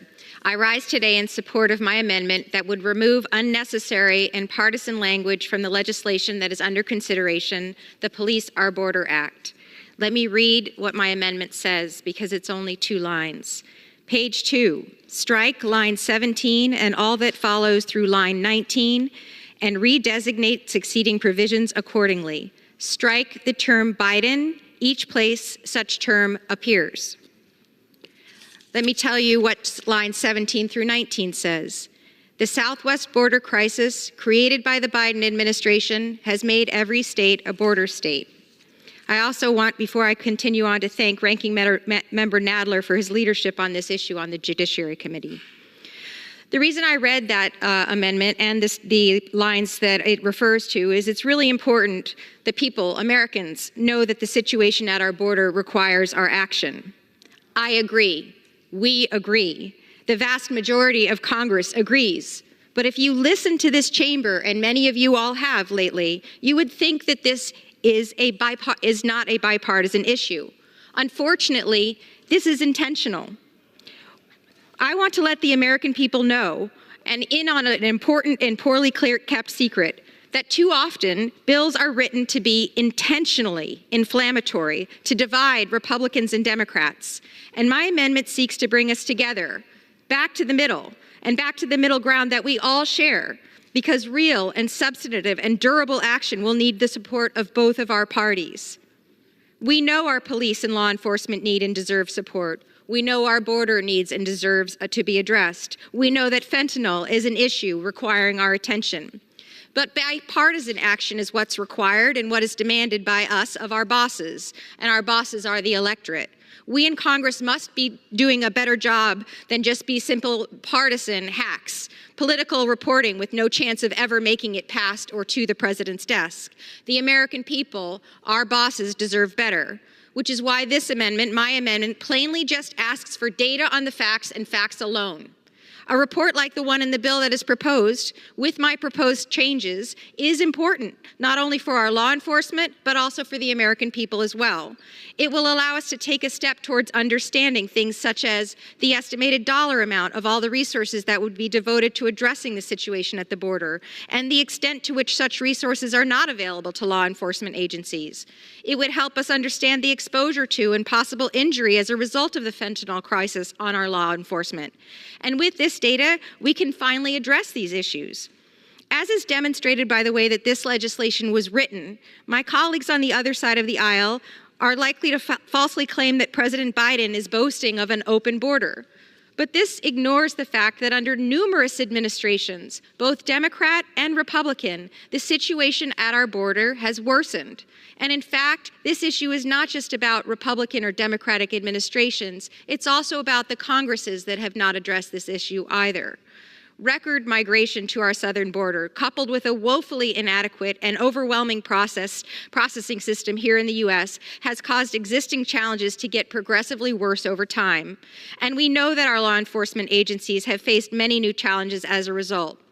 This is a serious issue, which we must address with serious legislation. And I believe if my amendment passes, that you will find many of my colleagues on this side of the aisle will find it in their ability to be able to vote for the underlying bill. And I would encourage you on that side of the aisle to find it within your heart to see not everything as a bipartisan issue. I urge my colleagues across the aisle, on both sides of the aisle, to reject the deeply cynical and deeply political option in the current text, and to instead vote yes on my amendment that will enable the underlying bill to move forward in a bipartisan fashion. I reserve my time. Gentlelady from Pennsylvania reserves. For what purpose does the gentleman from California seek recognition? To claim time in opposition. The gentleman is recognized for 5 minutes. Mr. Chairman, who does the gentlelady think she's kidding? And who does the gentlelady suggest we assign responsibility for this catastrophe that has overwhelmed our country and its social services, its criminal justice system, and its citizens? On January 20th of 2021, the border was secure. The Trump policies were working. On that day, our laws didn't change, the presidency changed, and on that day, the Trump policies were reversed by one person, Joseph Biden. With that, I'm pleased to yield 2 minutes to the gentleman from New York, Mr. LaLota. I want to thank my friend for yielding. What the heck, Mr. Chairman? When he was president, President Truman had a placard on his desk, "The buck stops here."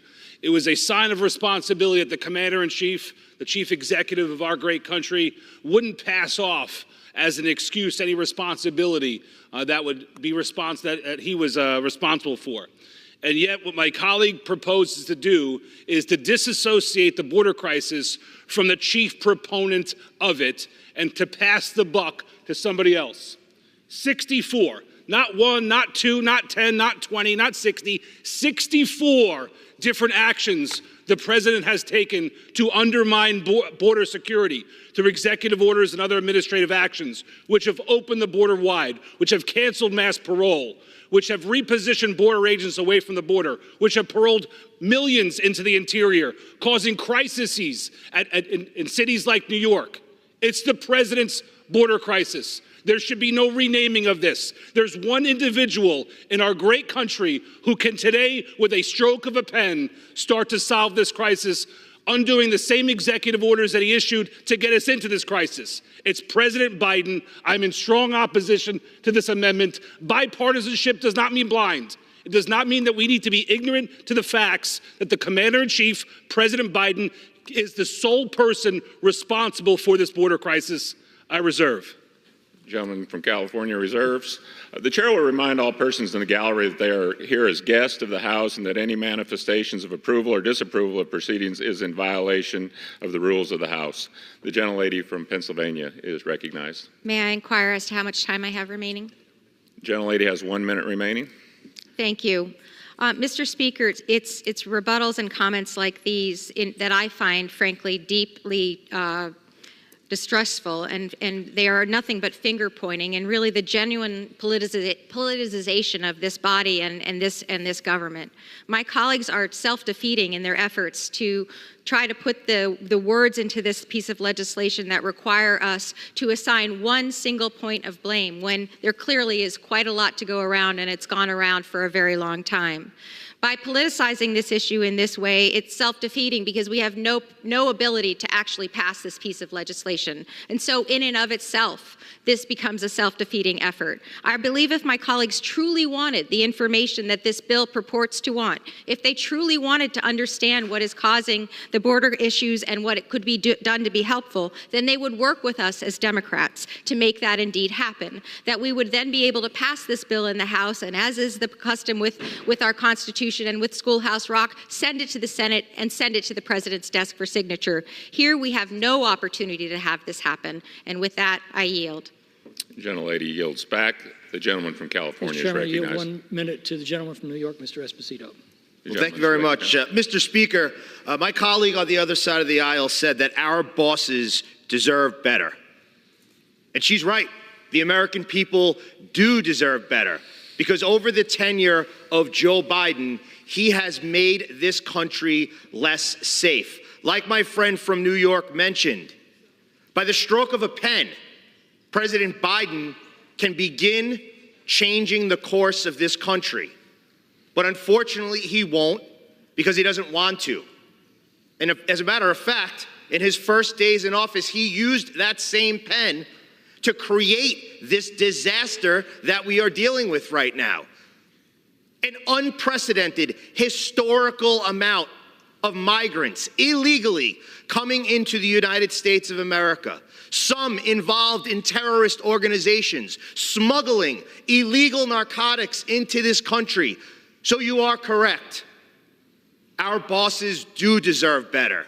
The American people do deserve better. And I encourage you to encourage your side of the aisle to please have Joe Biden use that pen and put this country back on Gentleman's track. time has expired. Reserve. Members are reminded to direct their remarks to the chair. Reserve. Gentleman has the only time remaining. Thank you.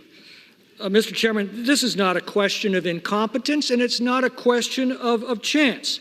This is a deliberate policy by this administration, and we should have the courage and candor to say so.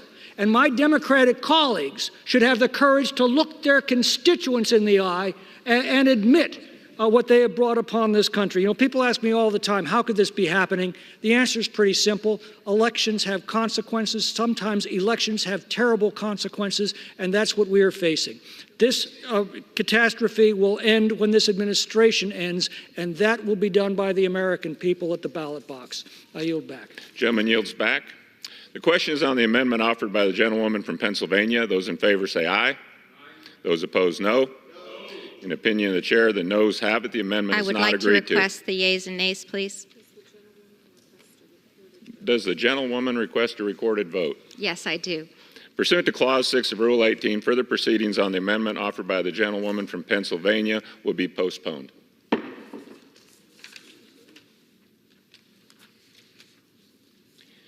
It is now in order to consider Amendment Number 7, printed in Part B of House Report 118-511. For what purpose does the gentleman from New York seek recognition? Mr. Chairman, I rise as the designee of the gentleman from Florida, Mr. Jimenez, and have an amendment at the desk. The clerk will designate the amendment. Amendment number 7, printed in Part B of House Report number 118-511, offered by Mr. LaLota of New York. Pursuant to the House Resolution 1227, the gentleman from New York, Mr. LaLota, and a member opposed will each control 5 minutes. The chair now recognizes the gentleman from New York. The cartels have more control over the U.S.-Mexico border in Cochise County than either governments of Mexico or the United States. That's what law enforcement officers from the Tucson sector of America's southern border told me on my 4th trip to the southern border recently. The cartels have more control over our border than we do. And what are the cartels doing with that control? To America's detriment, they're smuggling people and drugs across it every day. And I suppose we could blame the cartels. They are vicious and ruthless, but we should look closer to home for the blame. We should look to the person most responsible for creating the disaster at the southern border. We should look to the very person who, when he took office, repealed 64 very effective policies which were keeping our border safe. Canceling border wall construction, instituting a mass parole system, taking border agents away from the border to place them in migrant processing centers to process more and more migrants into the interior of the country. So who's responsible for the disaster at the southern border? It's not climate change or migratory patterns. Rather, it's illegal immigration's best friends, President Biden and Secretary Mayorkas. President Biden's open border policies have allowed nearly 10,000 pounds of fentanyl to enter the United States so far this fiscal year. This scourge has led to over 200,000 fentanyl deaths in the United States since President Biden started repealing those very effective border policies. In fact, fentanyl is the leading cause of death of Americans ages 18 through 45. In response to President Biden's open border policies, my good friend and fellow Long Islander, Congressman D'Esposito, has proposed an effective bill that would modify the requirements for reporting by the Attorney General on the impacts of the border crisis. Included in Congressman D'Esposito's bill is language to better understand when law enforcement is exposed to fentanyl. This legislation is critical to understanding the challenges law enforcement officers face every day while giving further insights into the crises at our southern border, those crises caused by President Biden. I, alongside with my good friend from Florida, Congressman Carlos Jimenez, am proposing an amendment to Congressman D'Esposito's bill that would further get to the root of the fentanyl crisis. Our amendment requires the nationality of a migrant be included in the underlying report when said migrant exposes a law enforcement officer to fentanyl during an encounter at the border. It is imperative that we as a nation collect more information on who and where these drugs are coming from so we can put an end to the fentanyl scourge. We know from the DEA that most of the fentanyl consumed in the United States is produced in Mexico using precursors that come from China. And also China's producing it on their own and sending it across the southern border as well. Fentanyl is not only deadly in minuscule doses, but is also frequently unknowingly contained in other substances, which multiplies the risk and the range of its impact. 75,000 Americans died in 2022 due to the scourge of fentanyl. Mr. Chairman, enough is enough. I would urge all of my colleagues to support this common sense amendment that would help better identify where the fentanyl is coming from. And I reserve the balance of my time. New York reserves. Members are reminded to refrain from engaging in personalities towards the president. For what purpose does the gentleman from New York, Mr. Nadler, seek recognition? Mr. Speaker, I claim the time in opposition, although I am not opposed. Without objection. Mr. Chairman, this amendment would update the report required by this bill to include the nationality of any non-citizen who exposes a law enforcement officer to fentanyl during an encounter at the border and in the United States. Just like the underlying bill, this amendment is another attempt to incorrectly paint undocumented migrants as being the prime source of fentanyl brought into the country. We already know that the vast majority of fentanyl is seized at ports of entry, trafficked by U.S. citizens. As I stated previously, in fiscal year 2023, CBP seized approximately 27,000 pounds of fentanyl. Less than 10% of these drugs were seized by the Border Patrol. The vast majority, or roughly 90%, of fentanyl was seized by the Office of Field Operations, which mans the ports of entry. Now my Republican colleagues always respond that this is the case because ports of entry are where we have resources to interdict the drugs. But this is also wrong. Unfortunately, because Republicans refuse to adequately fund ports of entry, only 2% of passenger vehicles and 16% of commercial vehicles are inspected. We would likely catch even more drugs carried in by U.S. citizens if CBP had all the resources it needed. However, at every turn, it has been Republicans who have voted against giving DHS the resources it needs to do its job. But this bill is so full of misinformation, it could actually use some facts, so I will not oppose this amendment. I reserve the balance of my time. Reserves. The gentleman from New York is recognized. Gentleman, I reserve. Gentleman reserves. Gentleman from New York. I yield back. The gentleman yields back. The gentleman is recognized from New York. Chairman, the gentleman, my colleague from to the west of me in New York, says how most of the fentanyl is being seized at the ports of entry. Now, I would hope that the gentleman would also simultaneously criticize the president for repositioning border agents away from those places where vehicles and people are coming to traffic the drugs across, and instead repositioning those same agents at migrant processing centers just to parole more and more people into the country. If the gentleman is sincere about his concern for fentanyl coming in at ports of entry, he must call on the president to stop repositioning those agents away. And with that, I yield back the balance of my time. The gentleman yields back. The question is on the amendment offered by the gentleman from New York. Those in favor say aye. Those opposed, no. In the opinion of the chair, the ayes have it. The amendment is agreed to.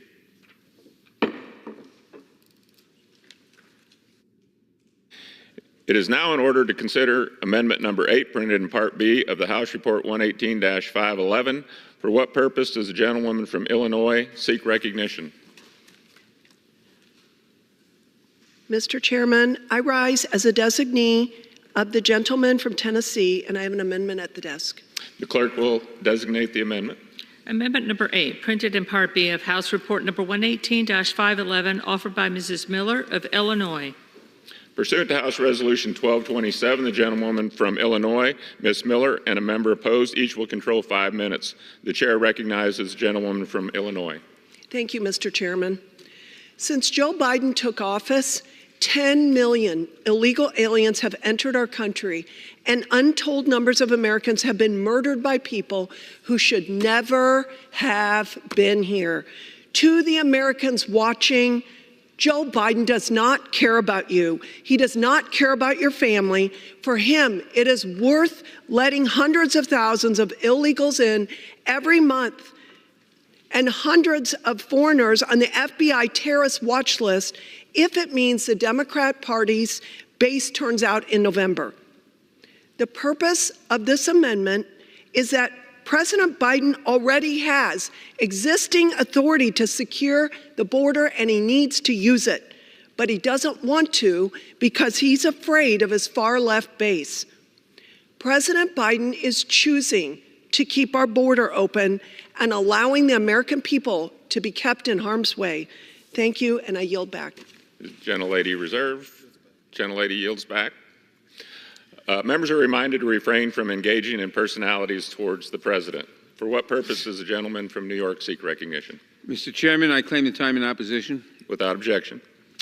Mr. Chairman, this amendment would update the findings section of this bill to include a provision that states that it is in the best interest of law enforcement officers and the communities they serve for President Biden to use Section 212F of the Immigration and Nationality Act to secure the southern border. To be clear, the President does not have the authority to unilaterally shut the border. President Biden cannot simply use Section 212F of the Immigration and Nationality Act to prevent immigrants from crossing the border. In fact, when President Trump tried to do exactly that in 2018, he was immediately shot down by the courts. Moreover, enforcement-only solutions don't work.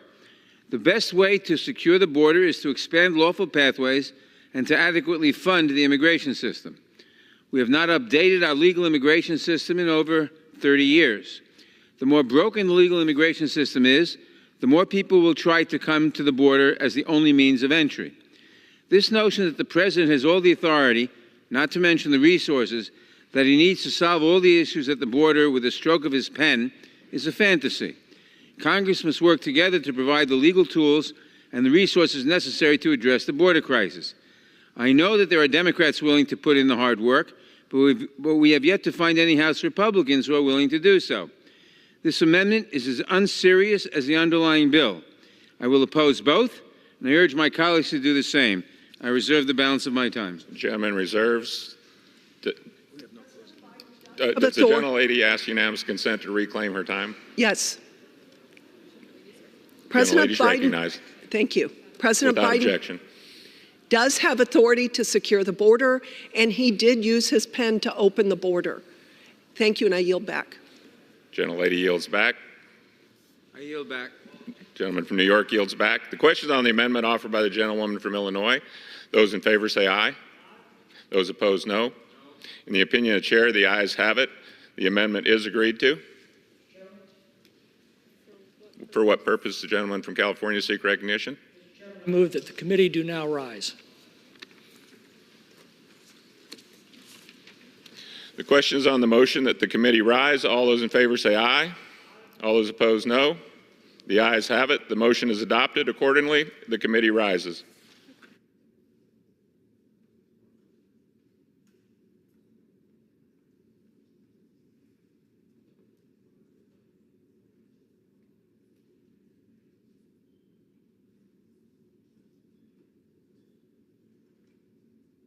Mr. Chairman.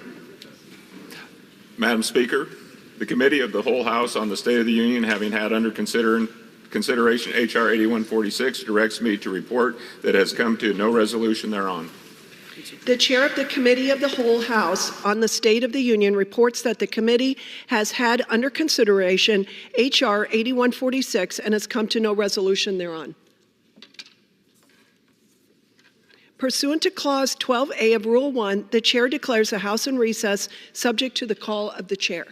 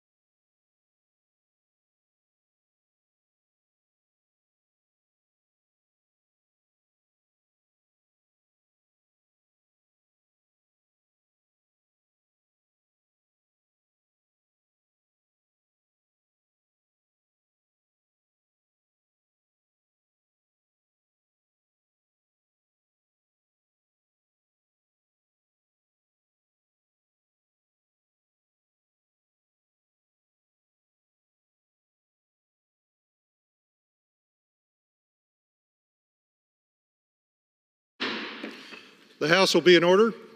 Pursuant to Clause 8 of Rule 20, the unfinished business is the vote on passage of H.R. 354, on which the yeas and nays are ordered. The clerk will report the title of the bill. Union Calendar Number 418, H.R. 354, a bill to amend Title 18 United States Code to improve the Law Enforcement Officer Safety Act and provisions relating to the carrying of concealed weapons by law enforcement officers and for other purposes. The question is on passage of the bill. Members will record their votes by electronic device. This is a 15-minute vote.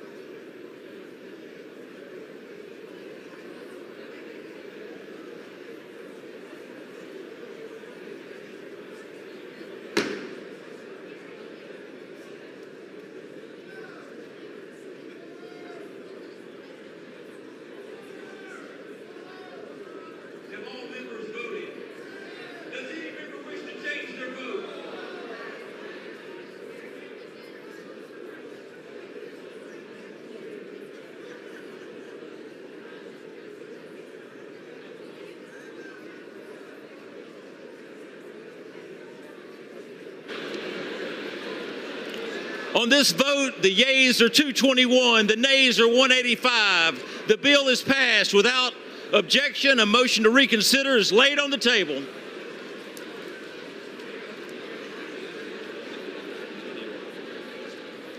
The chair lays before the House the following enrolled bill. Senate 546, an act to amend the Omnibus Crime Control and Safe Streets Act of 1968 to authorize law enforcement agencies to use COPS grants for recruitment activities and for other purposes.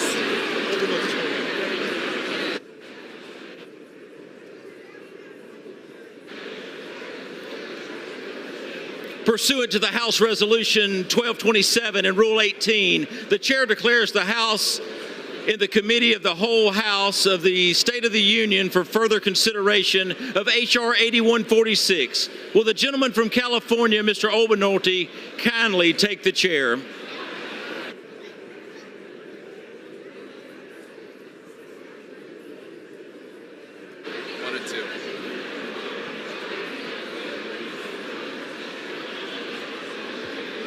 The House is in the Committee of the Whole House on the State of the Union for further consideration of H.R. 8146, which the clerk will report by title. Bill to require a report by the Attorney General on the impact of the border crisis is having on law enforcement at the federal, state, local, and tribal level. When the Committee of the Whole rose earlier today, Amendment Number 8, printed in Part B of House Report 118-511, offered by the gentlewoman from Illinois, Ms. Miller, had been disposed of. The unfinished business is the request for a recorded vote on Amendment Number 6, printed in Part B of House Report 118-511 by the gentlewoman from Pennsylvania, Ms. Houlihan, on which further proceedings were postponed and on which the yeas and nays, the noes, prevailed by voice vote. The clerk will redesignate the amendment. Amendment Number 6, printed in Part B of House Report Number 118-511, offered by Ms. Houlihan of Pennsylvania. A recorded vote has been requested. Those in support of the request for a recorded vote will rise and be counted. A sufficient number having risen, a recorded vote is ordered. Members will record their votes by electronic device. This is a 2-minute vote.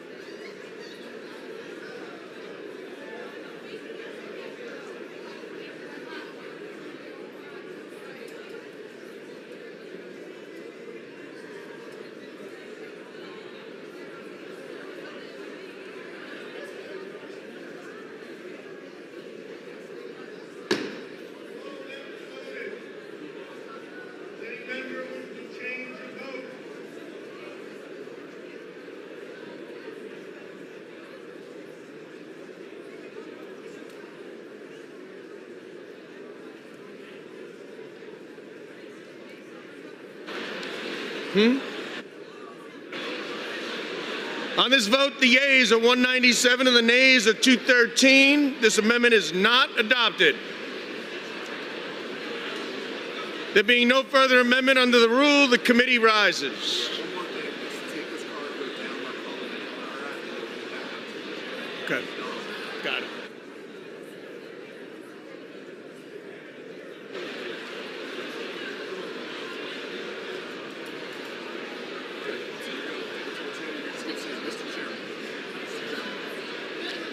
Mr. Chairman. Mr. Speaker, the Committee of the Whole House on the State of the Union has under consideration H.R. 8146, pursuant to House Resolution 1227. I report the bill as amended by that resolution back to the House, with sundry further amendments adopted in the Committee of the Whole House.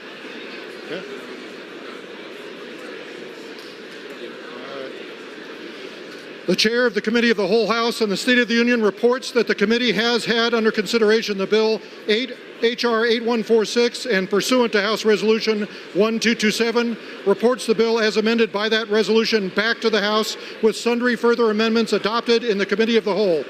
Under the rule, the previous question is ordered. Is a separate vote demanded on any amendment reported from the Committee on the Whole? If not, the Chair will put them on gross. The question is on the adoption of the amendments. Those in favor, please say aye. Those opposed, please say no. The ayes have it. The amendments are agreed to. The question is on engrossment and third reading of the bill. Those in favor, please say aye. Those opposed, please say no. The ayes have it. Third reading. A bill to require a report by the Attorney General on the impact of the border crisis is having on law enforcement at the federal, state, local, and tribal level. The question is on passage of the bill. Those in favor say aye. Those opposed say no. Is there a motion? The ayes have it. The bill is passed without objection. Gentleman from California is recognized. Mr. Speaker, on that I ask for the yeas and nays. The yeas and nays are requested. Those favoring a vote by the yeas and nays will rise. A sufficient number having risen, the yeas and nays are ordered. Members will record their votes by electronic device. 5 minutes. This is a pursuant to Clause 9 of Rule 20, this 5-minute vote on passage of H.R. 8146 will be followed by 5 minutes votes on the adoption of the motion to recommit H.R. 8369 and passage of H.R. 8369 if ordered. This is a 5-minute vote.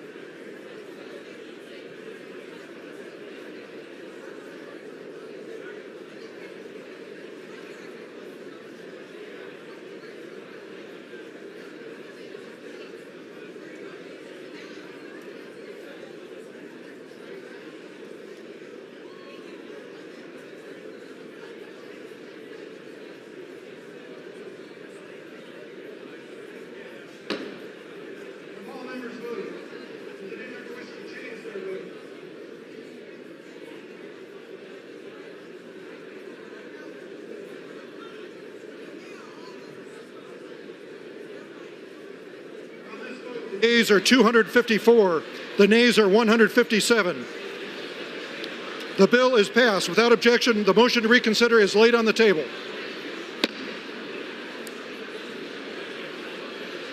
Pursuant to Clause 8 of Rule 20, the unfinished business is the question on agreeing to the motion to recommit on H.R. 8369 offered by the gentleman from New York, Mr. Meeks, on which the yeas and nays were ordered. The clerk will redesignate the motion. Motion to recommit H.R. 8369, offered by Mr. Meeks of New York. The question is on agreeing to the motion to recommit. Members will record their votes by electronic device. This is a 5-minute vote.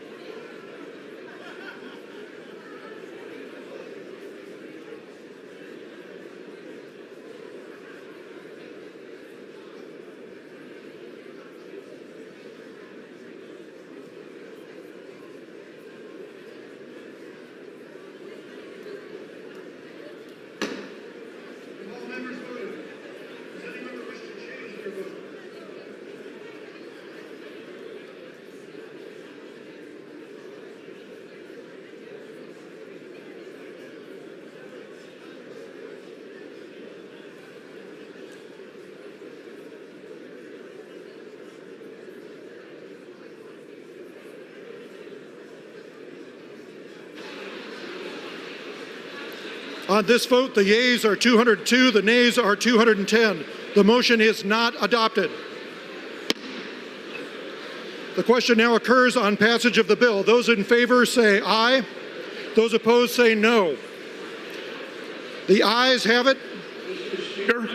On that, I request the yeas and the nays. The yeas and nays are requested. Those favoring a vote by the yeas and nays will rise. A sufficient number having risen, the yeas and nays are ordered. Members will record their votes by electronic device. This is a 5-minute vote.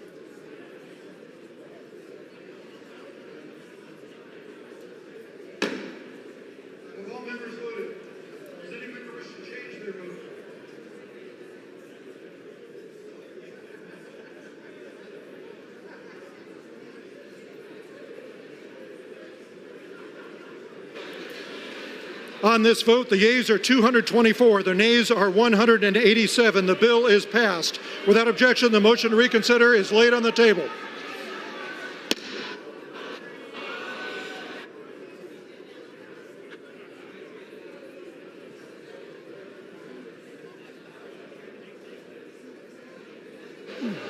For what purpose does the gentleman from New York seek recognition? Mr. Speaker, I hereby remove my name as co-sponsor of H.R. 5094. Without objection, the request is granted.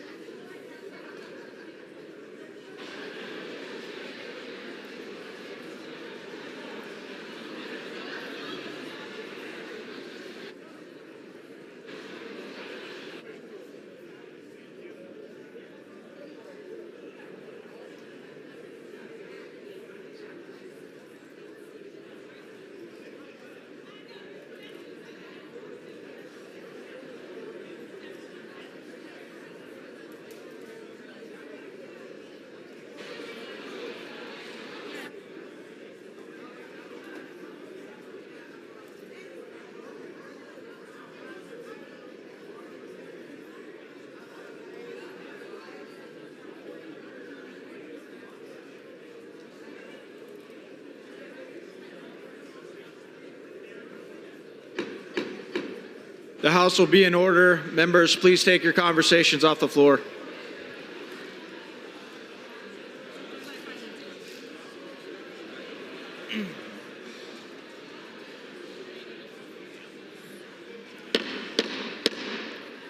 The House will be in order. Members, please take your conversations off the floor.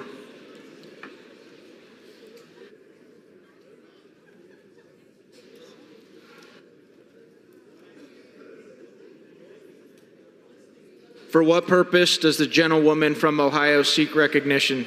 Mr. Speaker, I ask unanimous consent to address the House out of order. Without objection. Mr. Speaker, I rise with my colleagues from the Ohio delegation to pay our respects to Euclid Police Officer Jacob Durbin. On Saturday, while responding to a distress call, Officer Durbin was ambushed and killed. Like so many of our law enforcement officers in Northeast Ohio and across the country, Officer Durbin put himself at risk to protect others. And even after he was shot, Officer Durbin was able to warn others, likely saving other lives. He was just 23 years old, a new officer who was engaged to be married in July. He had so much ahead of him. Officer Durbin's life was about service. He was a veteran who served his country, and tragically, he made the ultimate sacrifice for his community. We ask that God give us the strength to Officer Durbin's family, friends, and loved ones. Mr. Speaker, I ask all present in the chamber to please rise for a moment of silence in remembrance of Euclid, Ohio Police Officer Durbin, Jacob Durbin.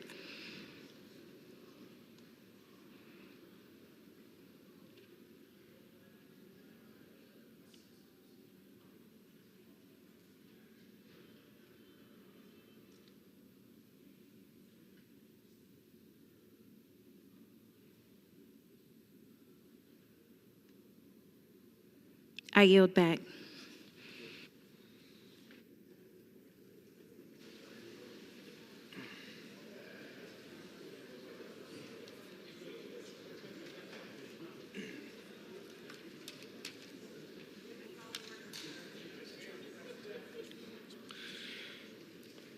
The chair will now entertain requests for 1-minute speeches. For what purpose does the gentleman from Florida seek recognition? Mr. Speaker, I ask unanimous consent to address the House for 1 minute and to revise and extend my remarks. Without objection, the gentleman is recognized for 1 minute.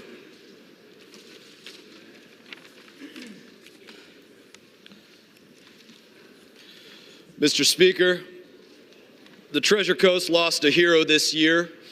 When Florida Highway Patrolman Zachary Fink was killed in the line of duty, he was a son of St. Lucie County, Florida. Trooper Fink had a desire from an early age to help people, and that's what led him to a career in law enforcement. I did know Trooper Fink. I didn't know him well, but I did know him, and I recognized that he was willing to lay down his life on the line to protect me and every other member of our community. And we all have people in our lives that we would sacrifice anything to protect, our siblings, our children, our spouses. But very few of us would lay down our life for somebody that we barely know. But law enforcement officers like Trooper Fink do just that every single day. Now, I have introduced legislation to name the U.S. Post Office building at 290 Northwest Peacock Boulevard in Port St. Lucie after Trooper Zachary Fink. And I would simply say this: we cannot repay his sacrifice in any measure, but we can always remember his sacrifice. I yield back, Mr. Speaker.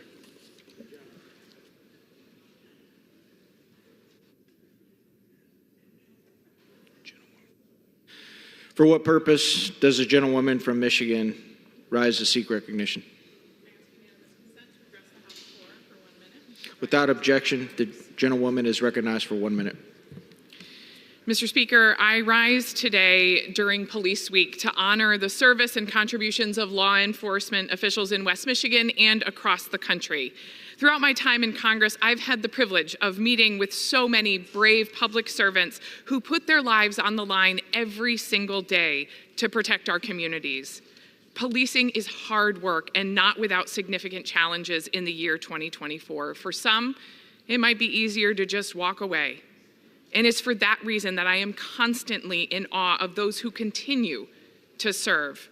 Their dedication, sacrifice, and willingness to place others above self in a time where serving our community has become all the more difficult. To all the law enforcement officers in West Michigan and around the nation, we honor you this week, and we thank you for everything you do to protect our families, neighbors, and our communities. Thank you. I yield back. For what purpose does the gentleman from Georgia rise to seek recognition?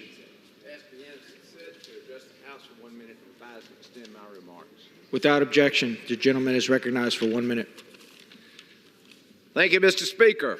I rise today in recognition of National Police Week as we honor and thank our law enforcement officers who courageously serve and protect our communities. As we've seen over the last several years, anti-police rhetoric and soft-on-crime policies have led to heightened division and a surge in violent crime across the country. While the rhetoric of many of my colleagues on the other side of the aisle are further emboldening these criminals, House Republicans back the blue and have dedicated this week to considering legislation that highlights our continued support for law enforcement heroes nationwide. I'd also be remiss if I didn't take a moment to honor those who have been tragically lost in the line of duty. The scriptures tell us the greatest love is to offer one's life up for others. Our law enforcement put their lives on the line every day to keep us safe. And for that, we owe them a significant debt of gratitude. I am proud to stand with the brave men and women in blue, and I yield back. For what purpose does the gentleman from Massachusetts seek recognition? Mr. Speaker, I request unanimous consent to address the House for 1 minute and revise or extend my remarks. Without objection, the gentleman is recognized for 1 minute. I rise today to honor the memory of Sergeant Ian Taylor, a beloved resident of Billerica, Massachusetts, who tragically lost his life in the line of duty earlier this month. While I didn't have the privilege of knowing Sergeant Taylor personally, I admire him just from what I've learned. He was a dedicated family man with an exemplary commitment to service. Not only did he risk his own safety as an officer for decades, but he was a tireless advocate for substance abuse prevention. He helped so many people, many of whom have shared their stories since he died. I'm devastated for the Billerica Police Department and Sergeant Taylor's family, who will feel this immense loss every day. Rest assured, his legacy will live on. He'll certainly inspire others to serve with selfless dedication to duty. I yield back. For what purpose does the gentleman from Texas seek recognition? Mr. Speaker, I ask you to consent to address the House for 1 minute. Without objection, the gentleman is recognized for 1 minute.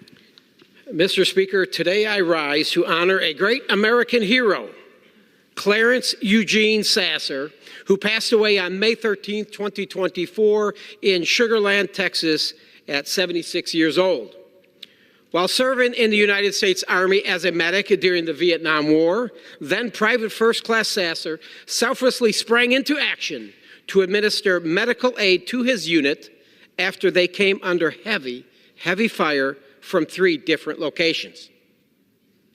Despite having incurred wounds and loss of tremendous amount of blood, Private First Class Sasser dragged himself through the mud to tend to his wounded soldiers on an open rice paddy. As a result of his extraordinary heroism displayed that day, President Nixon presented Specialist 5th Class Clarence Eugene Sasser with the Medal of Honor, which is our nation's highest and most prestigious military decoration.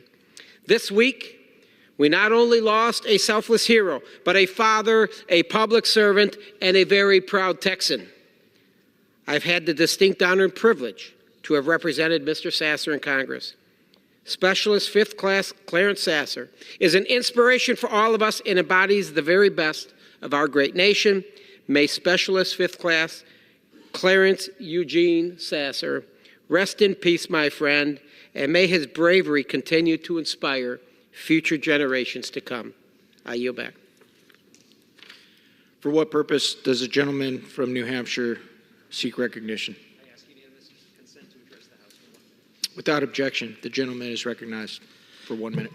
Thank you, Mr. Speaker. I rise as we mark Police Week to express my thanks and support for law enforcement officers in New Hampshire and across the country who are dedicated to keeping our communities safe.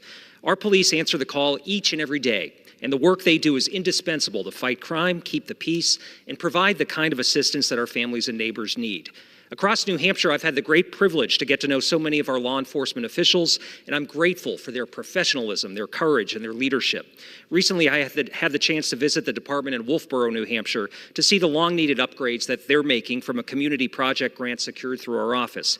Congress must continue to invest in public safety infrastructure, technology, training, and recruitment and retention efforts to support 21st century policing. And we must commit to valuing and supporting those who swear an oath to protect and serve our communities. Thank you, and I yield back. For what purpose does the gentleman from Missouri seek recognition? Mr. Speaker, I ask unanimous consent to address the House for 1 minute and to revise and extend my remarks. Without objection, the gentleman is recognized for 1 minute. Mr. Speaker, I rise today as we come together this National Police Week to honor the brave men and women who answer the call to a life of service. You know, we owe a debt of thanks to our police and law enforcement officers who every day, from the moment they put on their badge, know that they may be called upon to make the ultimate sacrifice and never come home. Officers who give their all to protect our families, our communities, our freedoms. Officers who choose to protect those who ridicule them, disrespect them, and undermine them. To our law enforcement officers in Missouri's 4th Congressional District and officers all over America, we say thank you. Thank you for your service. We stand with you. We support you. We will always have your back. Thank you. Mr. Speaker, I yield back. For what purpose does the gentlewoman from Ohio seek recognition? I ask unanimous consent to address the House for 1 minute and to revise and extend my remarks. Without objection, the gentlewoman is recognized for 1 minute. Mr. Speaker, I rise to advocate for the brave men and women who serve our nation's defense selflessly, often at great personal sacrifice. Congresswoman Jen Kiggins of Virginia and I recently introduced the bipartisan Care for Military Kids Act. Our legislation aims to ensure service members can maintain critical health care coverage and medical services for their children and families, no matter where their service assigns them. Our service members relocate frequently and uproot their families in service to our nation wherever their orders lead them. Yet despite their sacrifices, health care coverage for some of their children remains uncertain due to Medicaid and CHIP coverage being administered at the state level. We cannot allow military families to face this added burden of health care insecurity. By establishing a streamlined Medicaid plan, we provide clarity and consistency to ensure no child of a service member goes without essential medical services. Let's stand together in full support of our military families. Over 3 million children are involved, and with the Care for Military Kids Act, we have the opportunity to fulfill our duty to those who serve and nobly protect our nation and us. Thank you, Mr. Speaker. I encourage my colleagues to sign on this bipartisan bill, and I yield back. For what purpose does the gentleman from Tennessee seek recognition? Thank you, Mr. Speaker. I seek unanimous consent to address the House for 1 minute and to revise and extend my remarks. Without objection, the gentleman is recognized for 1 minute. Thank you, Mr. Speaker. I want to recognize Casey Heron from Greenback, Tennessee. She was recently crowned Miss Tennessee Star. When Casey was born, her parents said she would probably never walk or talk, but she's done so much more than that in her life. She is graduating from Greenback this year, where she cheered for the football and basketball teams all 4 years. She was asked to come back and be an assistant cheer coach next year, Mr. Speaker.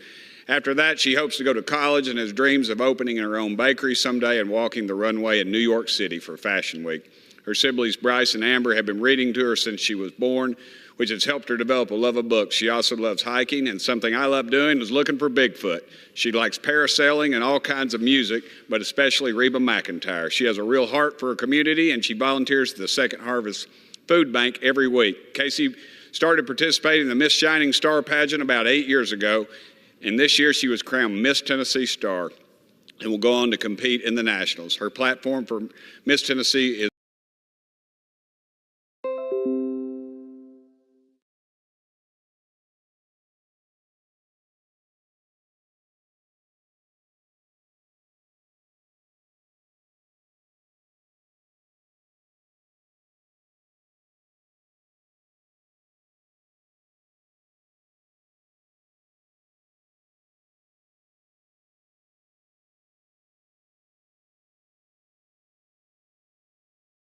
American manufacturing and protect our national security. American workers and businesses can outcompete anyone on a level playing field, but China has undermined that level playing field for decades. The increased tariffs on electric vehicles, EV batteries, steel, aluminum, semiconductors, critical minerals, and other fundamental inputs will support American manufacturing and ensure the next generation of good-paying jobs are created right here in the United States of America with good union jobs. These measures will also help secure supply chains essential to our national security. President Biden's tariff increases will build domestic capacity and insulate critical industries from undue Chinese Communist Party influence. Thank you, President Biden, and I yield back, Mr. Speaker. For what purpose does the gentleman from South Carolina seek recognition? Mr. Speaker, I ask unanimous consent to address the House for 1 minute, revise and extend my remarks. Without objection, the gentleman from South Carolina is recognized for 1 minute. Thank you, Mr. Speaker. Yesterday, the Labor Department released its monthly report showing that the consumer prices have increased again, this time by 3.4%. Under Biden, families continue to pay nearly $12,000 more for everyday goods and services while jobs are being destroyed. Corrupt Judge Merchan continues ensuring the re-election of President Donald Trump with his bias, incompetence, and unprofessionalism. Corrupt Judge Merchan created this week a global stage for Republican superstars to defend Donald Trump with Speaker Mike Johnson, Congresswoman Nicole Malliotakis, Congressman Byron Donalds, and Vivek Ramaswamy. In appreciation, I will invite Corrupt Judge Merchan, in appreciation of his re-electing Donald Trump, to be my guest at the Trump inauguration. In conclusion, God bless our troops who successfully protected America for 20 years as the global war on terrorism continues, moving from the Afghanistan safe haven to America. We don't need new border laws. We need to enforce existing laws. Biden shamefully opens the borders for dictators as more 9/11 attacks across America are imminent, as repeatedly warned by the FBI. For what purpose does the gentlewoman from California seek recognition? Mr. Speaker, I ask unanimous consent to address the House for 1 minute and to revise and extend my remarks. Without objection, the gentlewoman is recognized for 1 minute. Each year, millions of Americans pay third-party software companies to file their taxes. Having to pay hundreds of dollars in fees just to pay your taxes makes no sense. I championed a program called Direct File to change that was included in the Inflation Reduction Act. As a result, thousands of Americans filed their taxes directly with the government this year for free. Despite big tax prep spending millions lobbying against Direct File, 140,000 Americans, including 33,000 Californians, used the pilot program this year. People want this program. Even better, 9 out of 10 people who used Direct File had a positive experience and said it made them more confident in the IRS. Let's take the win here, Congress. We don't have that many, to be honest. Let's make the Direct File program permanent and available nationwide. I yield back.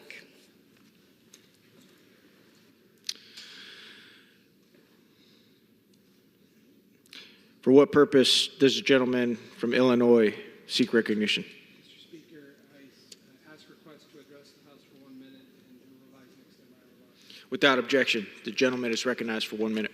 Mr. Speaker, I rise in recognition of National Police Week, a week we set aside to thank more than 800,000 police officers who put on the badge and risked their lives to protect our communities.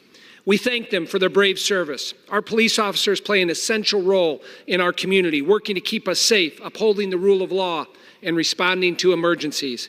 Illinois is home to many upstanding, honorable, courageous, and self-sacrificing police officers, including Peoria Police Chief Eric Echeverria and the Village of Durand Police Chief Michael Riemann that are on this poster here. Mr. Speaker, we also take the time to mourn the loss of our fallen officers whose lives were lost in the line of duty. On average, one law enforcement officer is killed in the line of duty somewhere in the United States every 61 hours. We must never forget their sacrifice. Lastly, I want to thank the Law Enforcement Support Network, their families, parents, wives, husbands, and children for the sacrifices they make when their loved ones serve as police officers. At a time when our law enforcement is constantly under attack, Congress must continue to stand with the police and back the blue. I yield back. For what purpose does the gentleman from North Carolina seek recognition? Without objection, the gentleman is recognized for 1 minute. Mr. Speaker, I rise to commemorate the 15th anniversary of the Tamil genocide in Sri Lanka. We must stand with the Elam Tamil community. Their struggle for justice and accountability continues, with survivors and their families enduring ongoing oppression and seeking recognition for their suffering from the Sri Lankan government.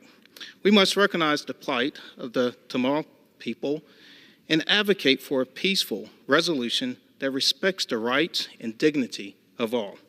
The Tamil community's resilience in the face of adversity is a testament of their unwavering spirit for justice and self-determination. It was a pleasure to meet with so many who traveled to our nation's capital from across the United States and 5 countries to ensure that such atrocities never happen again. Thank you, Mr. Speaker. For what purpose does the gentleman from Florida seek recognition? Mr. Speaker, I seek unanimous consent to address the House for 1 minute and to revise and extend my remarks. Without objection, the gentleman is recognized for 1 minute. Thank you very much, Mr. Speaker. Mr. Speaker, as the song goes, if there's something strange in your neighborhood, who are you going to call? If there's something weird and it don't look good, who are you going to call? Mr. Speaker, don't call Ghostbusters, call the police. Mr. Speaker, I rise during National Police Week to salute the brave patriots who keep America safe. I want to share my appreciation to members of our law enforcement community, our officers, deputies, and troopers, especially the families of those law enforcement officers who have lost their lives for the protection of us and the safety and the protection of others. It takes courage to wear a badge. It takes even more courage to respond to an emergency, to step into harm's way, to face dangerous uncertainty. But for our police, it's just part of the job. Unfortunately, our law enforcement community doesn't get the recognition and the respect that they deserve. So on behalf of a grateful nation, I want to say 2 words to our incredibly brave patriots who don't hear it enough. Thank you. Thank you for protecting our families and communities. Thank you for your service. As representative for Florida's 4th Congressional District, I want our law enforcement officers to know we salute you and we will always back the blue. Mr. Speaker, I yield back. For what purpose does the gentleman from Alabama seek recognition? Mr. Speaker, I ask unanimous consent to address the House for 1 minute to revise and extend my remarks. Without objection, the gentleman from Alabama is recognized for 1 minute. Mr. Speaker, I rise today during National Police Week to recognize the historic acts of Deputy Ballou and the members of the Fort Morgan Fire Department. On April 19th, Corporal Ballou and Corporal Boris and Deputy Ballou and other members of the Fort Morgan Fire Department rescued 3 distressed swimmers off the coast. The fire department began with the operations with special equipment. Once Deputy Ballou arrived, he removed his duty belt, his body armor, and put on his swim vest, jumped in the water, and saved the swimmers. That day, 3 people in the water were saved while swimming. That day, 3 people were saved from drowning. I cannot be prouder to represent District 1, which is filled with brave, dedicated law enforcement officers like Deputy Ballou. With many voices screaming to defund the police, we must emphasize how vital our officers are to us. Every day, these men and women tirelessly serve the American people, and I cannot thank them enough. I will always back the blue. Thank you, Mr. Speaker, and I yield back. The chair lays before the House the following personal request. Leave of absence requested for Mr. Danny K. Davis of Illinois for today. Without objection, the request is granted.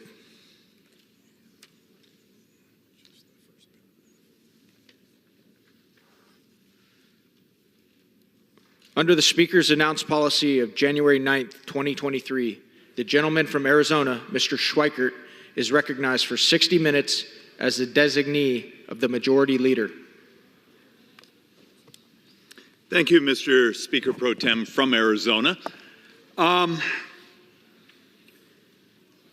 going to try to walk us through a couple simple concepts that require really complex math, so wish me luck here. Last week and the week before that, I came here and tried to walk through a concept of how fragile we are because of our borrowing, the amount of insatiable borrowing we go through, and my sarcastic comment that happens to have the benefit of being almost true, that the bond market is the one that pretty much now will run this country. And I actually can prove part of my thesis. The last week, because we here made it a couple weeks without looking like a clown show, we got some decent inflation data.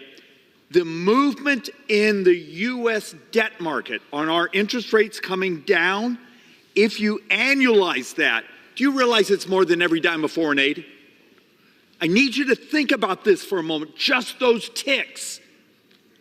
When a single basis point, remember 1% of interest is 1/100th of a point of interest. One tick is about $800 million a year. Whether this place likes it or not, when we tell the world we're not serious of leading the world, when we don't look serious that we're going to be the country that defends the reserve currency of the world, when we don't look like adults, we pay a price. And for many of the folks here, you get your 5 minutes of theater, and then we add hundreds of billions of dollars of additional interest. I'm going to show you charts here where we are approaching $1.2 trillion of interest this year. I'm going to try to walk through a concept that the spending, particularly what the Democrats did with the Inflation Reduction Act, where we're basically saying over the 10 years we're going to be pumping out a couple $1 trillion of subsidies to corporate America. Also the fact that because of our debt and these higher interest rates, we're also pumping out $1.2 trillion of interest payments out. So that much cash flow is going out into the marketplace. At the same time, the Federal Reserve is over here trying to pull liquidity out of the market to slow down inflation. For those of us that live in the Phoenix, Scottsdale area, you have the right to be cranky. Because the day Joe Biden became president, from that day till today, if you're not making a little over 26% more in your paycheck, you're poorer today. So, for all of us who are elected here, our area happens to be probably the second highest inflation in the continental United States right now. And you meet people, and they've done fairly well in life. I have one of the more prosperous districts in America. I have one of the very best educated districts in America. And we're out there knocking on doors, and you get people you can just, they want to share with you. They're stressed out of their mind. And part of it, they don't completely understand why they seem to be working harder, why their kids can't afford a place, why price of education for their kids is just crushing them, why they seem to instinctively understand their kids are going to live poorer than they did, and which is now fact. That isn't rhetorical. Every data point, if you're functionally under 40, 45 years old, you will be poorer than my generation, my parents' generation. And it's the debt that's done this. It's inflation. Once again, let's do a basic economic class. Inflation is too many dollars chasing too few goods and services. It's also a tax, because who's the biggest debtor in the world? It's the United States. Congratulations, we did it, yay. We're basically kicking off about $1 trillion every 100, 115 days of borrowing. And that interest helping kick off inflation. And inflation is that tax. The inflation we've had the last 3 years is the biggest tax in modern history. Because here's what happened. There's this massive amount of U.S. debt. We now are going to pay it back with inflated dollars. And your savings just became worth less. We basically, this country made a decision with the crazy spending that screw them, set off inflation. We're going to reach in and grab the value of your savings, and we're going to transfer it to the debt and make the debt, we're going to pay it back with inflated dollars. Whether you know it or not, the reason you are poor today is you got taxed. Thank you for your contribution to U.S. debt. Did you know you were even doing it? The other thing is also the fragility concept. And this is something I've talked to dozens and dozens of members here, and I get that blank stare because we don't often think this way. We're on different types of committees. I do Ways and Means and financial services and those. So maybe my whole world is trying to think about the math. Today, the world has the highest level of debt since the Napoleonic Wars. You may not remember your history, but after that, the world went into a massive depression for years. The amount of debt, and do you know which two countries are borrowing at extraordinary rates? United States and China. When Greece has a better credit rating than the United States, you can sell a 10-year bond in Greece cheaper than the United States. And you go and read what the credit ratings, I think the United States now is number 14 in credit worthiness. Number 14, and we're the reserve currency. Anyone care? Because the hallways here are just full of people showing up at my door begging for more spending or begging us to set up rules to make sure that competition and new technology can't disrupt their business models.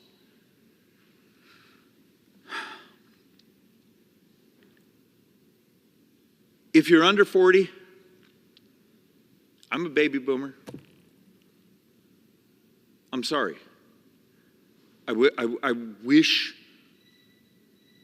we had thought about the math. I wish we had been more honest with ourselves. But there's ways to deal with this. There's ways to make it work. The other thing is we've been grinding through the Social Security Medicare actuary report.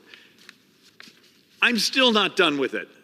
And my economists and the Joint Economic Committee, we're still not done with this because we're also busy writing the response to the President Biden's economic report. But I'm going to walk through a few things here where we can't figure out why the actuaries would use the numbers they did, because they're completely different than even OMB's and CBO's numbers. There's other things going on. So let's actually start to walk through, and some of these boards you will have seen before. A lot of them you will never have seen, and I'm trying to build a theme. The theme basically is this. This place needs to get serious and acting like adults and understanding. It's not our feelings anymore. It's not our theater for the troll that's going to bang on us. If you're also the Russian troll that's going to be in my comments when this goes on YouTube, screw you. Because the fact of the matter is,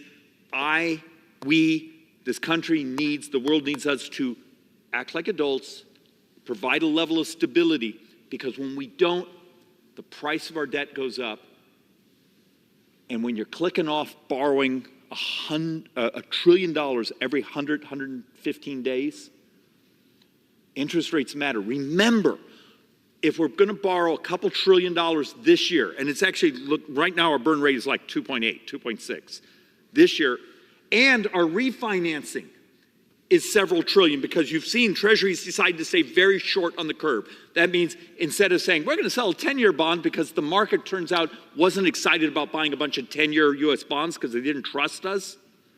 So we're doing, here's a 1-year bond or paper, 1-year note, 2-year note. Remember, there's notes, there's bonds, and it's the definition on the duration. We've made ourselves very fragile to the world, to the bond market.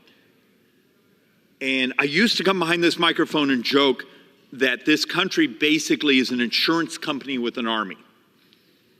Now it's a really in-debt insurance company with an army. So let's walk through some of our realities. Yay!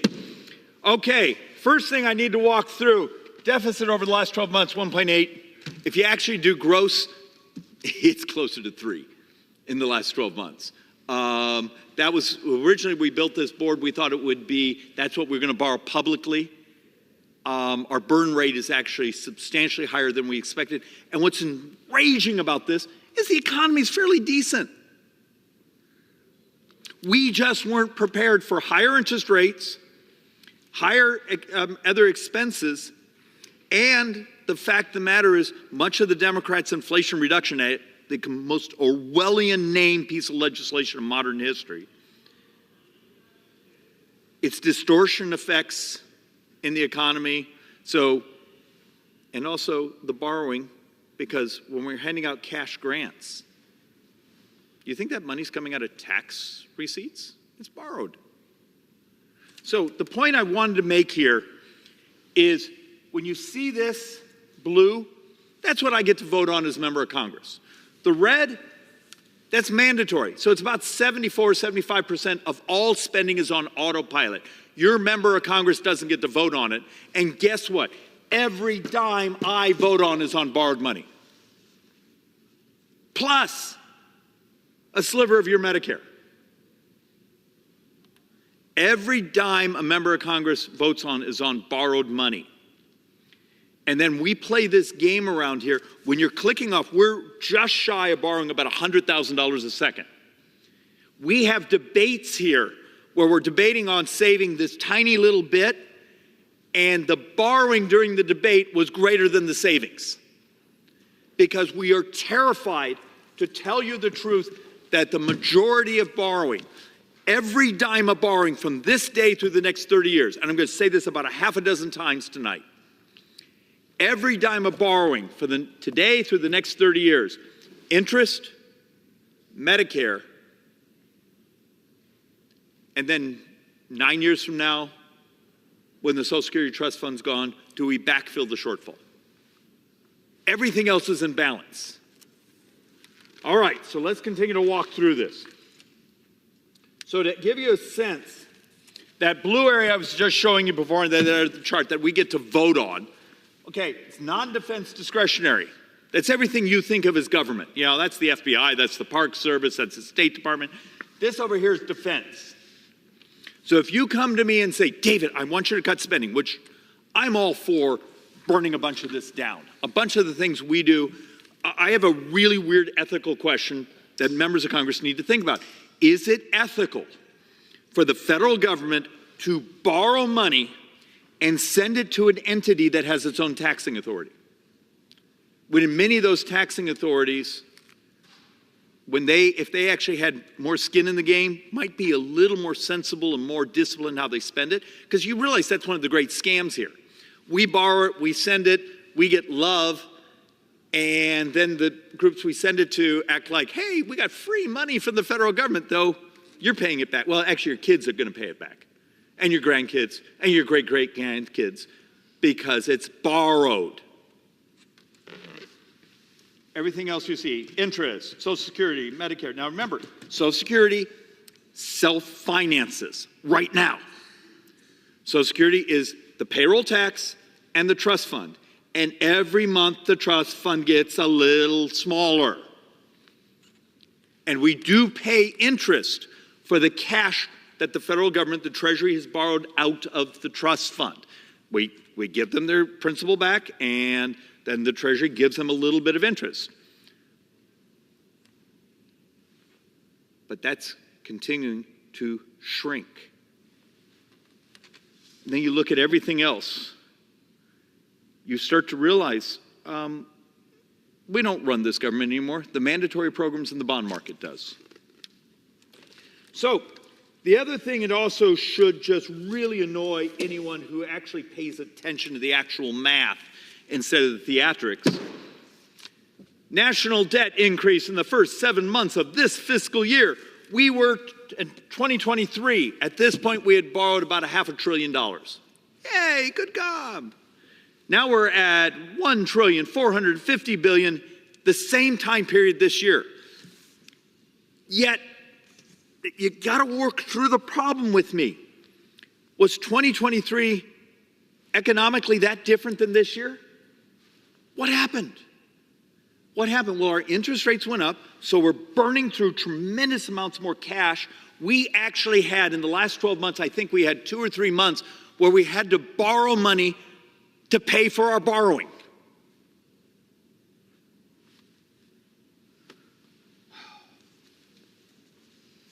And forgive me, I've had a stunning amount of coffee today, and I haven't slept well, and I'm just cranky. And look, this chart is actually worse now. It's just the only one I have. And some of these numbers I have trouble believing, and we go back and double check ourselves, and we go back and double check ourselves because the numbers read differently than the CBO report from 4 months ago or 5 months ago or the OMB report from 6 months ago. Because the economy is supposed to be fairly decent. How can we be bleeding like this? So think about this. CBO and those were saying, hey, we're going to be borrowing about 4.5%, 4.7% of the economy is going to be in borrowed money. But so far this fiscal year, our borrowing is closer to 9% of the entire economy. And why that's important? why also looking at this chart was saying, here's our tax receipts. And we'll get the Democrats, and we need to talk about this, keep saying, well, if we would just tax rich people more. And have come here multiple times and shown the analysis of higher taxes on those with $400,000 up. So we take the left's and this president's proposal, and we say, let's tax maximize everything. Let's tax maximize their income taxes, their state taxes, their capital gains tax, everything. And then you look at the data and you get about 1.5% of GDP. Okay, so we've used the Democrats' plan. We're going to tax our way to prosperity. You get about 1.5 of GDP. Great. For those of you, remember I showed you the chart of non-defense discretionary? You take 1% of that out of GDP, it's like 40% of all non-defense discretionary you just wiped out. So now you got yourself 2.5% of GDP that we either taxed or we cut. Great job, guys. You're seeing a chart here where we're starting to talk about over the coming decade, we're going to be at 31% of the economy is borrowed. But hey, guys, everything we talk about, we're going to get 1% of cuts and 1.5 of taxes. We're borrowing close to 9% of GDP right now. The CBO baseline was like 5. Anyone here do math?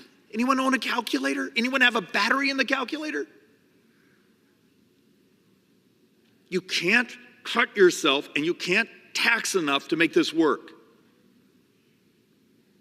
Yet we are so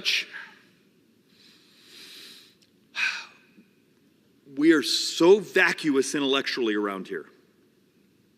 The ability to say, we are going to embrace the things that disrupt our cost drivers. We are going to actually adopt technology. We're going to adopt AI to change the cost of government.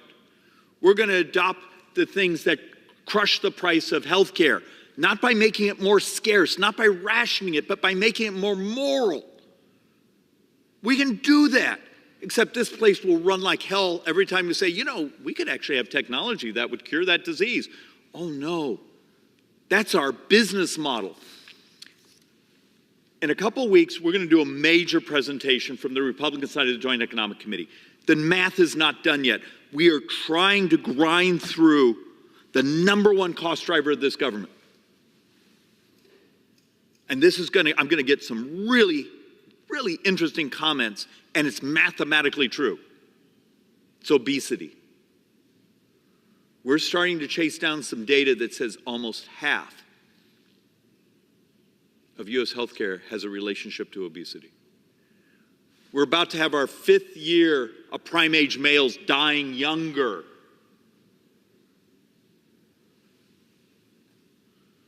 It's immoral.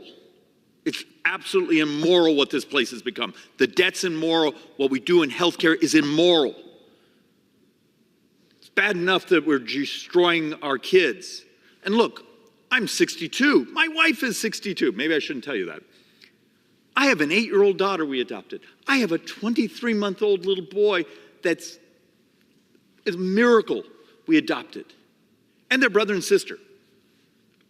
Do they have the right to have the same life or even be more prosperous? Because the American sort of societal contract was the next generation will be more prosperous. And right now that's mathematically impossible. There's a way I can make it work. The way you can make it work, the way this place could make it work. And we're so busy knifing each other over petty crap because we're idiots. We're children here. Because doing hard things is hard. My father used to have a saying, if it's a complex problem, there's a simple solution. That's absolutely wrong. Complexity requires complexity. And the reason for this portion of this tirade is next year, about $380 billion a year in tax hikes. You, as an individual, your LLC, your subchapter S, your pass-through business, congratulations, your taxes are already going up next year. It's the law as it is already.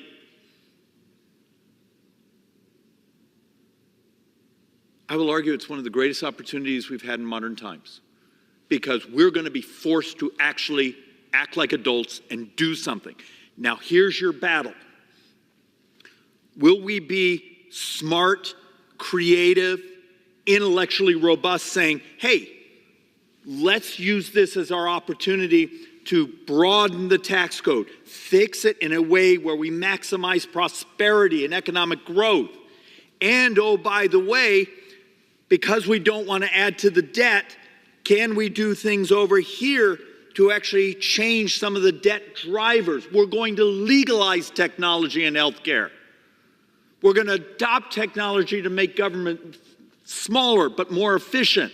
We're going to crowdsource our data in a way where it's current, accurate, more moral. We have bills on all of this. This isn't just rhetoric. We've done bills on this stuff for years, and they've gotten much better. Will the vision, for particularly those with the responsibility to be on the Ways and Means Committee, will we actually step up and say, is it going to be binary? Hey, we're going to raise these people's taxes, lower these, so it balances out. Hey, screw everyone. Yay, we did something. Are we going to use the stressor that's coming with the expiration of those portions of the 2017 tax reform, use that to actually grow the society? But you got to ask yourself first, because many of my Democrat colleagues, I don't know if they agree with me that prosperity is moral. Having a society where every day you have the chance to live a little bit better, is that moral? Having a society where we're not poisoning ourselves with what we eat, is that moral? A healthcare system that's better, faster, cheaper, is that moral? Because all those things are in front of us. Because the chart after chart after chart basically says when we've had very high marginal tax rates, we get about 17, 18% of GDP. When we've had very low marginal tax rates, we get about 17, 18% of GDP. When we've done lots of extra corporate taxes, we get 17 to 18% of GDP. The fact of the matter is there's lots of brilliant economic papers and people have written their PhD theses on this. You know, you all have access to the internet, maybe go read. You're going to get about 17, 18% of GDP. And a bunch of the Democrat policies are, well, let's raise these taxes, we'll get 24% of GDP. Really? Tell me a time in U.S. history on a sustained basis that has happened. It just hasn't. You know, unless the Democrats' plan is to do a value-added tax, a VAT tax, which will crush the working middle class, you ain't getting that number. You gotta stop making crap up. But yet, we know our spending because it's demographics. Remember our point before, interest, Medicare, backfilling Social Security. We got old as a society. And I'm going to show you a couple charts here that are really rough. And they're absolutely factual.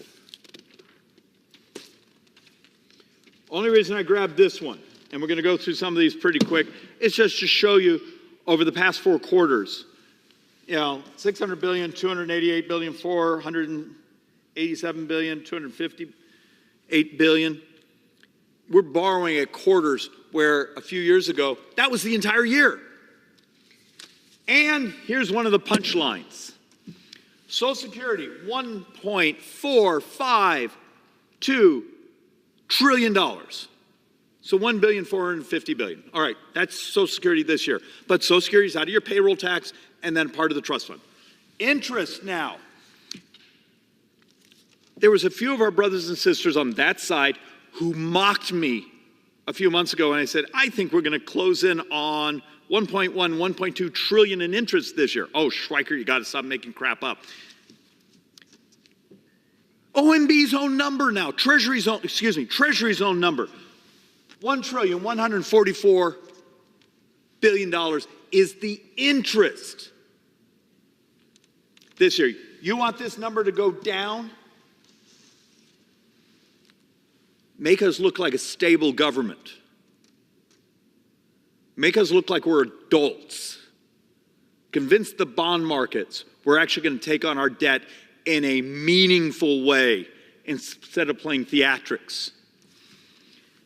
This is interesting right now. Now, there's actually a little bit of squish here, so you got to understand. So our most recent Treasury update, defense now is number 3, Medicare is number 4. We actually think that's going to flip again because last month it was flipped and reversed, but they're almost identical right now. But the punchline here is interest now is the second biggest expense in this government. And at our current borrowing rate, and if interest rates stay where they're at or go up just a little bit, in a couple of years, interest will be the number 1 spend in this government. Congratulations. And look,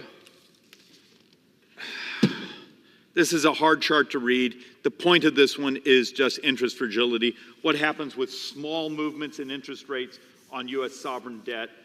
The basic point is where we are interest rate-wise right now in 2033. So we're right now working on the 2025 fiscal year budget. So, 7, 8 budget years from now, our model at today's interest rates, we're at 3.7 trillion baseline borrowing. It's already, that's already our model. That's without a recession, that's without a war, that's without a pandemic, that's just where we're at. And I was going to bring here, but I have some other articles talking about how fragile we've made ourselves. God forbid this year, next year, we go into a true recession. You have any idea how fragile we've made this government, this country, with our ravenous borrowing? What would happen if tax receipts started to roll over a bit on us because we went into recession? Remember, tax receipts are up about 7%. Medicare spending's up around 10% this fiscal year. If that rolled over and wasn't 7%, was closer to 4, 5, you want to talk about a bloodbath. Okay. Raising interest rates could push the national debt towards 300% of GDP within 30 years. How many of you think the bond markets are going to let us get anywhere near 300% of GDP with our savings rates? If you're Japan, maybe you can do it. You have remarkably high savings rates. They can almost finance their own debt. Actually, they do finance their own debt. You think the rest of the world is going to keep loaning us money, respecting the sovereignty of the reserve currency, that is the dollar? Why are we destroying ourselves? Why are we destroying your retirement? Why are we destroying your kids, my young kids? But yet the hallways, once again, are full of people wanting more money. So now let's actually talk through a couple things that are even more uncomfortable than talking about the debt. You all saw a week ago Friday the update on U.S. fertility rates. Yes, going to have an idiot congressman talk about how many children we're having in society because it's important. We sit there in our office, and I'm blessed to have some freaky smart staff, people much smarter than I ever could dream to be, a bunch of economists, and we're trying to figure out, saying, okay, over the next decade, 2 decades, how do we pay Social Security? How do we pay Medicare? How do we do these things? And the Democrats, we'll just raise more taxes. But then you show them the studies that math doesn't work. Well, we're just going to lie to our voters and survive the next election. Great job, guys. Well, we have a little problem. A week ago Friday, you saw the updated report on the 2023 fertility rates. I was wrong in my number. It's worse. It is worse than the speeches I came here and gave. We're down to 1.62, meaning we are way below replacement rates now. The United States is dying.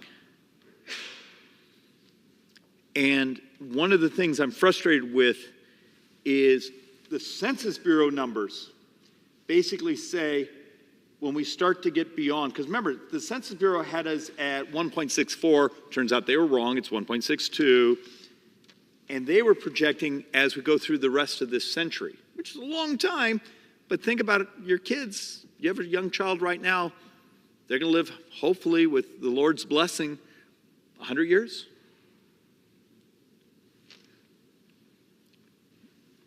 We start to collapse population-wise. And we're going to walk you through a couple of why these are such a big deal. Deaths are projected to exceed births. This chart said 2040. It's a little sooner. If you take last week's fertility number, in about 15 years, the United States will have more deaths than births.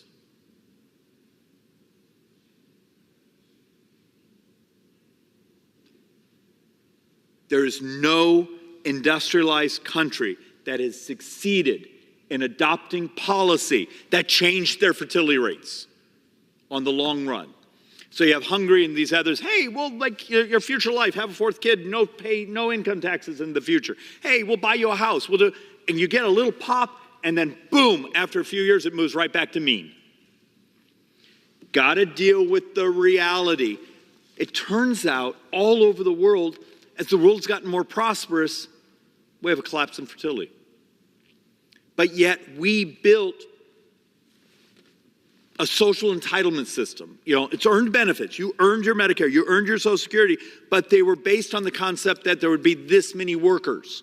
Because the reality, today's FICA taxpayer, payroll taxpayer, their paycheck went into your Social Security check today, or your Medicare.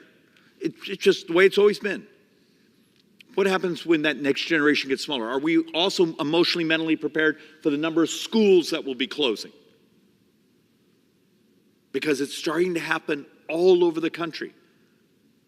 Because U.S. fertility started to roll over in 1990. It's just now accelerated. We had a tiny little blip, during the pandemic, and now it's gone back, and the trend line continues to get uglier and uglier. But it's reality. Think about it. You live in a country where in 15 years, we'll have more deaths than births. Are we prepared for that? And are you ready? Are we ready? Is this body intellectually ready for saying, okay, you can adopt policies that are child-friendly, this and that, but there's no other country that's come up with an example where it actually raised the number of children. Are we ready to adopt policy to embrace technology? And this is where it gets really uncomfortable. How many robots are you ready to embrace? How much AI are you ready to embrace? When you call the IRS, instead of having a person, are you ready to be talking to ChatGPT? Probably in that case, you might prefer the chat. We are going to have to adopt the embracement, or whatever the word would be, of technology in ways to keep the economy growing without more people. And this is happening all over the industrialized world. How many times behind these microphones have you heard any member of Congress come and say, hey, I actually care about prosperity, I care about the next generation, I care about economic growth, I care about the future. We're going to adopt things where we're going to embrace technology so we can keep having prosperity. Huh?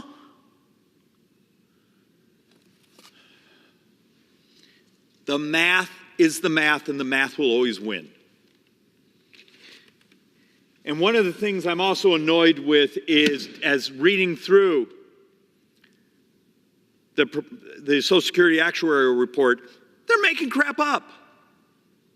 They have fertility numbers in here. They have us growing. CBO actually has numbers growing. And yet we talk to the Census Bureau, and the Census Bureau is down here. Could our government agencies actually, who we spend a fortune with all these actuaries, maybe have a cocktail party? Preferably no alcohol. Make it a coffee. We'll do a coffee. Because that's what he needs, is a bunch of well-caffeinated actuaries in the same room, from Social Security, from maybe OMB, CBO, a couple of these others, the Census Bureau, in the same room. Can you give us a number? Because you're making it miserable around here trying to actually say, here's what our future looks like. Because so far, they keep being wrong. It's a little geeky, but that's important, and that was my mocking them for the number of times I send them memos saying, can you explain your number and why it's so different than each other? Look, the other point, and I got some questions on this from last week, so I just brought the board back. You had the president stand right there and he basically said, we're going to do this for Medicare. We're going to raise this tax and this and that. Okay. The red portion here is when you pay your payroll tax. That's the portion that goes to the Medicare Trust Fund. The rest you functionally pay for. This comes out of the general fund, which we're borrowing part of it. Over here, that's actually your premiums. And a little bit of this is some other transfers. And then we also have a little slice here, which is for dual eligibles, those who are seniors but may be in Medicare, Medicaid. So we also get a little sliver from the state. But once again, the majority of spending in Medicare is not the trust fund.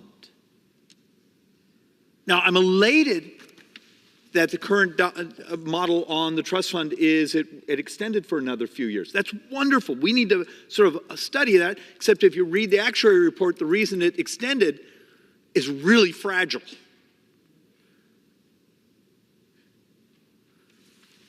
This dark blue there, that and interest are the primary drivers of U.S. debt. Tell the truth. Maybe get you unelected. But how do you make public policy in a world where you're not allowed to tell the truth? Oh, that's what members of Congress do.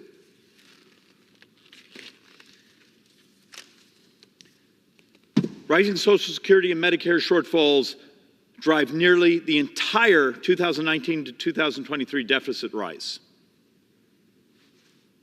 It's the facts. That's CBO's own quote. And here's the board that I promise will be in the attack ad going at me the next election, except it's CBO's own numbers, except it's 2 years out of date. There's a number right here. It basically says Social Security and Medicare, $116 trillion deficit. The rest of the budget, $3 trillion, is functionally in balance. Except the problem is, for anyone right now you care enough, go grab your phone, go use a search engine, look up CBO's report from 6 weeks ago. 30-year number is not $116 trillion. It's $143 trillion is now our model. That's what higher interest rates did. $143 trillion. 100% of that borrowing. Medicare and the interest financing on that. Backfilling of Social Security and the interest financing on that. We can revolutionize this if we finally be willing to legalize technology. The morality of moving and pushing cures. Why does this place seem to like to finance people's misery instead of working with the FDA, working with biopharma, working with the people out there that are disrupting disease and misery? We seem to have a place around here that wants to build diabetic clinics instead of cure diabetes. What's wrong with the morality of this place?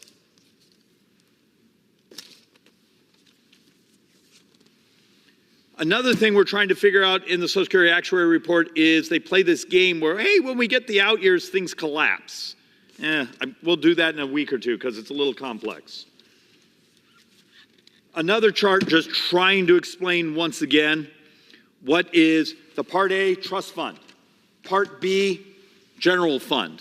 This here, Part D, also is a combination of also some of the fees you pay. That's your Medicare.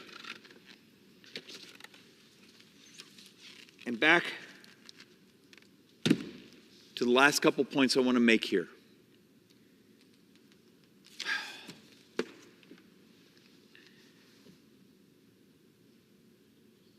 When I just told you we're about to have our 5th year prime age males dying younger. Is it moral to stand here and say, remember, this chart functionally ends at 2020. It's actually gotten uglier. The U.S. is an outlier in disease and disability trends. We're sicker than the rest of the industrialized world. Is it we're not spending enough on health care? Well, that's absurd. Because let's be honest, we engage in agricultural policy, nutrition support policy where you can take your EBT card and go buy onion rings. Is that moral? Why isn't there a fixation in this place when we have states where over half the population statistically is obese? They're dying on us. We have a society that finances crap in our diets. Why would we do this to each other? Is that Republican or Democrat? I'm just trying to make the arguments immoral. And it turns out if you took it on, it's the single biggest thing you could do for U.S. debt, is take on the very things that are killing us.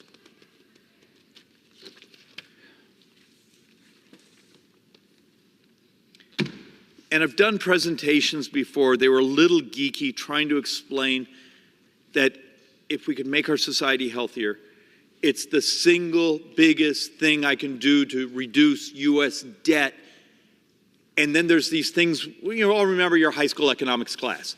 First degree effects, second degree effects, third degree effects, knockoff effects. You remember all the weird language? You want more of our brothers and sisters to be able to marry and family formation and participate in society and be able to participate in the economy. Help us make our society healthier.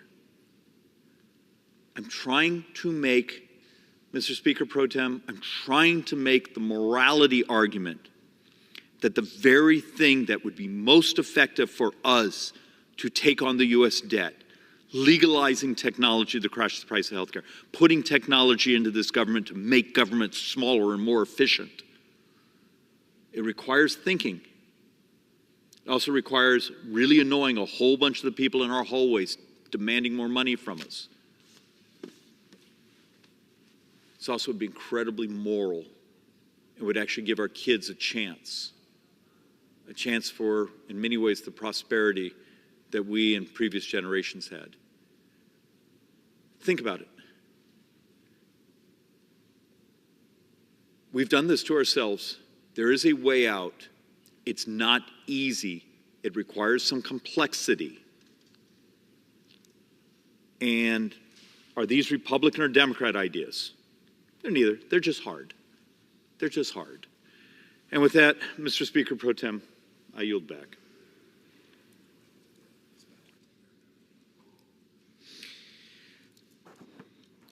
Under the Speaker's announced policy of January 9th, 2023, the gentlewoman from Vermont, Ms. Ballant, is recognized for 60 minutes as a designee of the Minority Leader.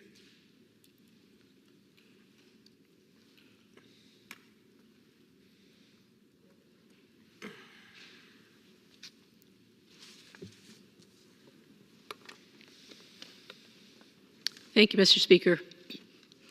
Tonight, my colleagues and I are here on the floor of the U.S. Congress to talk about the mental health crisis we're seeing across the country in each of our congressional districts.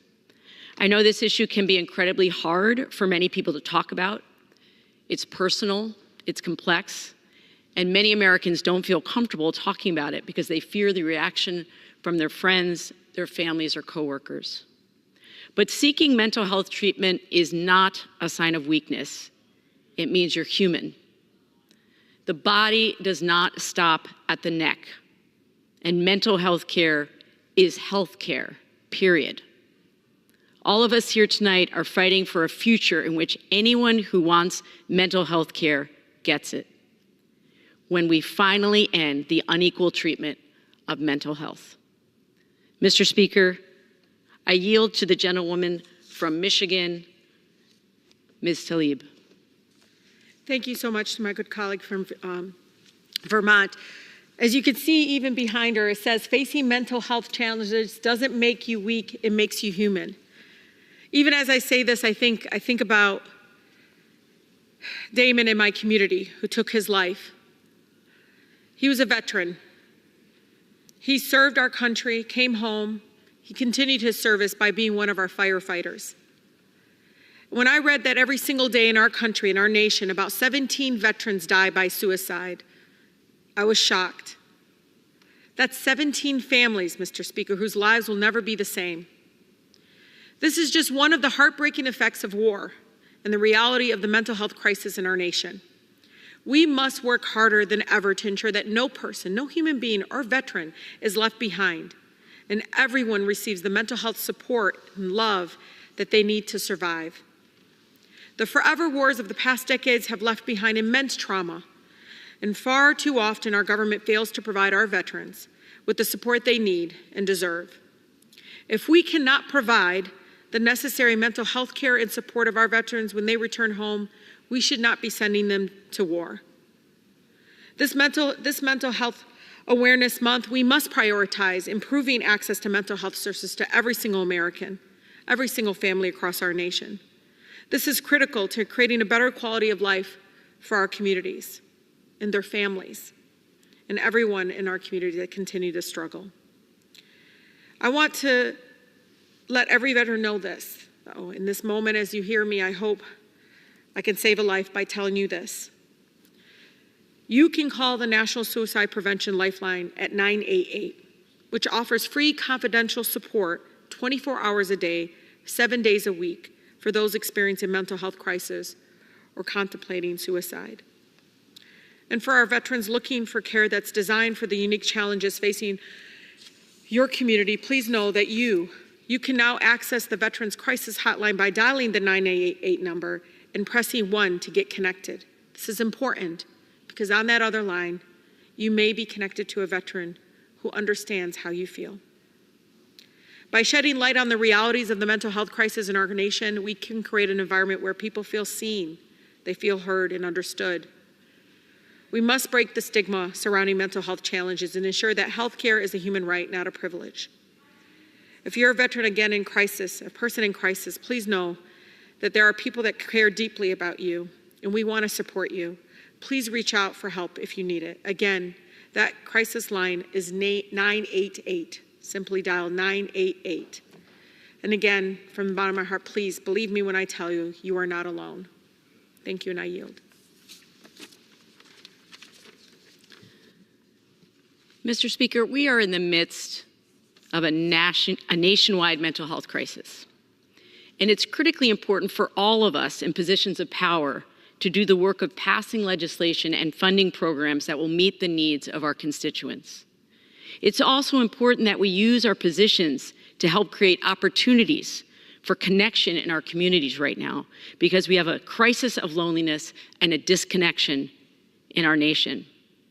It has become such an urgent issue that our U.S. Surgeon General, Vivek Murthy, has unveiled a new framework and strategy to address this national crisis of loneliness.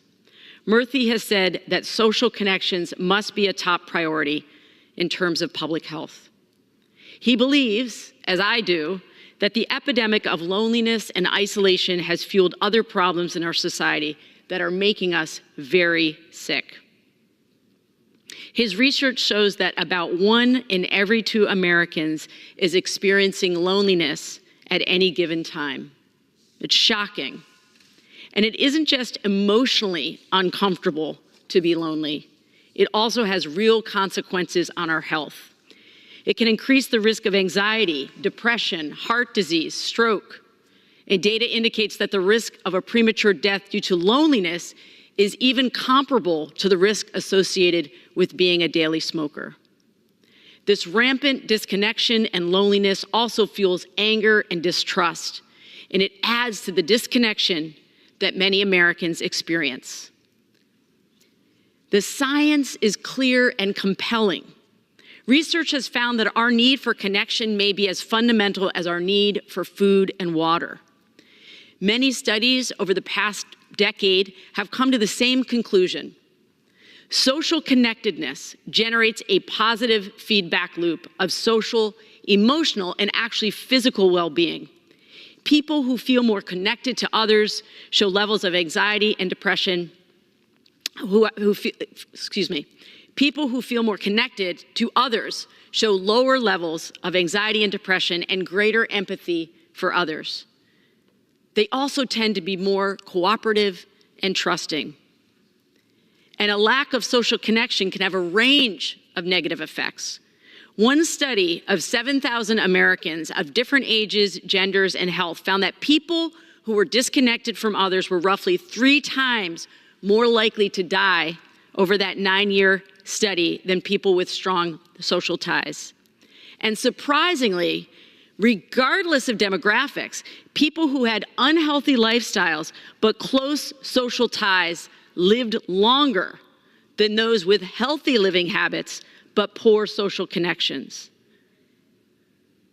Not only are relationships fundamental to our health and happiness, but research shows that they may even shape how our brains work to make decisions.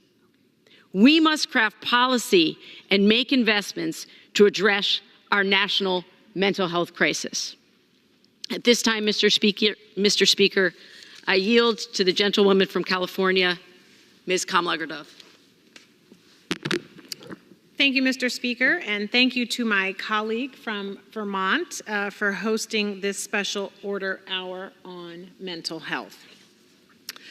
So long before I came to Congress, when I served on the board of the Los Angeles Community College, we would hold monthly board meetings throughout the district, and it's the largest community college district in the country.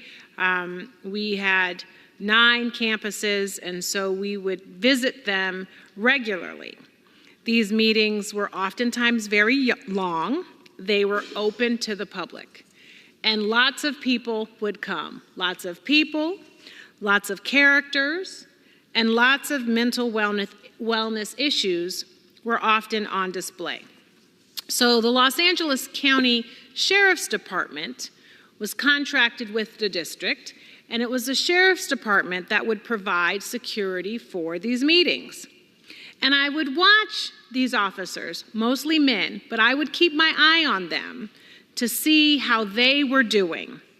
And I would watch them take into account the changing surroundings based on the meeting and the topics, and adapt to the circumstances of the evening. And on occasion, these men, these good men, would have to manage a mental health episode by an attendee of the meetings. A mental health episode that verged on the unsafe. And I have to tell you, these sheriffs were not trained for that. To become a sheriff to do that kind of work.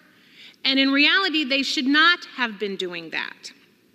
And yet, we dump more and more social, economic, mental, and physical health care issues on their plate.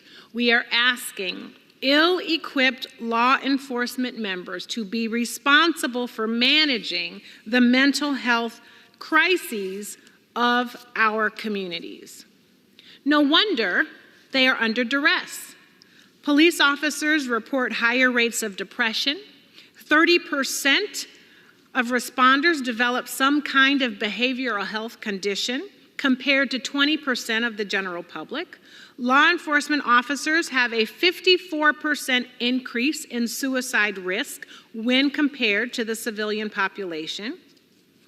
And correctional officers in our prisons have suicide rates much higher than other law enforcement agencies or even the military. And yet Republicans want to crack down on mental unwellness in every instance except in cases regarding fentanyl. And I wonder why that's the case. But by bolstering the institutional policy status quo, you're not helping the mental health of our officers or those that they interact with.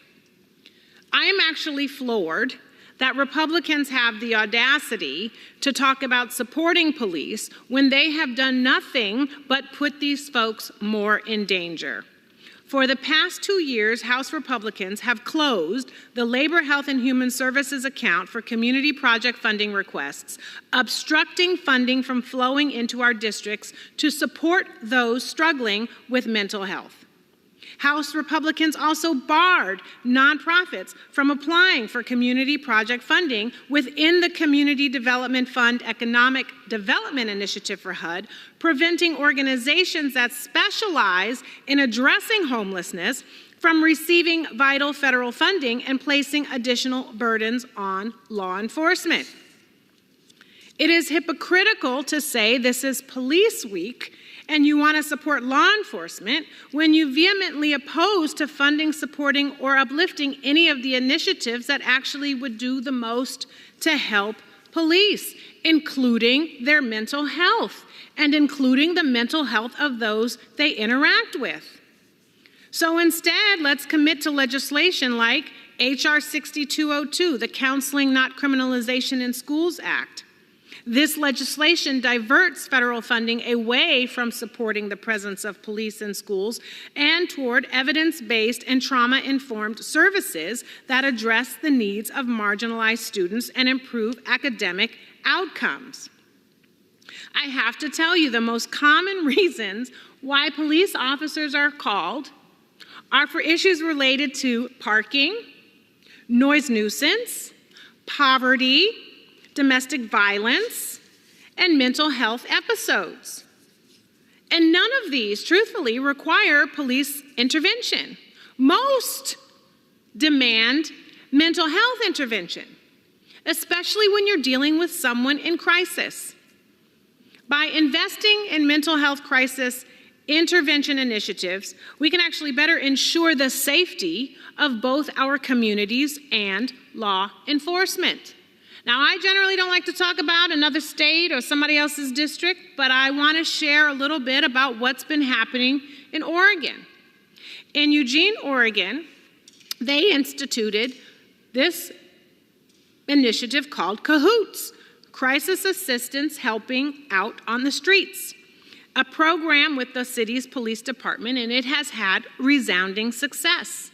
For nearly 30 years, the program has dispatched crisis response professionals to assist people who are intoxicated, mentally ill, and/or disoriented, to assist the responding officers, reducing police service calls by almost 9% every year. It's also cut down on workers' compensation issues and other liability claims. This program actually inspired me to introduce and pass into law the Crisis Act in the California State Legislature, which established a pilot grant program to support similar community organizations that provide stability, safety, and culturally informed and appropriate responses to mental health crises, to people experiencing homelessness, to challenges with domestic violence, and also to natural disasters. And law enforcement was supportive of this because they don't want to take mental health crisis calls. But I don't know if Republicans care about them or about this country's mental wellness, because they are certainly unwilling to support policy changes and crucial investments at the federal level that would address mental health crises and mental health episodes. So, in closing, I'm going to think back to my time in the California State Legislature, working with the California Department of Corrections and Rehabilitation, and listening to stories of correctional officers battling depression, battling alcoholism, feeling isolated, being abused by other correctional officers, and being afraid to talk about it.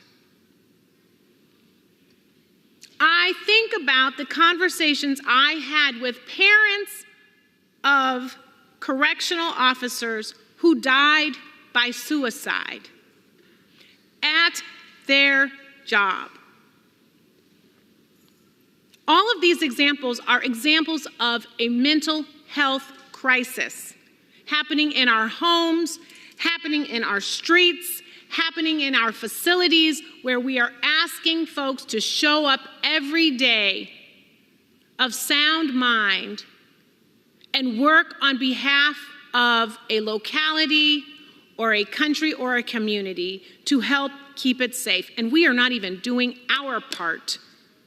Republicans are not even doing their part to help them be safe. I hope that Republicans are done playing hooky at a courthouse in New York today and will come back here and focus on this immediate, on this critical, on this important epidemic that has taken hold of the very people they claim to support. And with that, I yield back. Thank you. Mr. Speaker, at this time, I yield to the gentlewoman from Hawaii, Ms. Takuda. Thank you, Mr. Speaker. 9 months ago, the Lahaina fires took the lives of 101 people and destroyed hundreds of structures, including homes, classrooms, historic parks and features, and businesses. And while we've come a long way to repair the physical damage inflicted upon our community, the trauma and emotional pain from the fires continues to take root in the lives of our Maui ohana. First responders and disaster workers and volunteers are on the front lines and have been there from day one, delivering physical and emotional support to our people and families during this time of crisis. And while we know they often, and you've heard this from the previous speaker, while they often put the needs of others before themselves, the reality is they too need help dealing with the challenges and the dangers that come with the experiences and the things that they see every day on the job, the situations that they are faced with. You know, I'll digress a bit and tell you some stories of things that I saw in the first days, weeks, and even months after the fires. It was not uncommon for me to come across even some of the top brass and leadership of our emergency management or our fire department or our police department, and they would stop me. And you could see by the look in their eyes that it was very hard for them to continue. As they talked about the things they saw, as they talked about the experiences that they went through as victims and survivors themselves, and many of them asking me, how can I go on? What do I do now? I need help too. Statistically, sadly, we know that police officers and firefighters, first responders, find themselves in this very situation time and time again. We know that these first responders are more likely to die from suicide than in the line of duty, and that depression and PTSD are up to 5 times more common in first responders. Unfortunately, there are only a limited number of services and resources available specifically to address the mental health needs of our first responders. And too often, first responders are directed to services that fail to meet them where they are at and are inadequate to support their mental health and well-being, to truly understand the situation that they are dealing with every single day, reliving the trauma, reliving the moment that they've experienced, and yet on the surface, having to put up that happy face and continue to serve the public. This is unacceptable. That's why I introduced the Care for First Responders Act, which would make sure first responders and disaster workers and volunteers have immediate access to on-site specialized crisis counseling services and resources. Our bill would also establish a peer support program and a national hotline to provide 24/7 confidential, comprehensive crisis services to first responders and their loved ones. Every day, these brave individuals risk their lives to keep our communities safe. They are our superheroes, but they are still human. All of us need to be there for them. And we must do everything we can to provide all of our survivors and disaster responders with the mental health and support they need now. The reality is, we can clear away the debris. We can rebuild our schools, we can reopen our roads, we can see houses coming up. But healing from the pain and trauma, that's a lot more difficult, and that takes time. As we recognize Mental Health Awareness Month, I want to thank my colleague from Vermont for giving us this opportunity to call attention to the mental health crisis that is ravaging our people right now. I urge my colleagues that while we have made incredible progress to expand access to mental health and substance use disorder, there is still much, much more work to be done, and it must be done now. We must continue to fight to ensure everyone can get the care they need, when they need it, where they are at. We must pass critical life-saving measures like H.R. 6415, our Care for First Responders Act, a truly bipartisan measure with 44 co-sponsors from both sides of the aisle to support those who support and care and protect us every single day. We must prioritize and act with urgency to fund and pass progressive policy changes to support mental health in our community. And for the sake of all of the people that we loved, for every single person, even in this building, we must do it now. Thank you, Mr. Speaker, and I yield back. Thank you. Mr. Speaker, at this time, I yield to the gentleman from California, Mr. DeSanya. I want to thank my colleague, my wonderful colleague from Vermont, for yielding and for convening this important conversation. This discussion could not be more timely, Mr. Speaker. Rates of mental health conditions for Americans' children have been rising for years, and now they're rising exponentially. In 2019, 1 in 3 high school students reported persistent feelings of hopelessness and depression, representing a 40% increase over 10 years. Social media has had a profoundly negative impact on mental health, with adolescents who spend more than 3 hours per day on social media facing twice the risk of developing symptoms of depression and anxiety. The youth mental health epidemic in America has also caught the attention of our top public health authorities. Over the last several years, the Surgeon General has issued advisories about youth mental health and the harm caused by social media. Included in the advisories is guidance on how young people, their families, educators, health professionals, tech companies, and other stakeholders can address these challenges by encouraging healthy relationships, modeling good behavior, improving data privacy for children on social media, and more. The CDC has also been involved, including through research about COVID pandemic's negative impact on youth mental health, the isolation. The agency found that during the pandemic, youth experienced a very low rate of social connectedness, understandably, a sense of being cared for, supported, and belonging at school, and that lack of feeling connected to school was associated with nearly 20 percentage point increase in persistent feelings of hopelessness and depression amongst American young people. These statistics obviously are deeply troubling and a warning sign to us here in Congress and to America. We have a responsibility to the future of this country in Congress to support children and families who are struggling. I'm proud to have led legislation like the Early Childhood Mental Health Support Act, which would provide Head Start and early Head Start programs with funding to conduct behavioral health interventions for young American children. I'm proud to say that this bill passed the House last Congress in a bipartisan support in my broader Mental Health Matters Act. But we have to keep pressing on until this bill and other legislation to protect the mental health of young Americans get across the finish line, signed and implemented. We know that failure to address mental health disorders and adverse childhood experiences early on can lead to a lifetime of bigger issues and serious outcomes for the individual and for our country and the community. As we continue our work in Congress to address children's mental health, we must ensure that our efforts meet the critical needs of this moment. Thanks again for convening this, and thank you for leading the effort to raise the consciousness of this epidemic in America. Thank you. So, Mr. Speaker, we have heard from members from many different parts of the country, from Vermont to Michigan to California to Hawaii.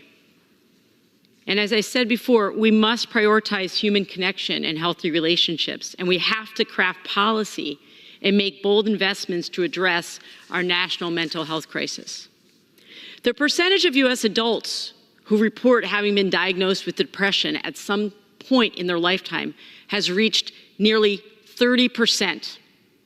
This is almost a 10% percentage point increase since 2015. And the percentage of Americans who currently have or are being treated for depression has also increased to almost 18%. These rates are the highest recorded by Gallup polling since it began measuring depression using the current form of data collection in 2015. It's impacting all of us, but I'm particularly concerned about the toll it's having on our kids and teens. 30 years ago, the greatest health threats to teenagers came from binge drinking, drunk driving, teen pregnancy, and smoking. These have all fallen sharply since then, but they have been surpassed by soaring rates of mental health disorders. In a little over a decade, the number of adolescents reporting depression has increased by 60%. Emergency room visits by adolescents are up as parents seek help for their teens who are struggling with anxiety and depression or self-harm. And suicide rates among adolescents are up sharply as well. The public health crisis has intensified since the pandemic, but it didn't cause it. We've seen a steady increase over the past 20 years. Young people now are getting less sleep, less exercise, and less in-person time with friends, all crucial for physical and mental health.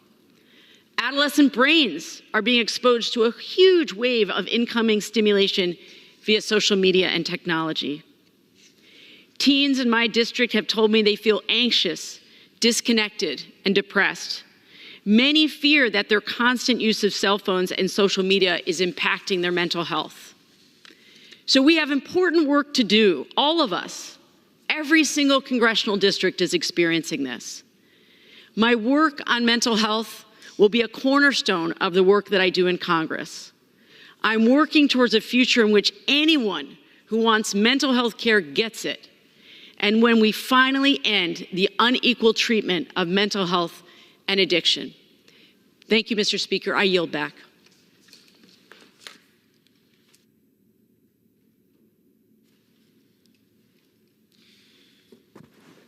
Under the Speaker's announced policy of January 9th, 2023, the Chair recognizes the gentleman from Alabama, Mr. Moore, for 30 minutes.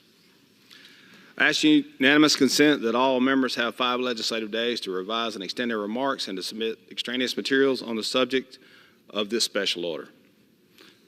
Without objection.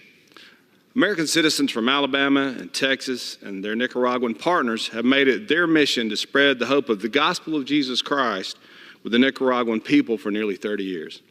Evangelists with Mountain Gateway Ministries have worked across the country leading on disaster recovery and feeding and clothing and planting churches with the support of the assistance of the Nicaraguan government.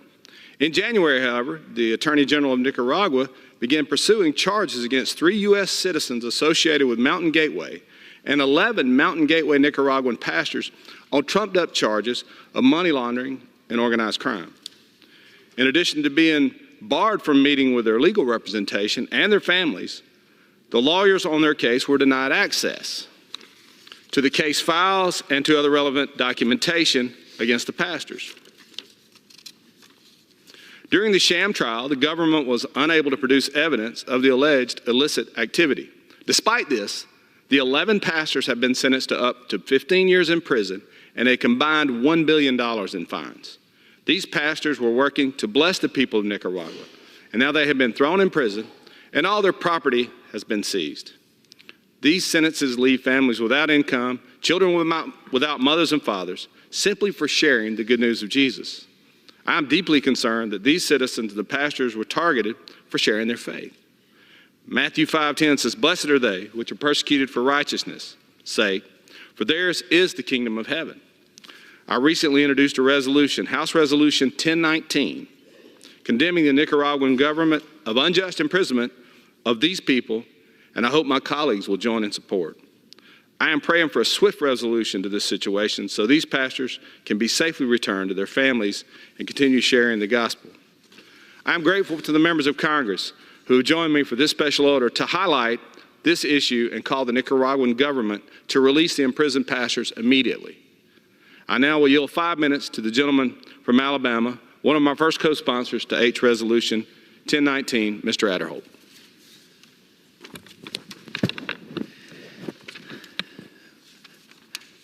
Mr. Speaker, I rise today on behalf of these Nicaraguan pastors, ministry leaders of Mountain Gateway who were unable to speak for themselves.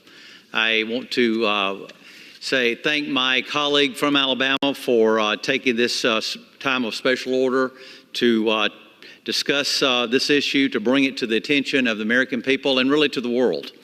And he has been a great champion on this, and there's many members of our delegation in Alabama and really across the country that are very concerned about what we have heard going on in Nicaragua and the situation down there.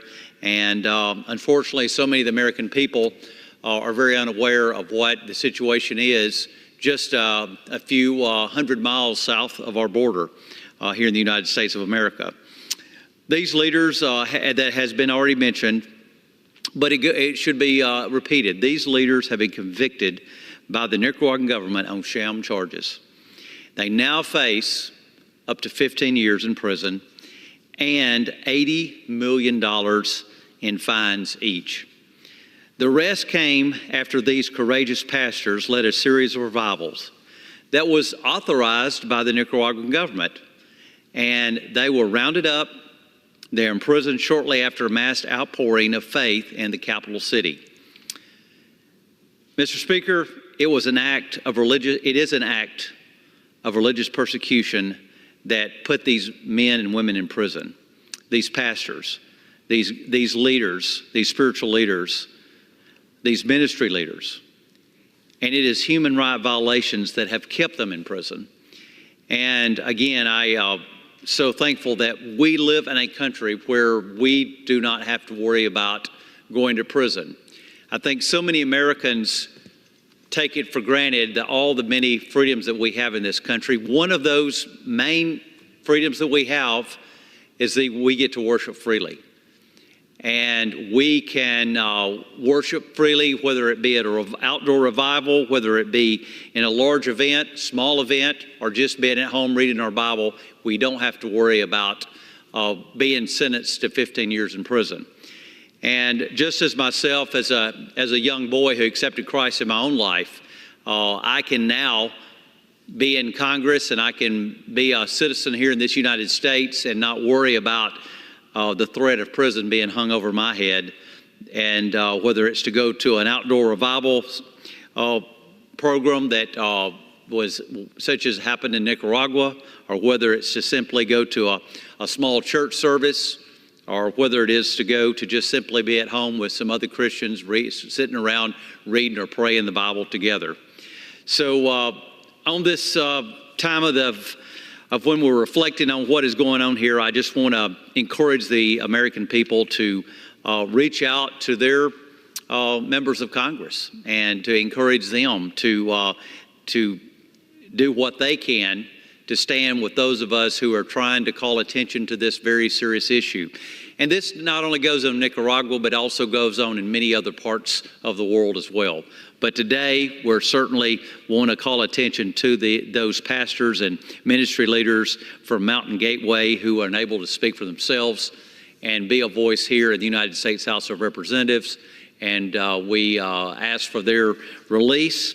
And I would call on the Nicaraguan government to take action to address these indisputable violations and to free these men and women so that they can be returned to their homes and with their families. And with that, I yield back.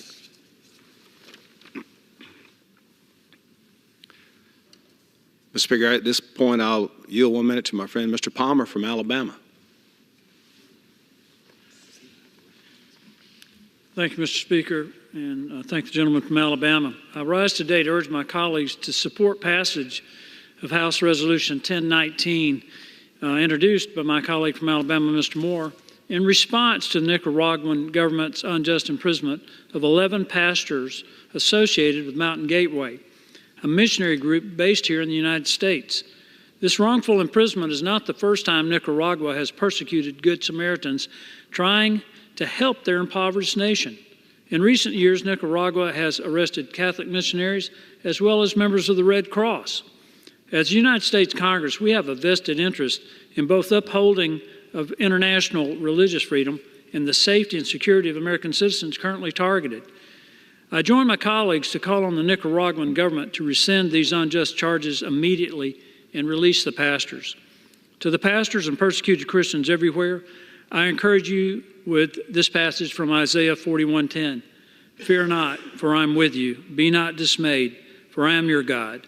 I will strengthen you. I will help you. I will uphold you with my righteous right hand. Thank you, Mr. Speaker, and I yield back. Thank you, Mr. Palmer. I appreciate that. And, you know, previously our colleagues across the aisle were talking about hope and mental health in America. And I think in Nicaragua, these ministries, certainly these missionaries, were impacting people's lives and bringing them hope. And so it's just a shame what's happened to them. And at this point, I'd like to yield 5 minutes to my friend from Wyoming, Ms. Hageman. Thank you, Mr. Speaker. And I thank my colleague for yielding time and for his leadership on this important issue. Since its founding in 2006, Mountain Gateway Ministries has been changing people's lives through the preaching of the gospel of Jesus Christ, the feeding and clothing of those in need, and the provision of water, food, equipment, and recovery assistance during and after natural disasters. These noble and selfless efforts have had far-reaching impacts on the lives of so many families and individuals, extending far beyond the borders of any individual nation. In 2013, Mountain Gateway Ministries began their important work in Nicaragua, spreading the Lord's word to hundreds of thousands of people. The ministry has started and supported multiple churches across the country, provided countless aid and helping hands through hurricane and other humanitarian relief projects, and has even gone as far as to run a fair trade coffee farm with the goal of providing a source of stable income for local residents in nearby rural communities. Over the course of 10 years, they have operated with the cooperation and approval of the Nicaraguan authorities. Unfortunately, this all changed after the ministry held a series of evangelistic services in 2023, which nearly 1 million people attended. Shortly after those services ended, the Nicaraguan government rapidly changed its position and began a relentless campaign of wrongful persecution. In December 2023, under the guise of false money laundering claims and with little to no notice, the Nicaraguan government canceled the ministry's legal status, arrested several Nicaraguan pastors and ministry partners, threatened the arrest of U.S. citizens involved with the ministry, seized the ministry's properties, and froze its bank accounts.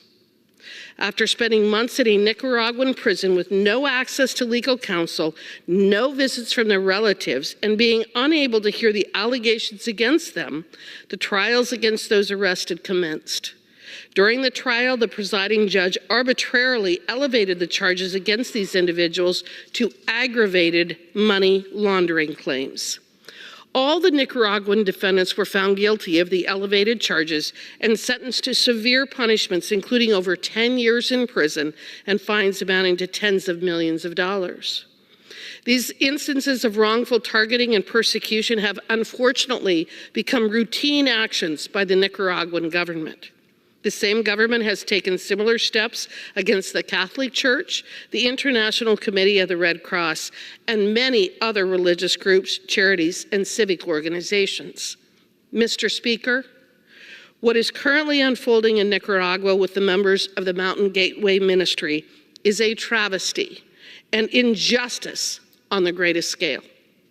From the time of their arrest to the handing down of their sentences, the treatment of these individuals and the ministry is in complete contradiction to the most fundamental freedoms and beliefs that we hold here in America, including the freedom of religion, presumption of innocence, and the guarantee of due process and equal treatment under the law. I commend Mountain Gateway founder John Britton Hancock and his family, who are constituents of mine in Wyoming, for bringing this to my attention and for their tireless efforts to advocate for the just treatment and release of these individuals. I urge President Biden, the State Department, and all of my colleagues to call on the Nicaraguan government to take prompt action to address these violations of religious freedom and abandonment of justice and due process.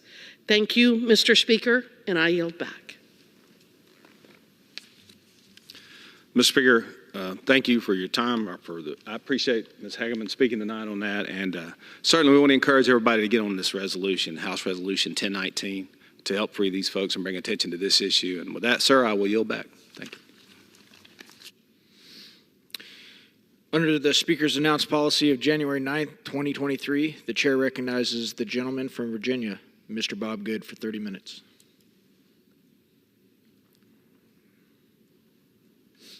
Yes, sir. Just for the first.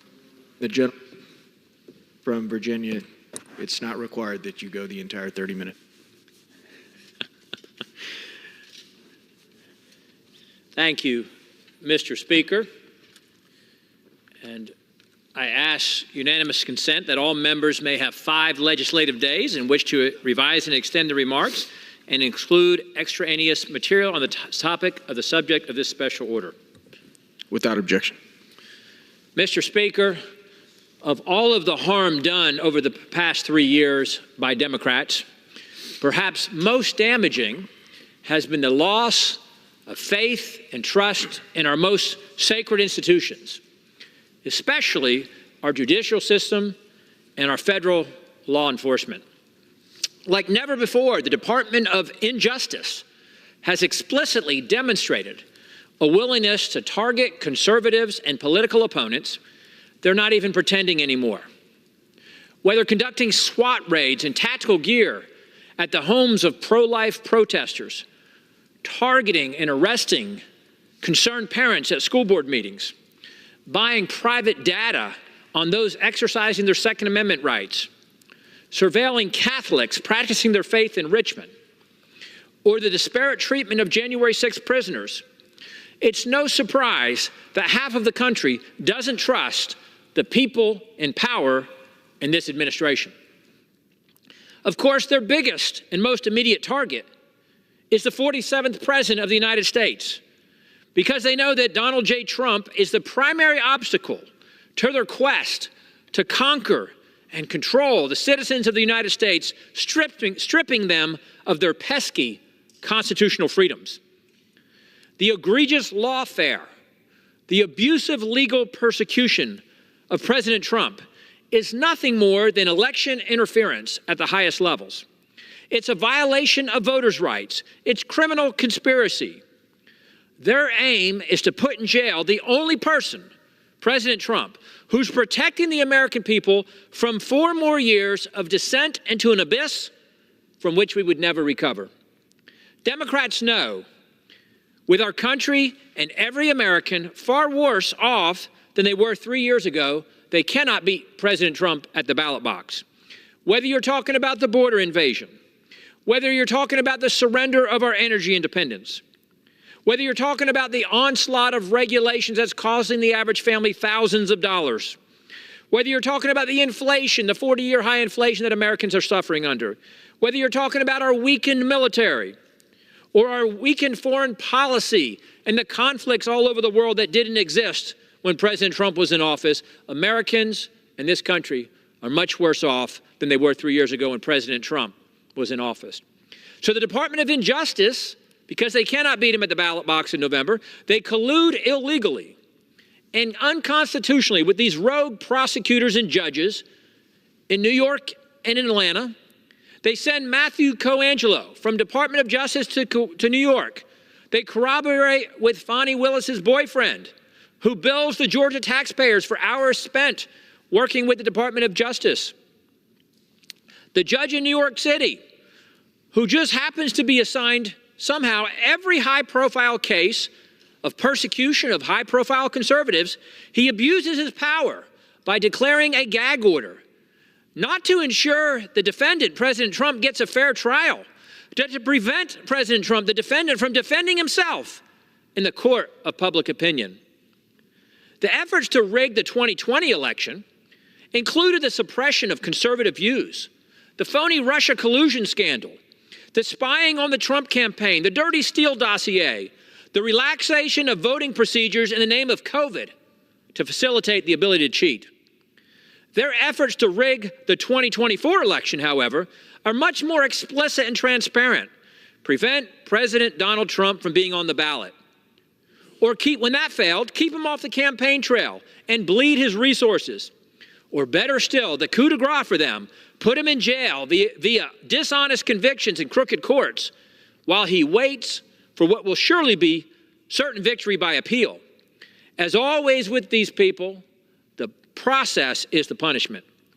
In fact, this judge in this New York City trial, his daughter is raising millions of dollars off the trial for the Democrat Party. The ex-con, the star witness, admitted today to multiple counts of perjury in his testimony under oath. These ridiculous trials, so-called improper business records, so-called overvaluation of assets, alleged document mishandling in Florida for a president who can declare anything declassified by simply possessing it.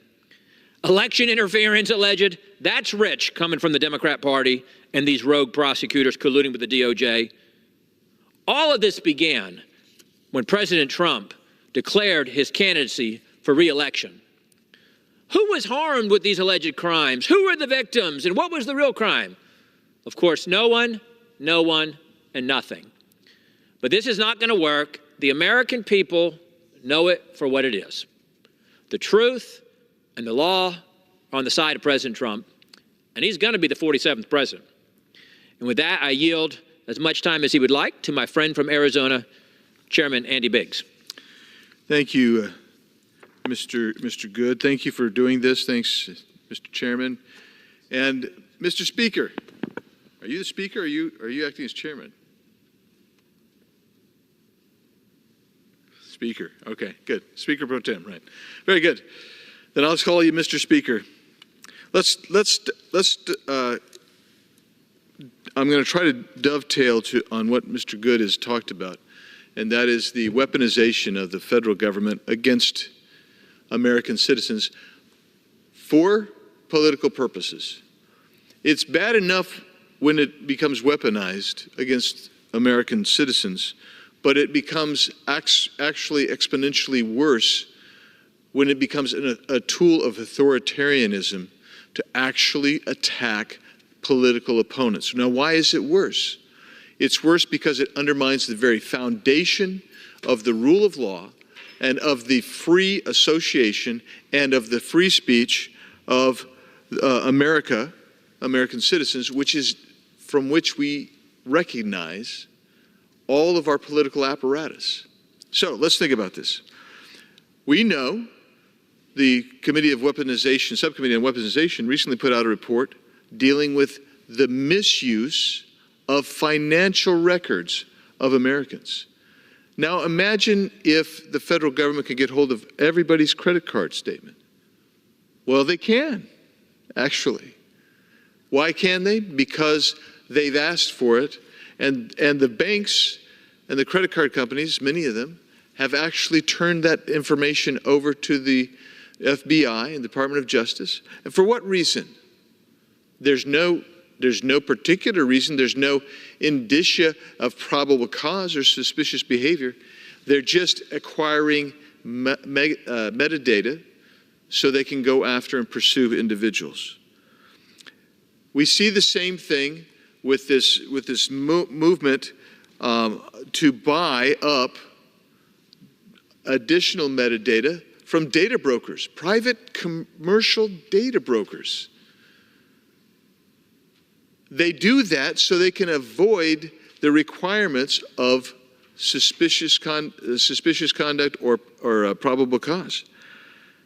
That's what went on when the FBI actually did millions of queries on American citizens and did hundreds of thousands of illegal searches of the data of American citizens. They didn't have probable cause. There was nothing, according to statute, this is part of the problem with the FISA statute. They had no reason to believe that any of those searches would lead to finding criminal conduct. And yet they still went after these American citizens. The DOJ and judiciary are joined by the ATF.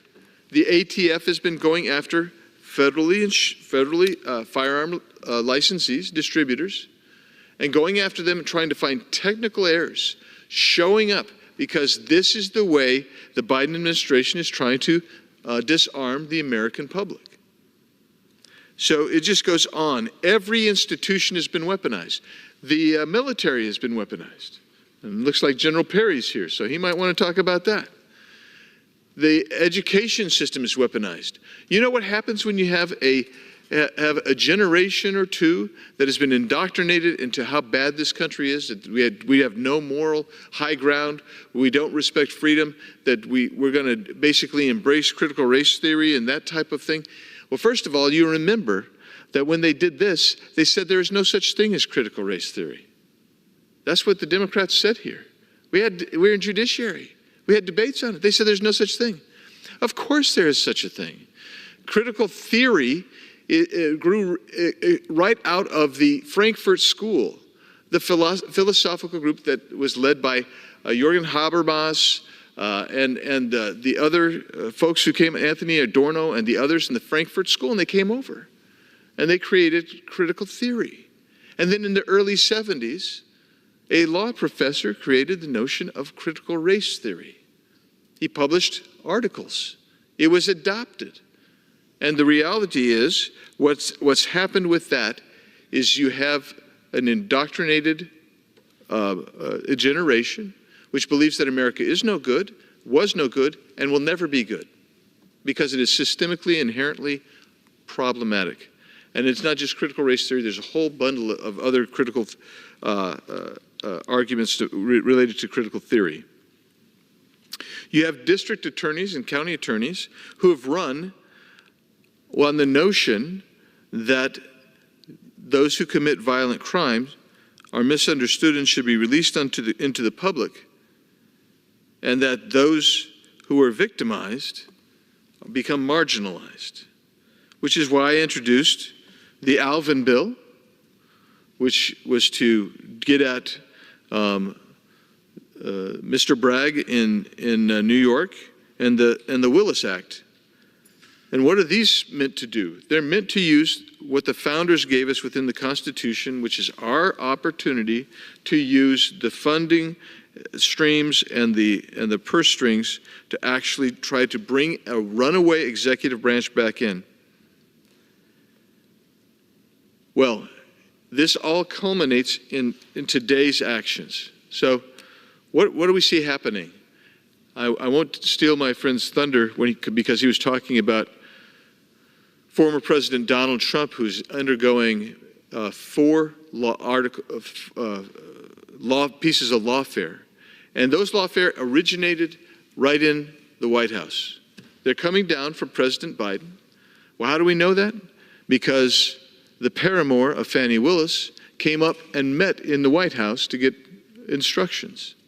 How do we know that? Because Jack Smith, who's prosecuting him here on the Mar-a-Lago case, he went to the White House multiple times to get instructions.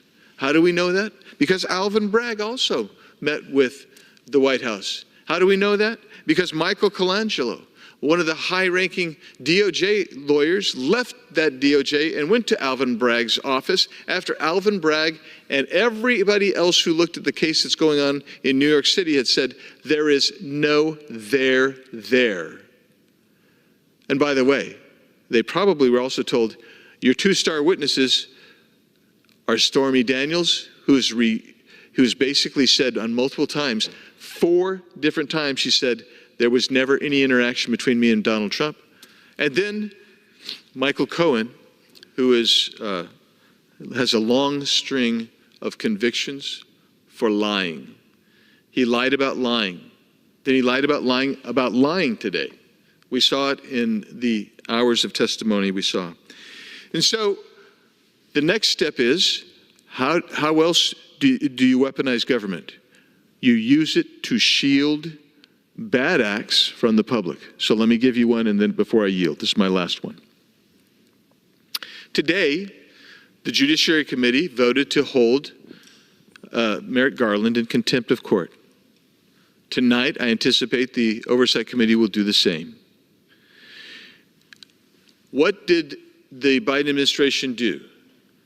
President Biden has asserted executive privilege.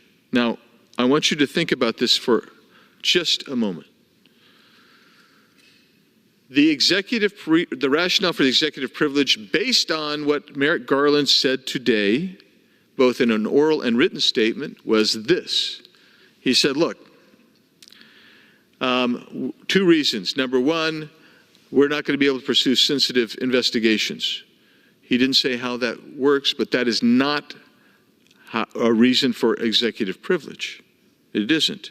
The other thing with regard to executive privilege is they talked about politics and the political ramification if this audio recording was released. Now, you've already released the transcript, by the way. Both of those arguments are undercut because you've already released a written transcript.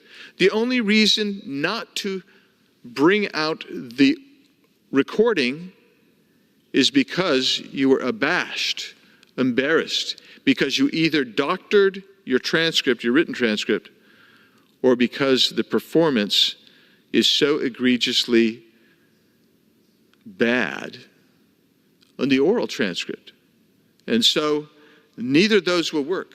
And I'm going to call right now and remind everybody that we can take actions here, and we should.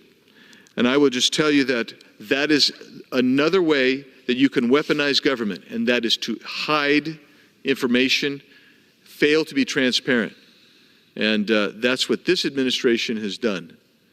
And with that, I thank the gentleman for yielding me some time, and I'll yield back to him. Thank you, Chairman Biggs, esteemed member of the Judiciary Committee.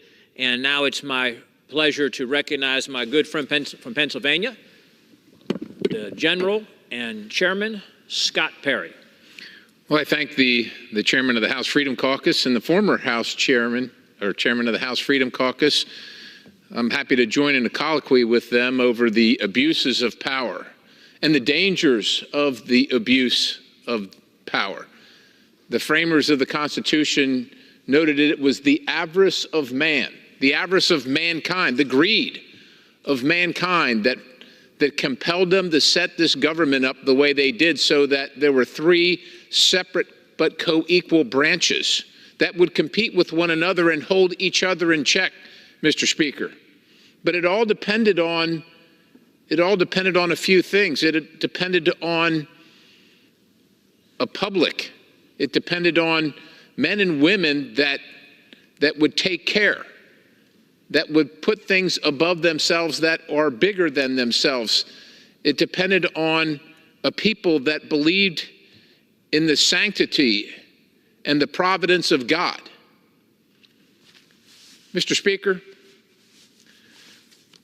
it's a little ripped up here because I carry it with me everywhere, but this is the Constitution of the United States of America. I think you can clearly see it is a piece of paper for all intents and purposes. It cannot defend itself. It rides around in my pocket. It depends on people of integrity to defend it, to uphold it. And this judicial system we have, this system of justice we have, is no different. If people are willing to abuse it, it can no more defend itself than this piece of paper known as the Constitution can defend itself. It depends on us. And when it is so willingly abused for the avarice, for the greed of mankind, there's little that can be done about it. This body can do little. And unfortunately, the little we can do has shown no interest in doing, which is the power of funding it. So unfortunately, while we see the abuses, while we watch the abuses front and center, the power that we have to say we'll stop it, We've unfortunately given them more authority, given them more money than they've even asked for to continue to abuse it. My friends, my colleagues, visited a courthouse today with the former president of the United States for a case which there's no crime enumerated, because there is no crime. Specious witnesses, to say the least, unfortunately. It's a sad tale, no matter which way you look at it. Mr. Colangelo, the reason I'm bringing it up, the former speaker brought it up, is because you know who can't bring it up? The defendant. The former president of the United States as a defendant can't bring it up because there's been a gag order placed on him. Mr. Speaker, the gag orders are meant and I'm not an attorney, but I think my good friend from Arizona would admit, to protect the accused. Yet the accused is the one who can't speak in his own defense on his own behalf. Meanwhile, the people that are accusing him, the awesome, unbelievable power of the state. When I say the state, the government, the federal government, unlimited resources provided by taxpayers. That is what the accused is up against. And so, because we have seen from history that the accused is the one that is little able to defend themselves, guilty or not guilty, that we want to provide every single protection to the accused just in case, Mr. Speaker, that they might not be guilty as charged. Yet in this instance, the avarice of man, the avarice and the guilt, the greed of mankind has compelled this side of the aisle to go after with such a vengeance and use the instruments and the authority of the federal government to go after their political rivals. They are blinded by their greed. They are blinded by their hatred. They are blinded by their need to control power so much that they'll do anything. And they have done anything.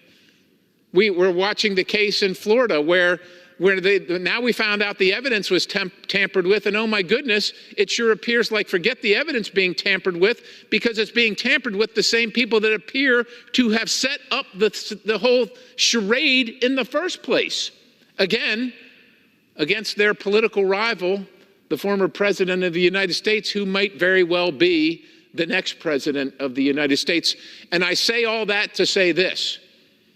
History has shown us, and if you've traveled at all and watched conflicts around the world, that these injuries that occur from one side to the other tend to repeat themselves, because then if there's going to be a redress, in other words, if there's going to be a fix or a solution to that egregious misuse of power, then the other side is compelled to it when they are in a position of authority. And it takes the unbelievable will and integrity to say, we're not going to engage in that kind of thing. If we're in a position of authority, we are not going to succumb to the greed and the avarice of mankind if you put us in authority. Mr. Speaker, we all fall short of the grace of God, and the temptation can be overwhelming, which is why it's so important that both sides lay down their greed and say, we are going to try and do this fair and square. We're going to try and do this the right way. We are going to try and win the argument and not use the instruments of federal power where we otherwise could. We're not going to do that. Unfortunately, we are in the uncharted territory of the United States of America where that's not the case. This is the charted territory of many despots and dictators and tyrants around the globe throughout history, and now it has come home to America, unfortunately, in one of the major political parties in the United States of America. And we're watching it weaponized not only against President Trump, but average citizens who fear that they might speak, that they might be held in contempt, and they might be bankrupted by somebody that disagrees with them politically. And I'll just turn it back over to my good friend from Virginia and thank him for the time and for bringing the subject up. Thank you, Chairman Perry. And I'm going to go back to Chairman Biggs from Arizona for some final thoughts. Thank you. And I appreciate both of the Chairman Good and Chairman Perry and their comments, I want to add just a couple of things. We are a constitutional republic. We're not a democracy. A constitutional republic actually elects representatives to make decisions and represent the will of a district or a state. That's the distinction. A democracy is actually demos. It's where the people themselves are voting directly on the issues and decisions to be made. That's really what happens in a democracy, which is why the founders warned us and said, you have a constitutional republic. You don't have a democracy. You don't have a democracy, because democracies have been short and turbulent in their destruction.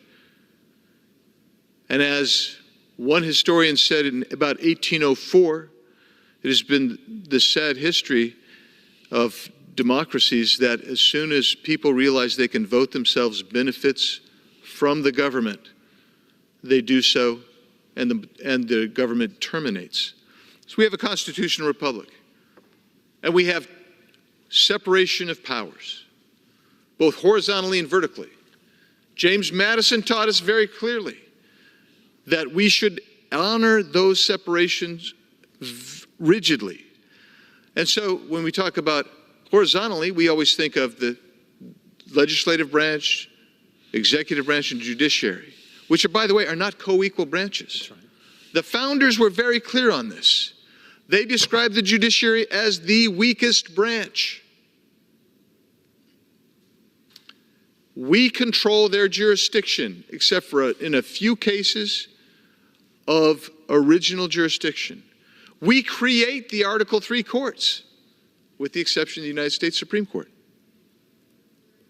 The executive branch, very limited powers. In fact, they thought the executive branch itself, the presidency, would be more ceremonial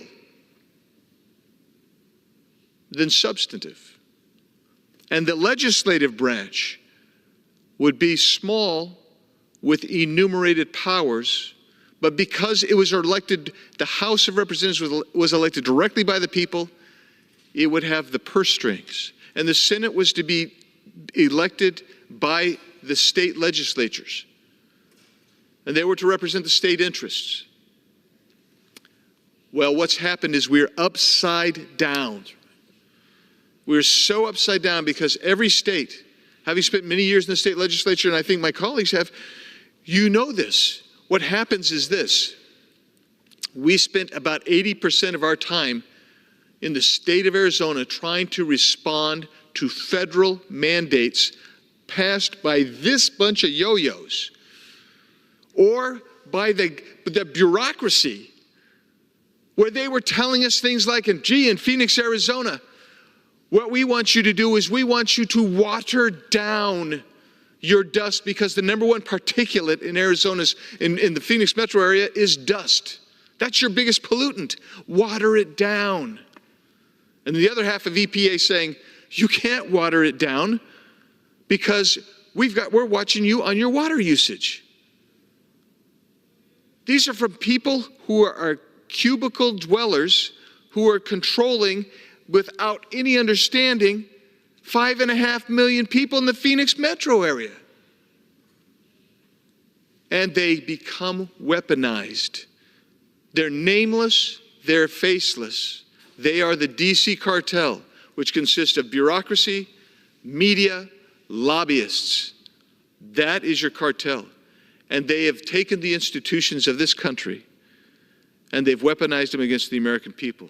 It's time for this body to say we are the ones closest to the people, and we must do all we can. We may not have leverage over the Senate now. We may not have leverage over the executive branch now, but we must do and can do everything possible to restore the separation of powers, both horizontally and vertically. If we did that, I guarantee you what would happen is this weaponization would dissipate. It wouldn't go quietly in the night, but we have felt it wrap around our necks like the flaxen cords of sin, and we have got to begin cutting it off. Thank you, Mr. Chairman. Thank you, Chairman Biggs. Thank you, Chairman Perry. We have seen over the last 3 years the consequence of electing people who will abuse power, weaponize the federal government against citizens and political opponents, carry out disparate justice treatment based on political views.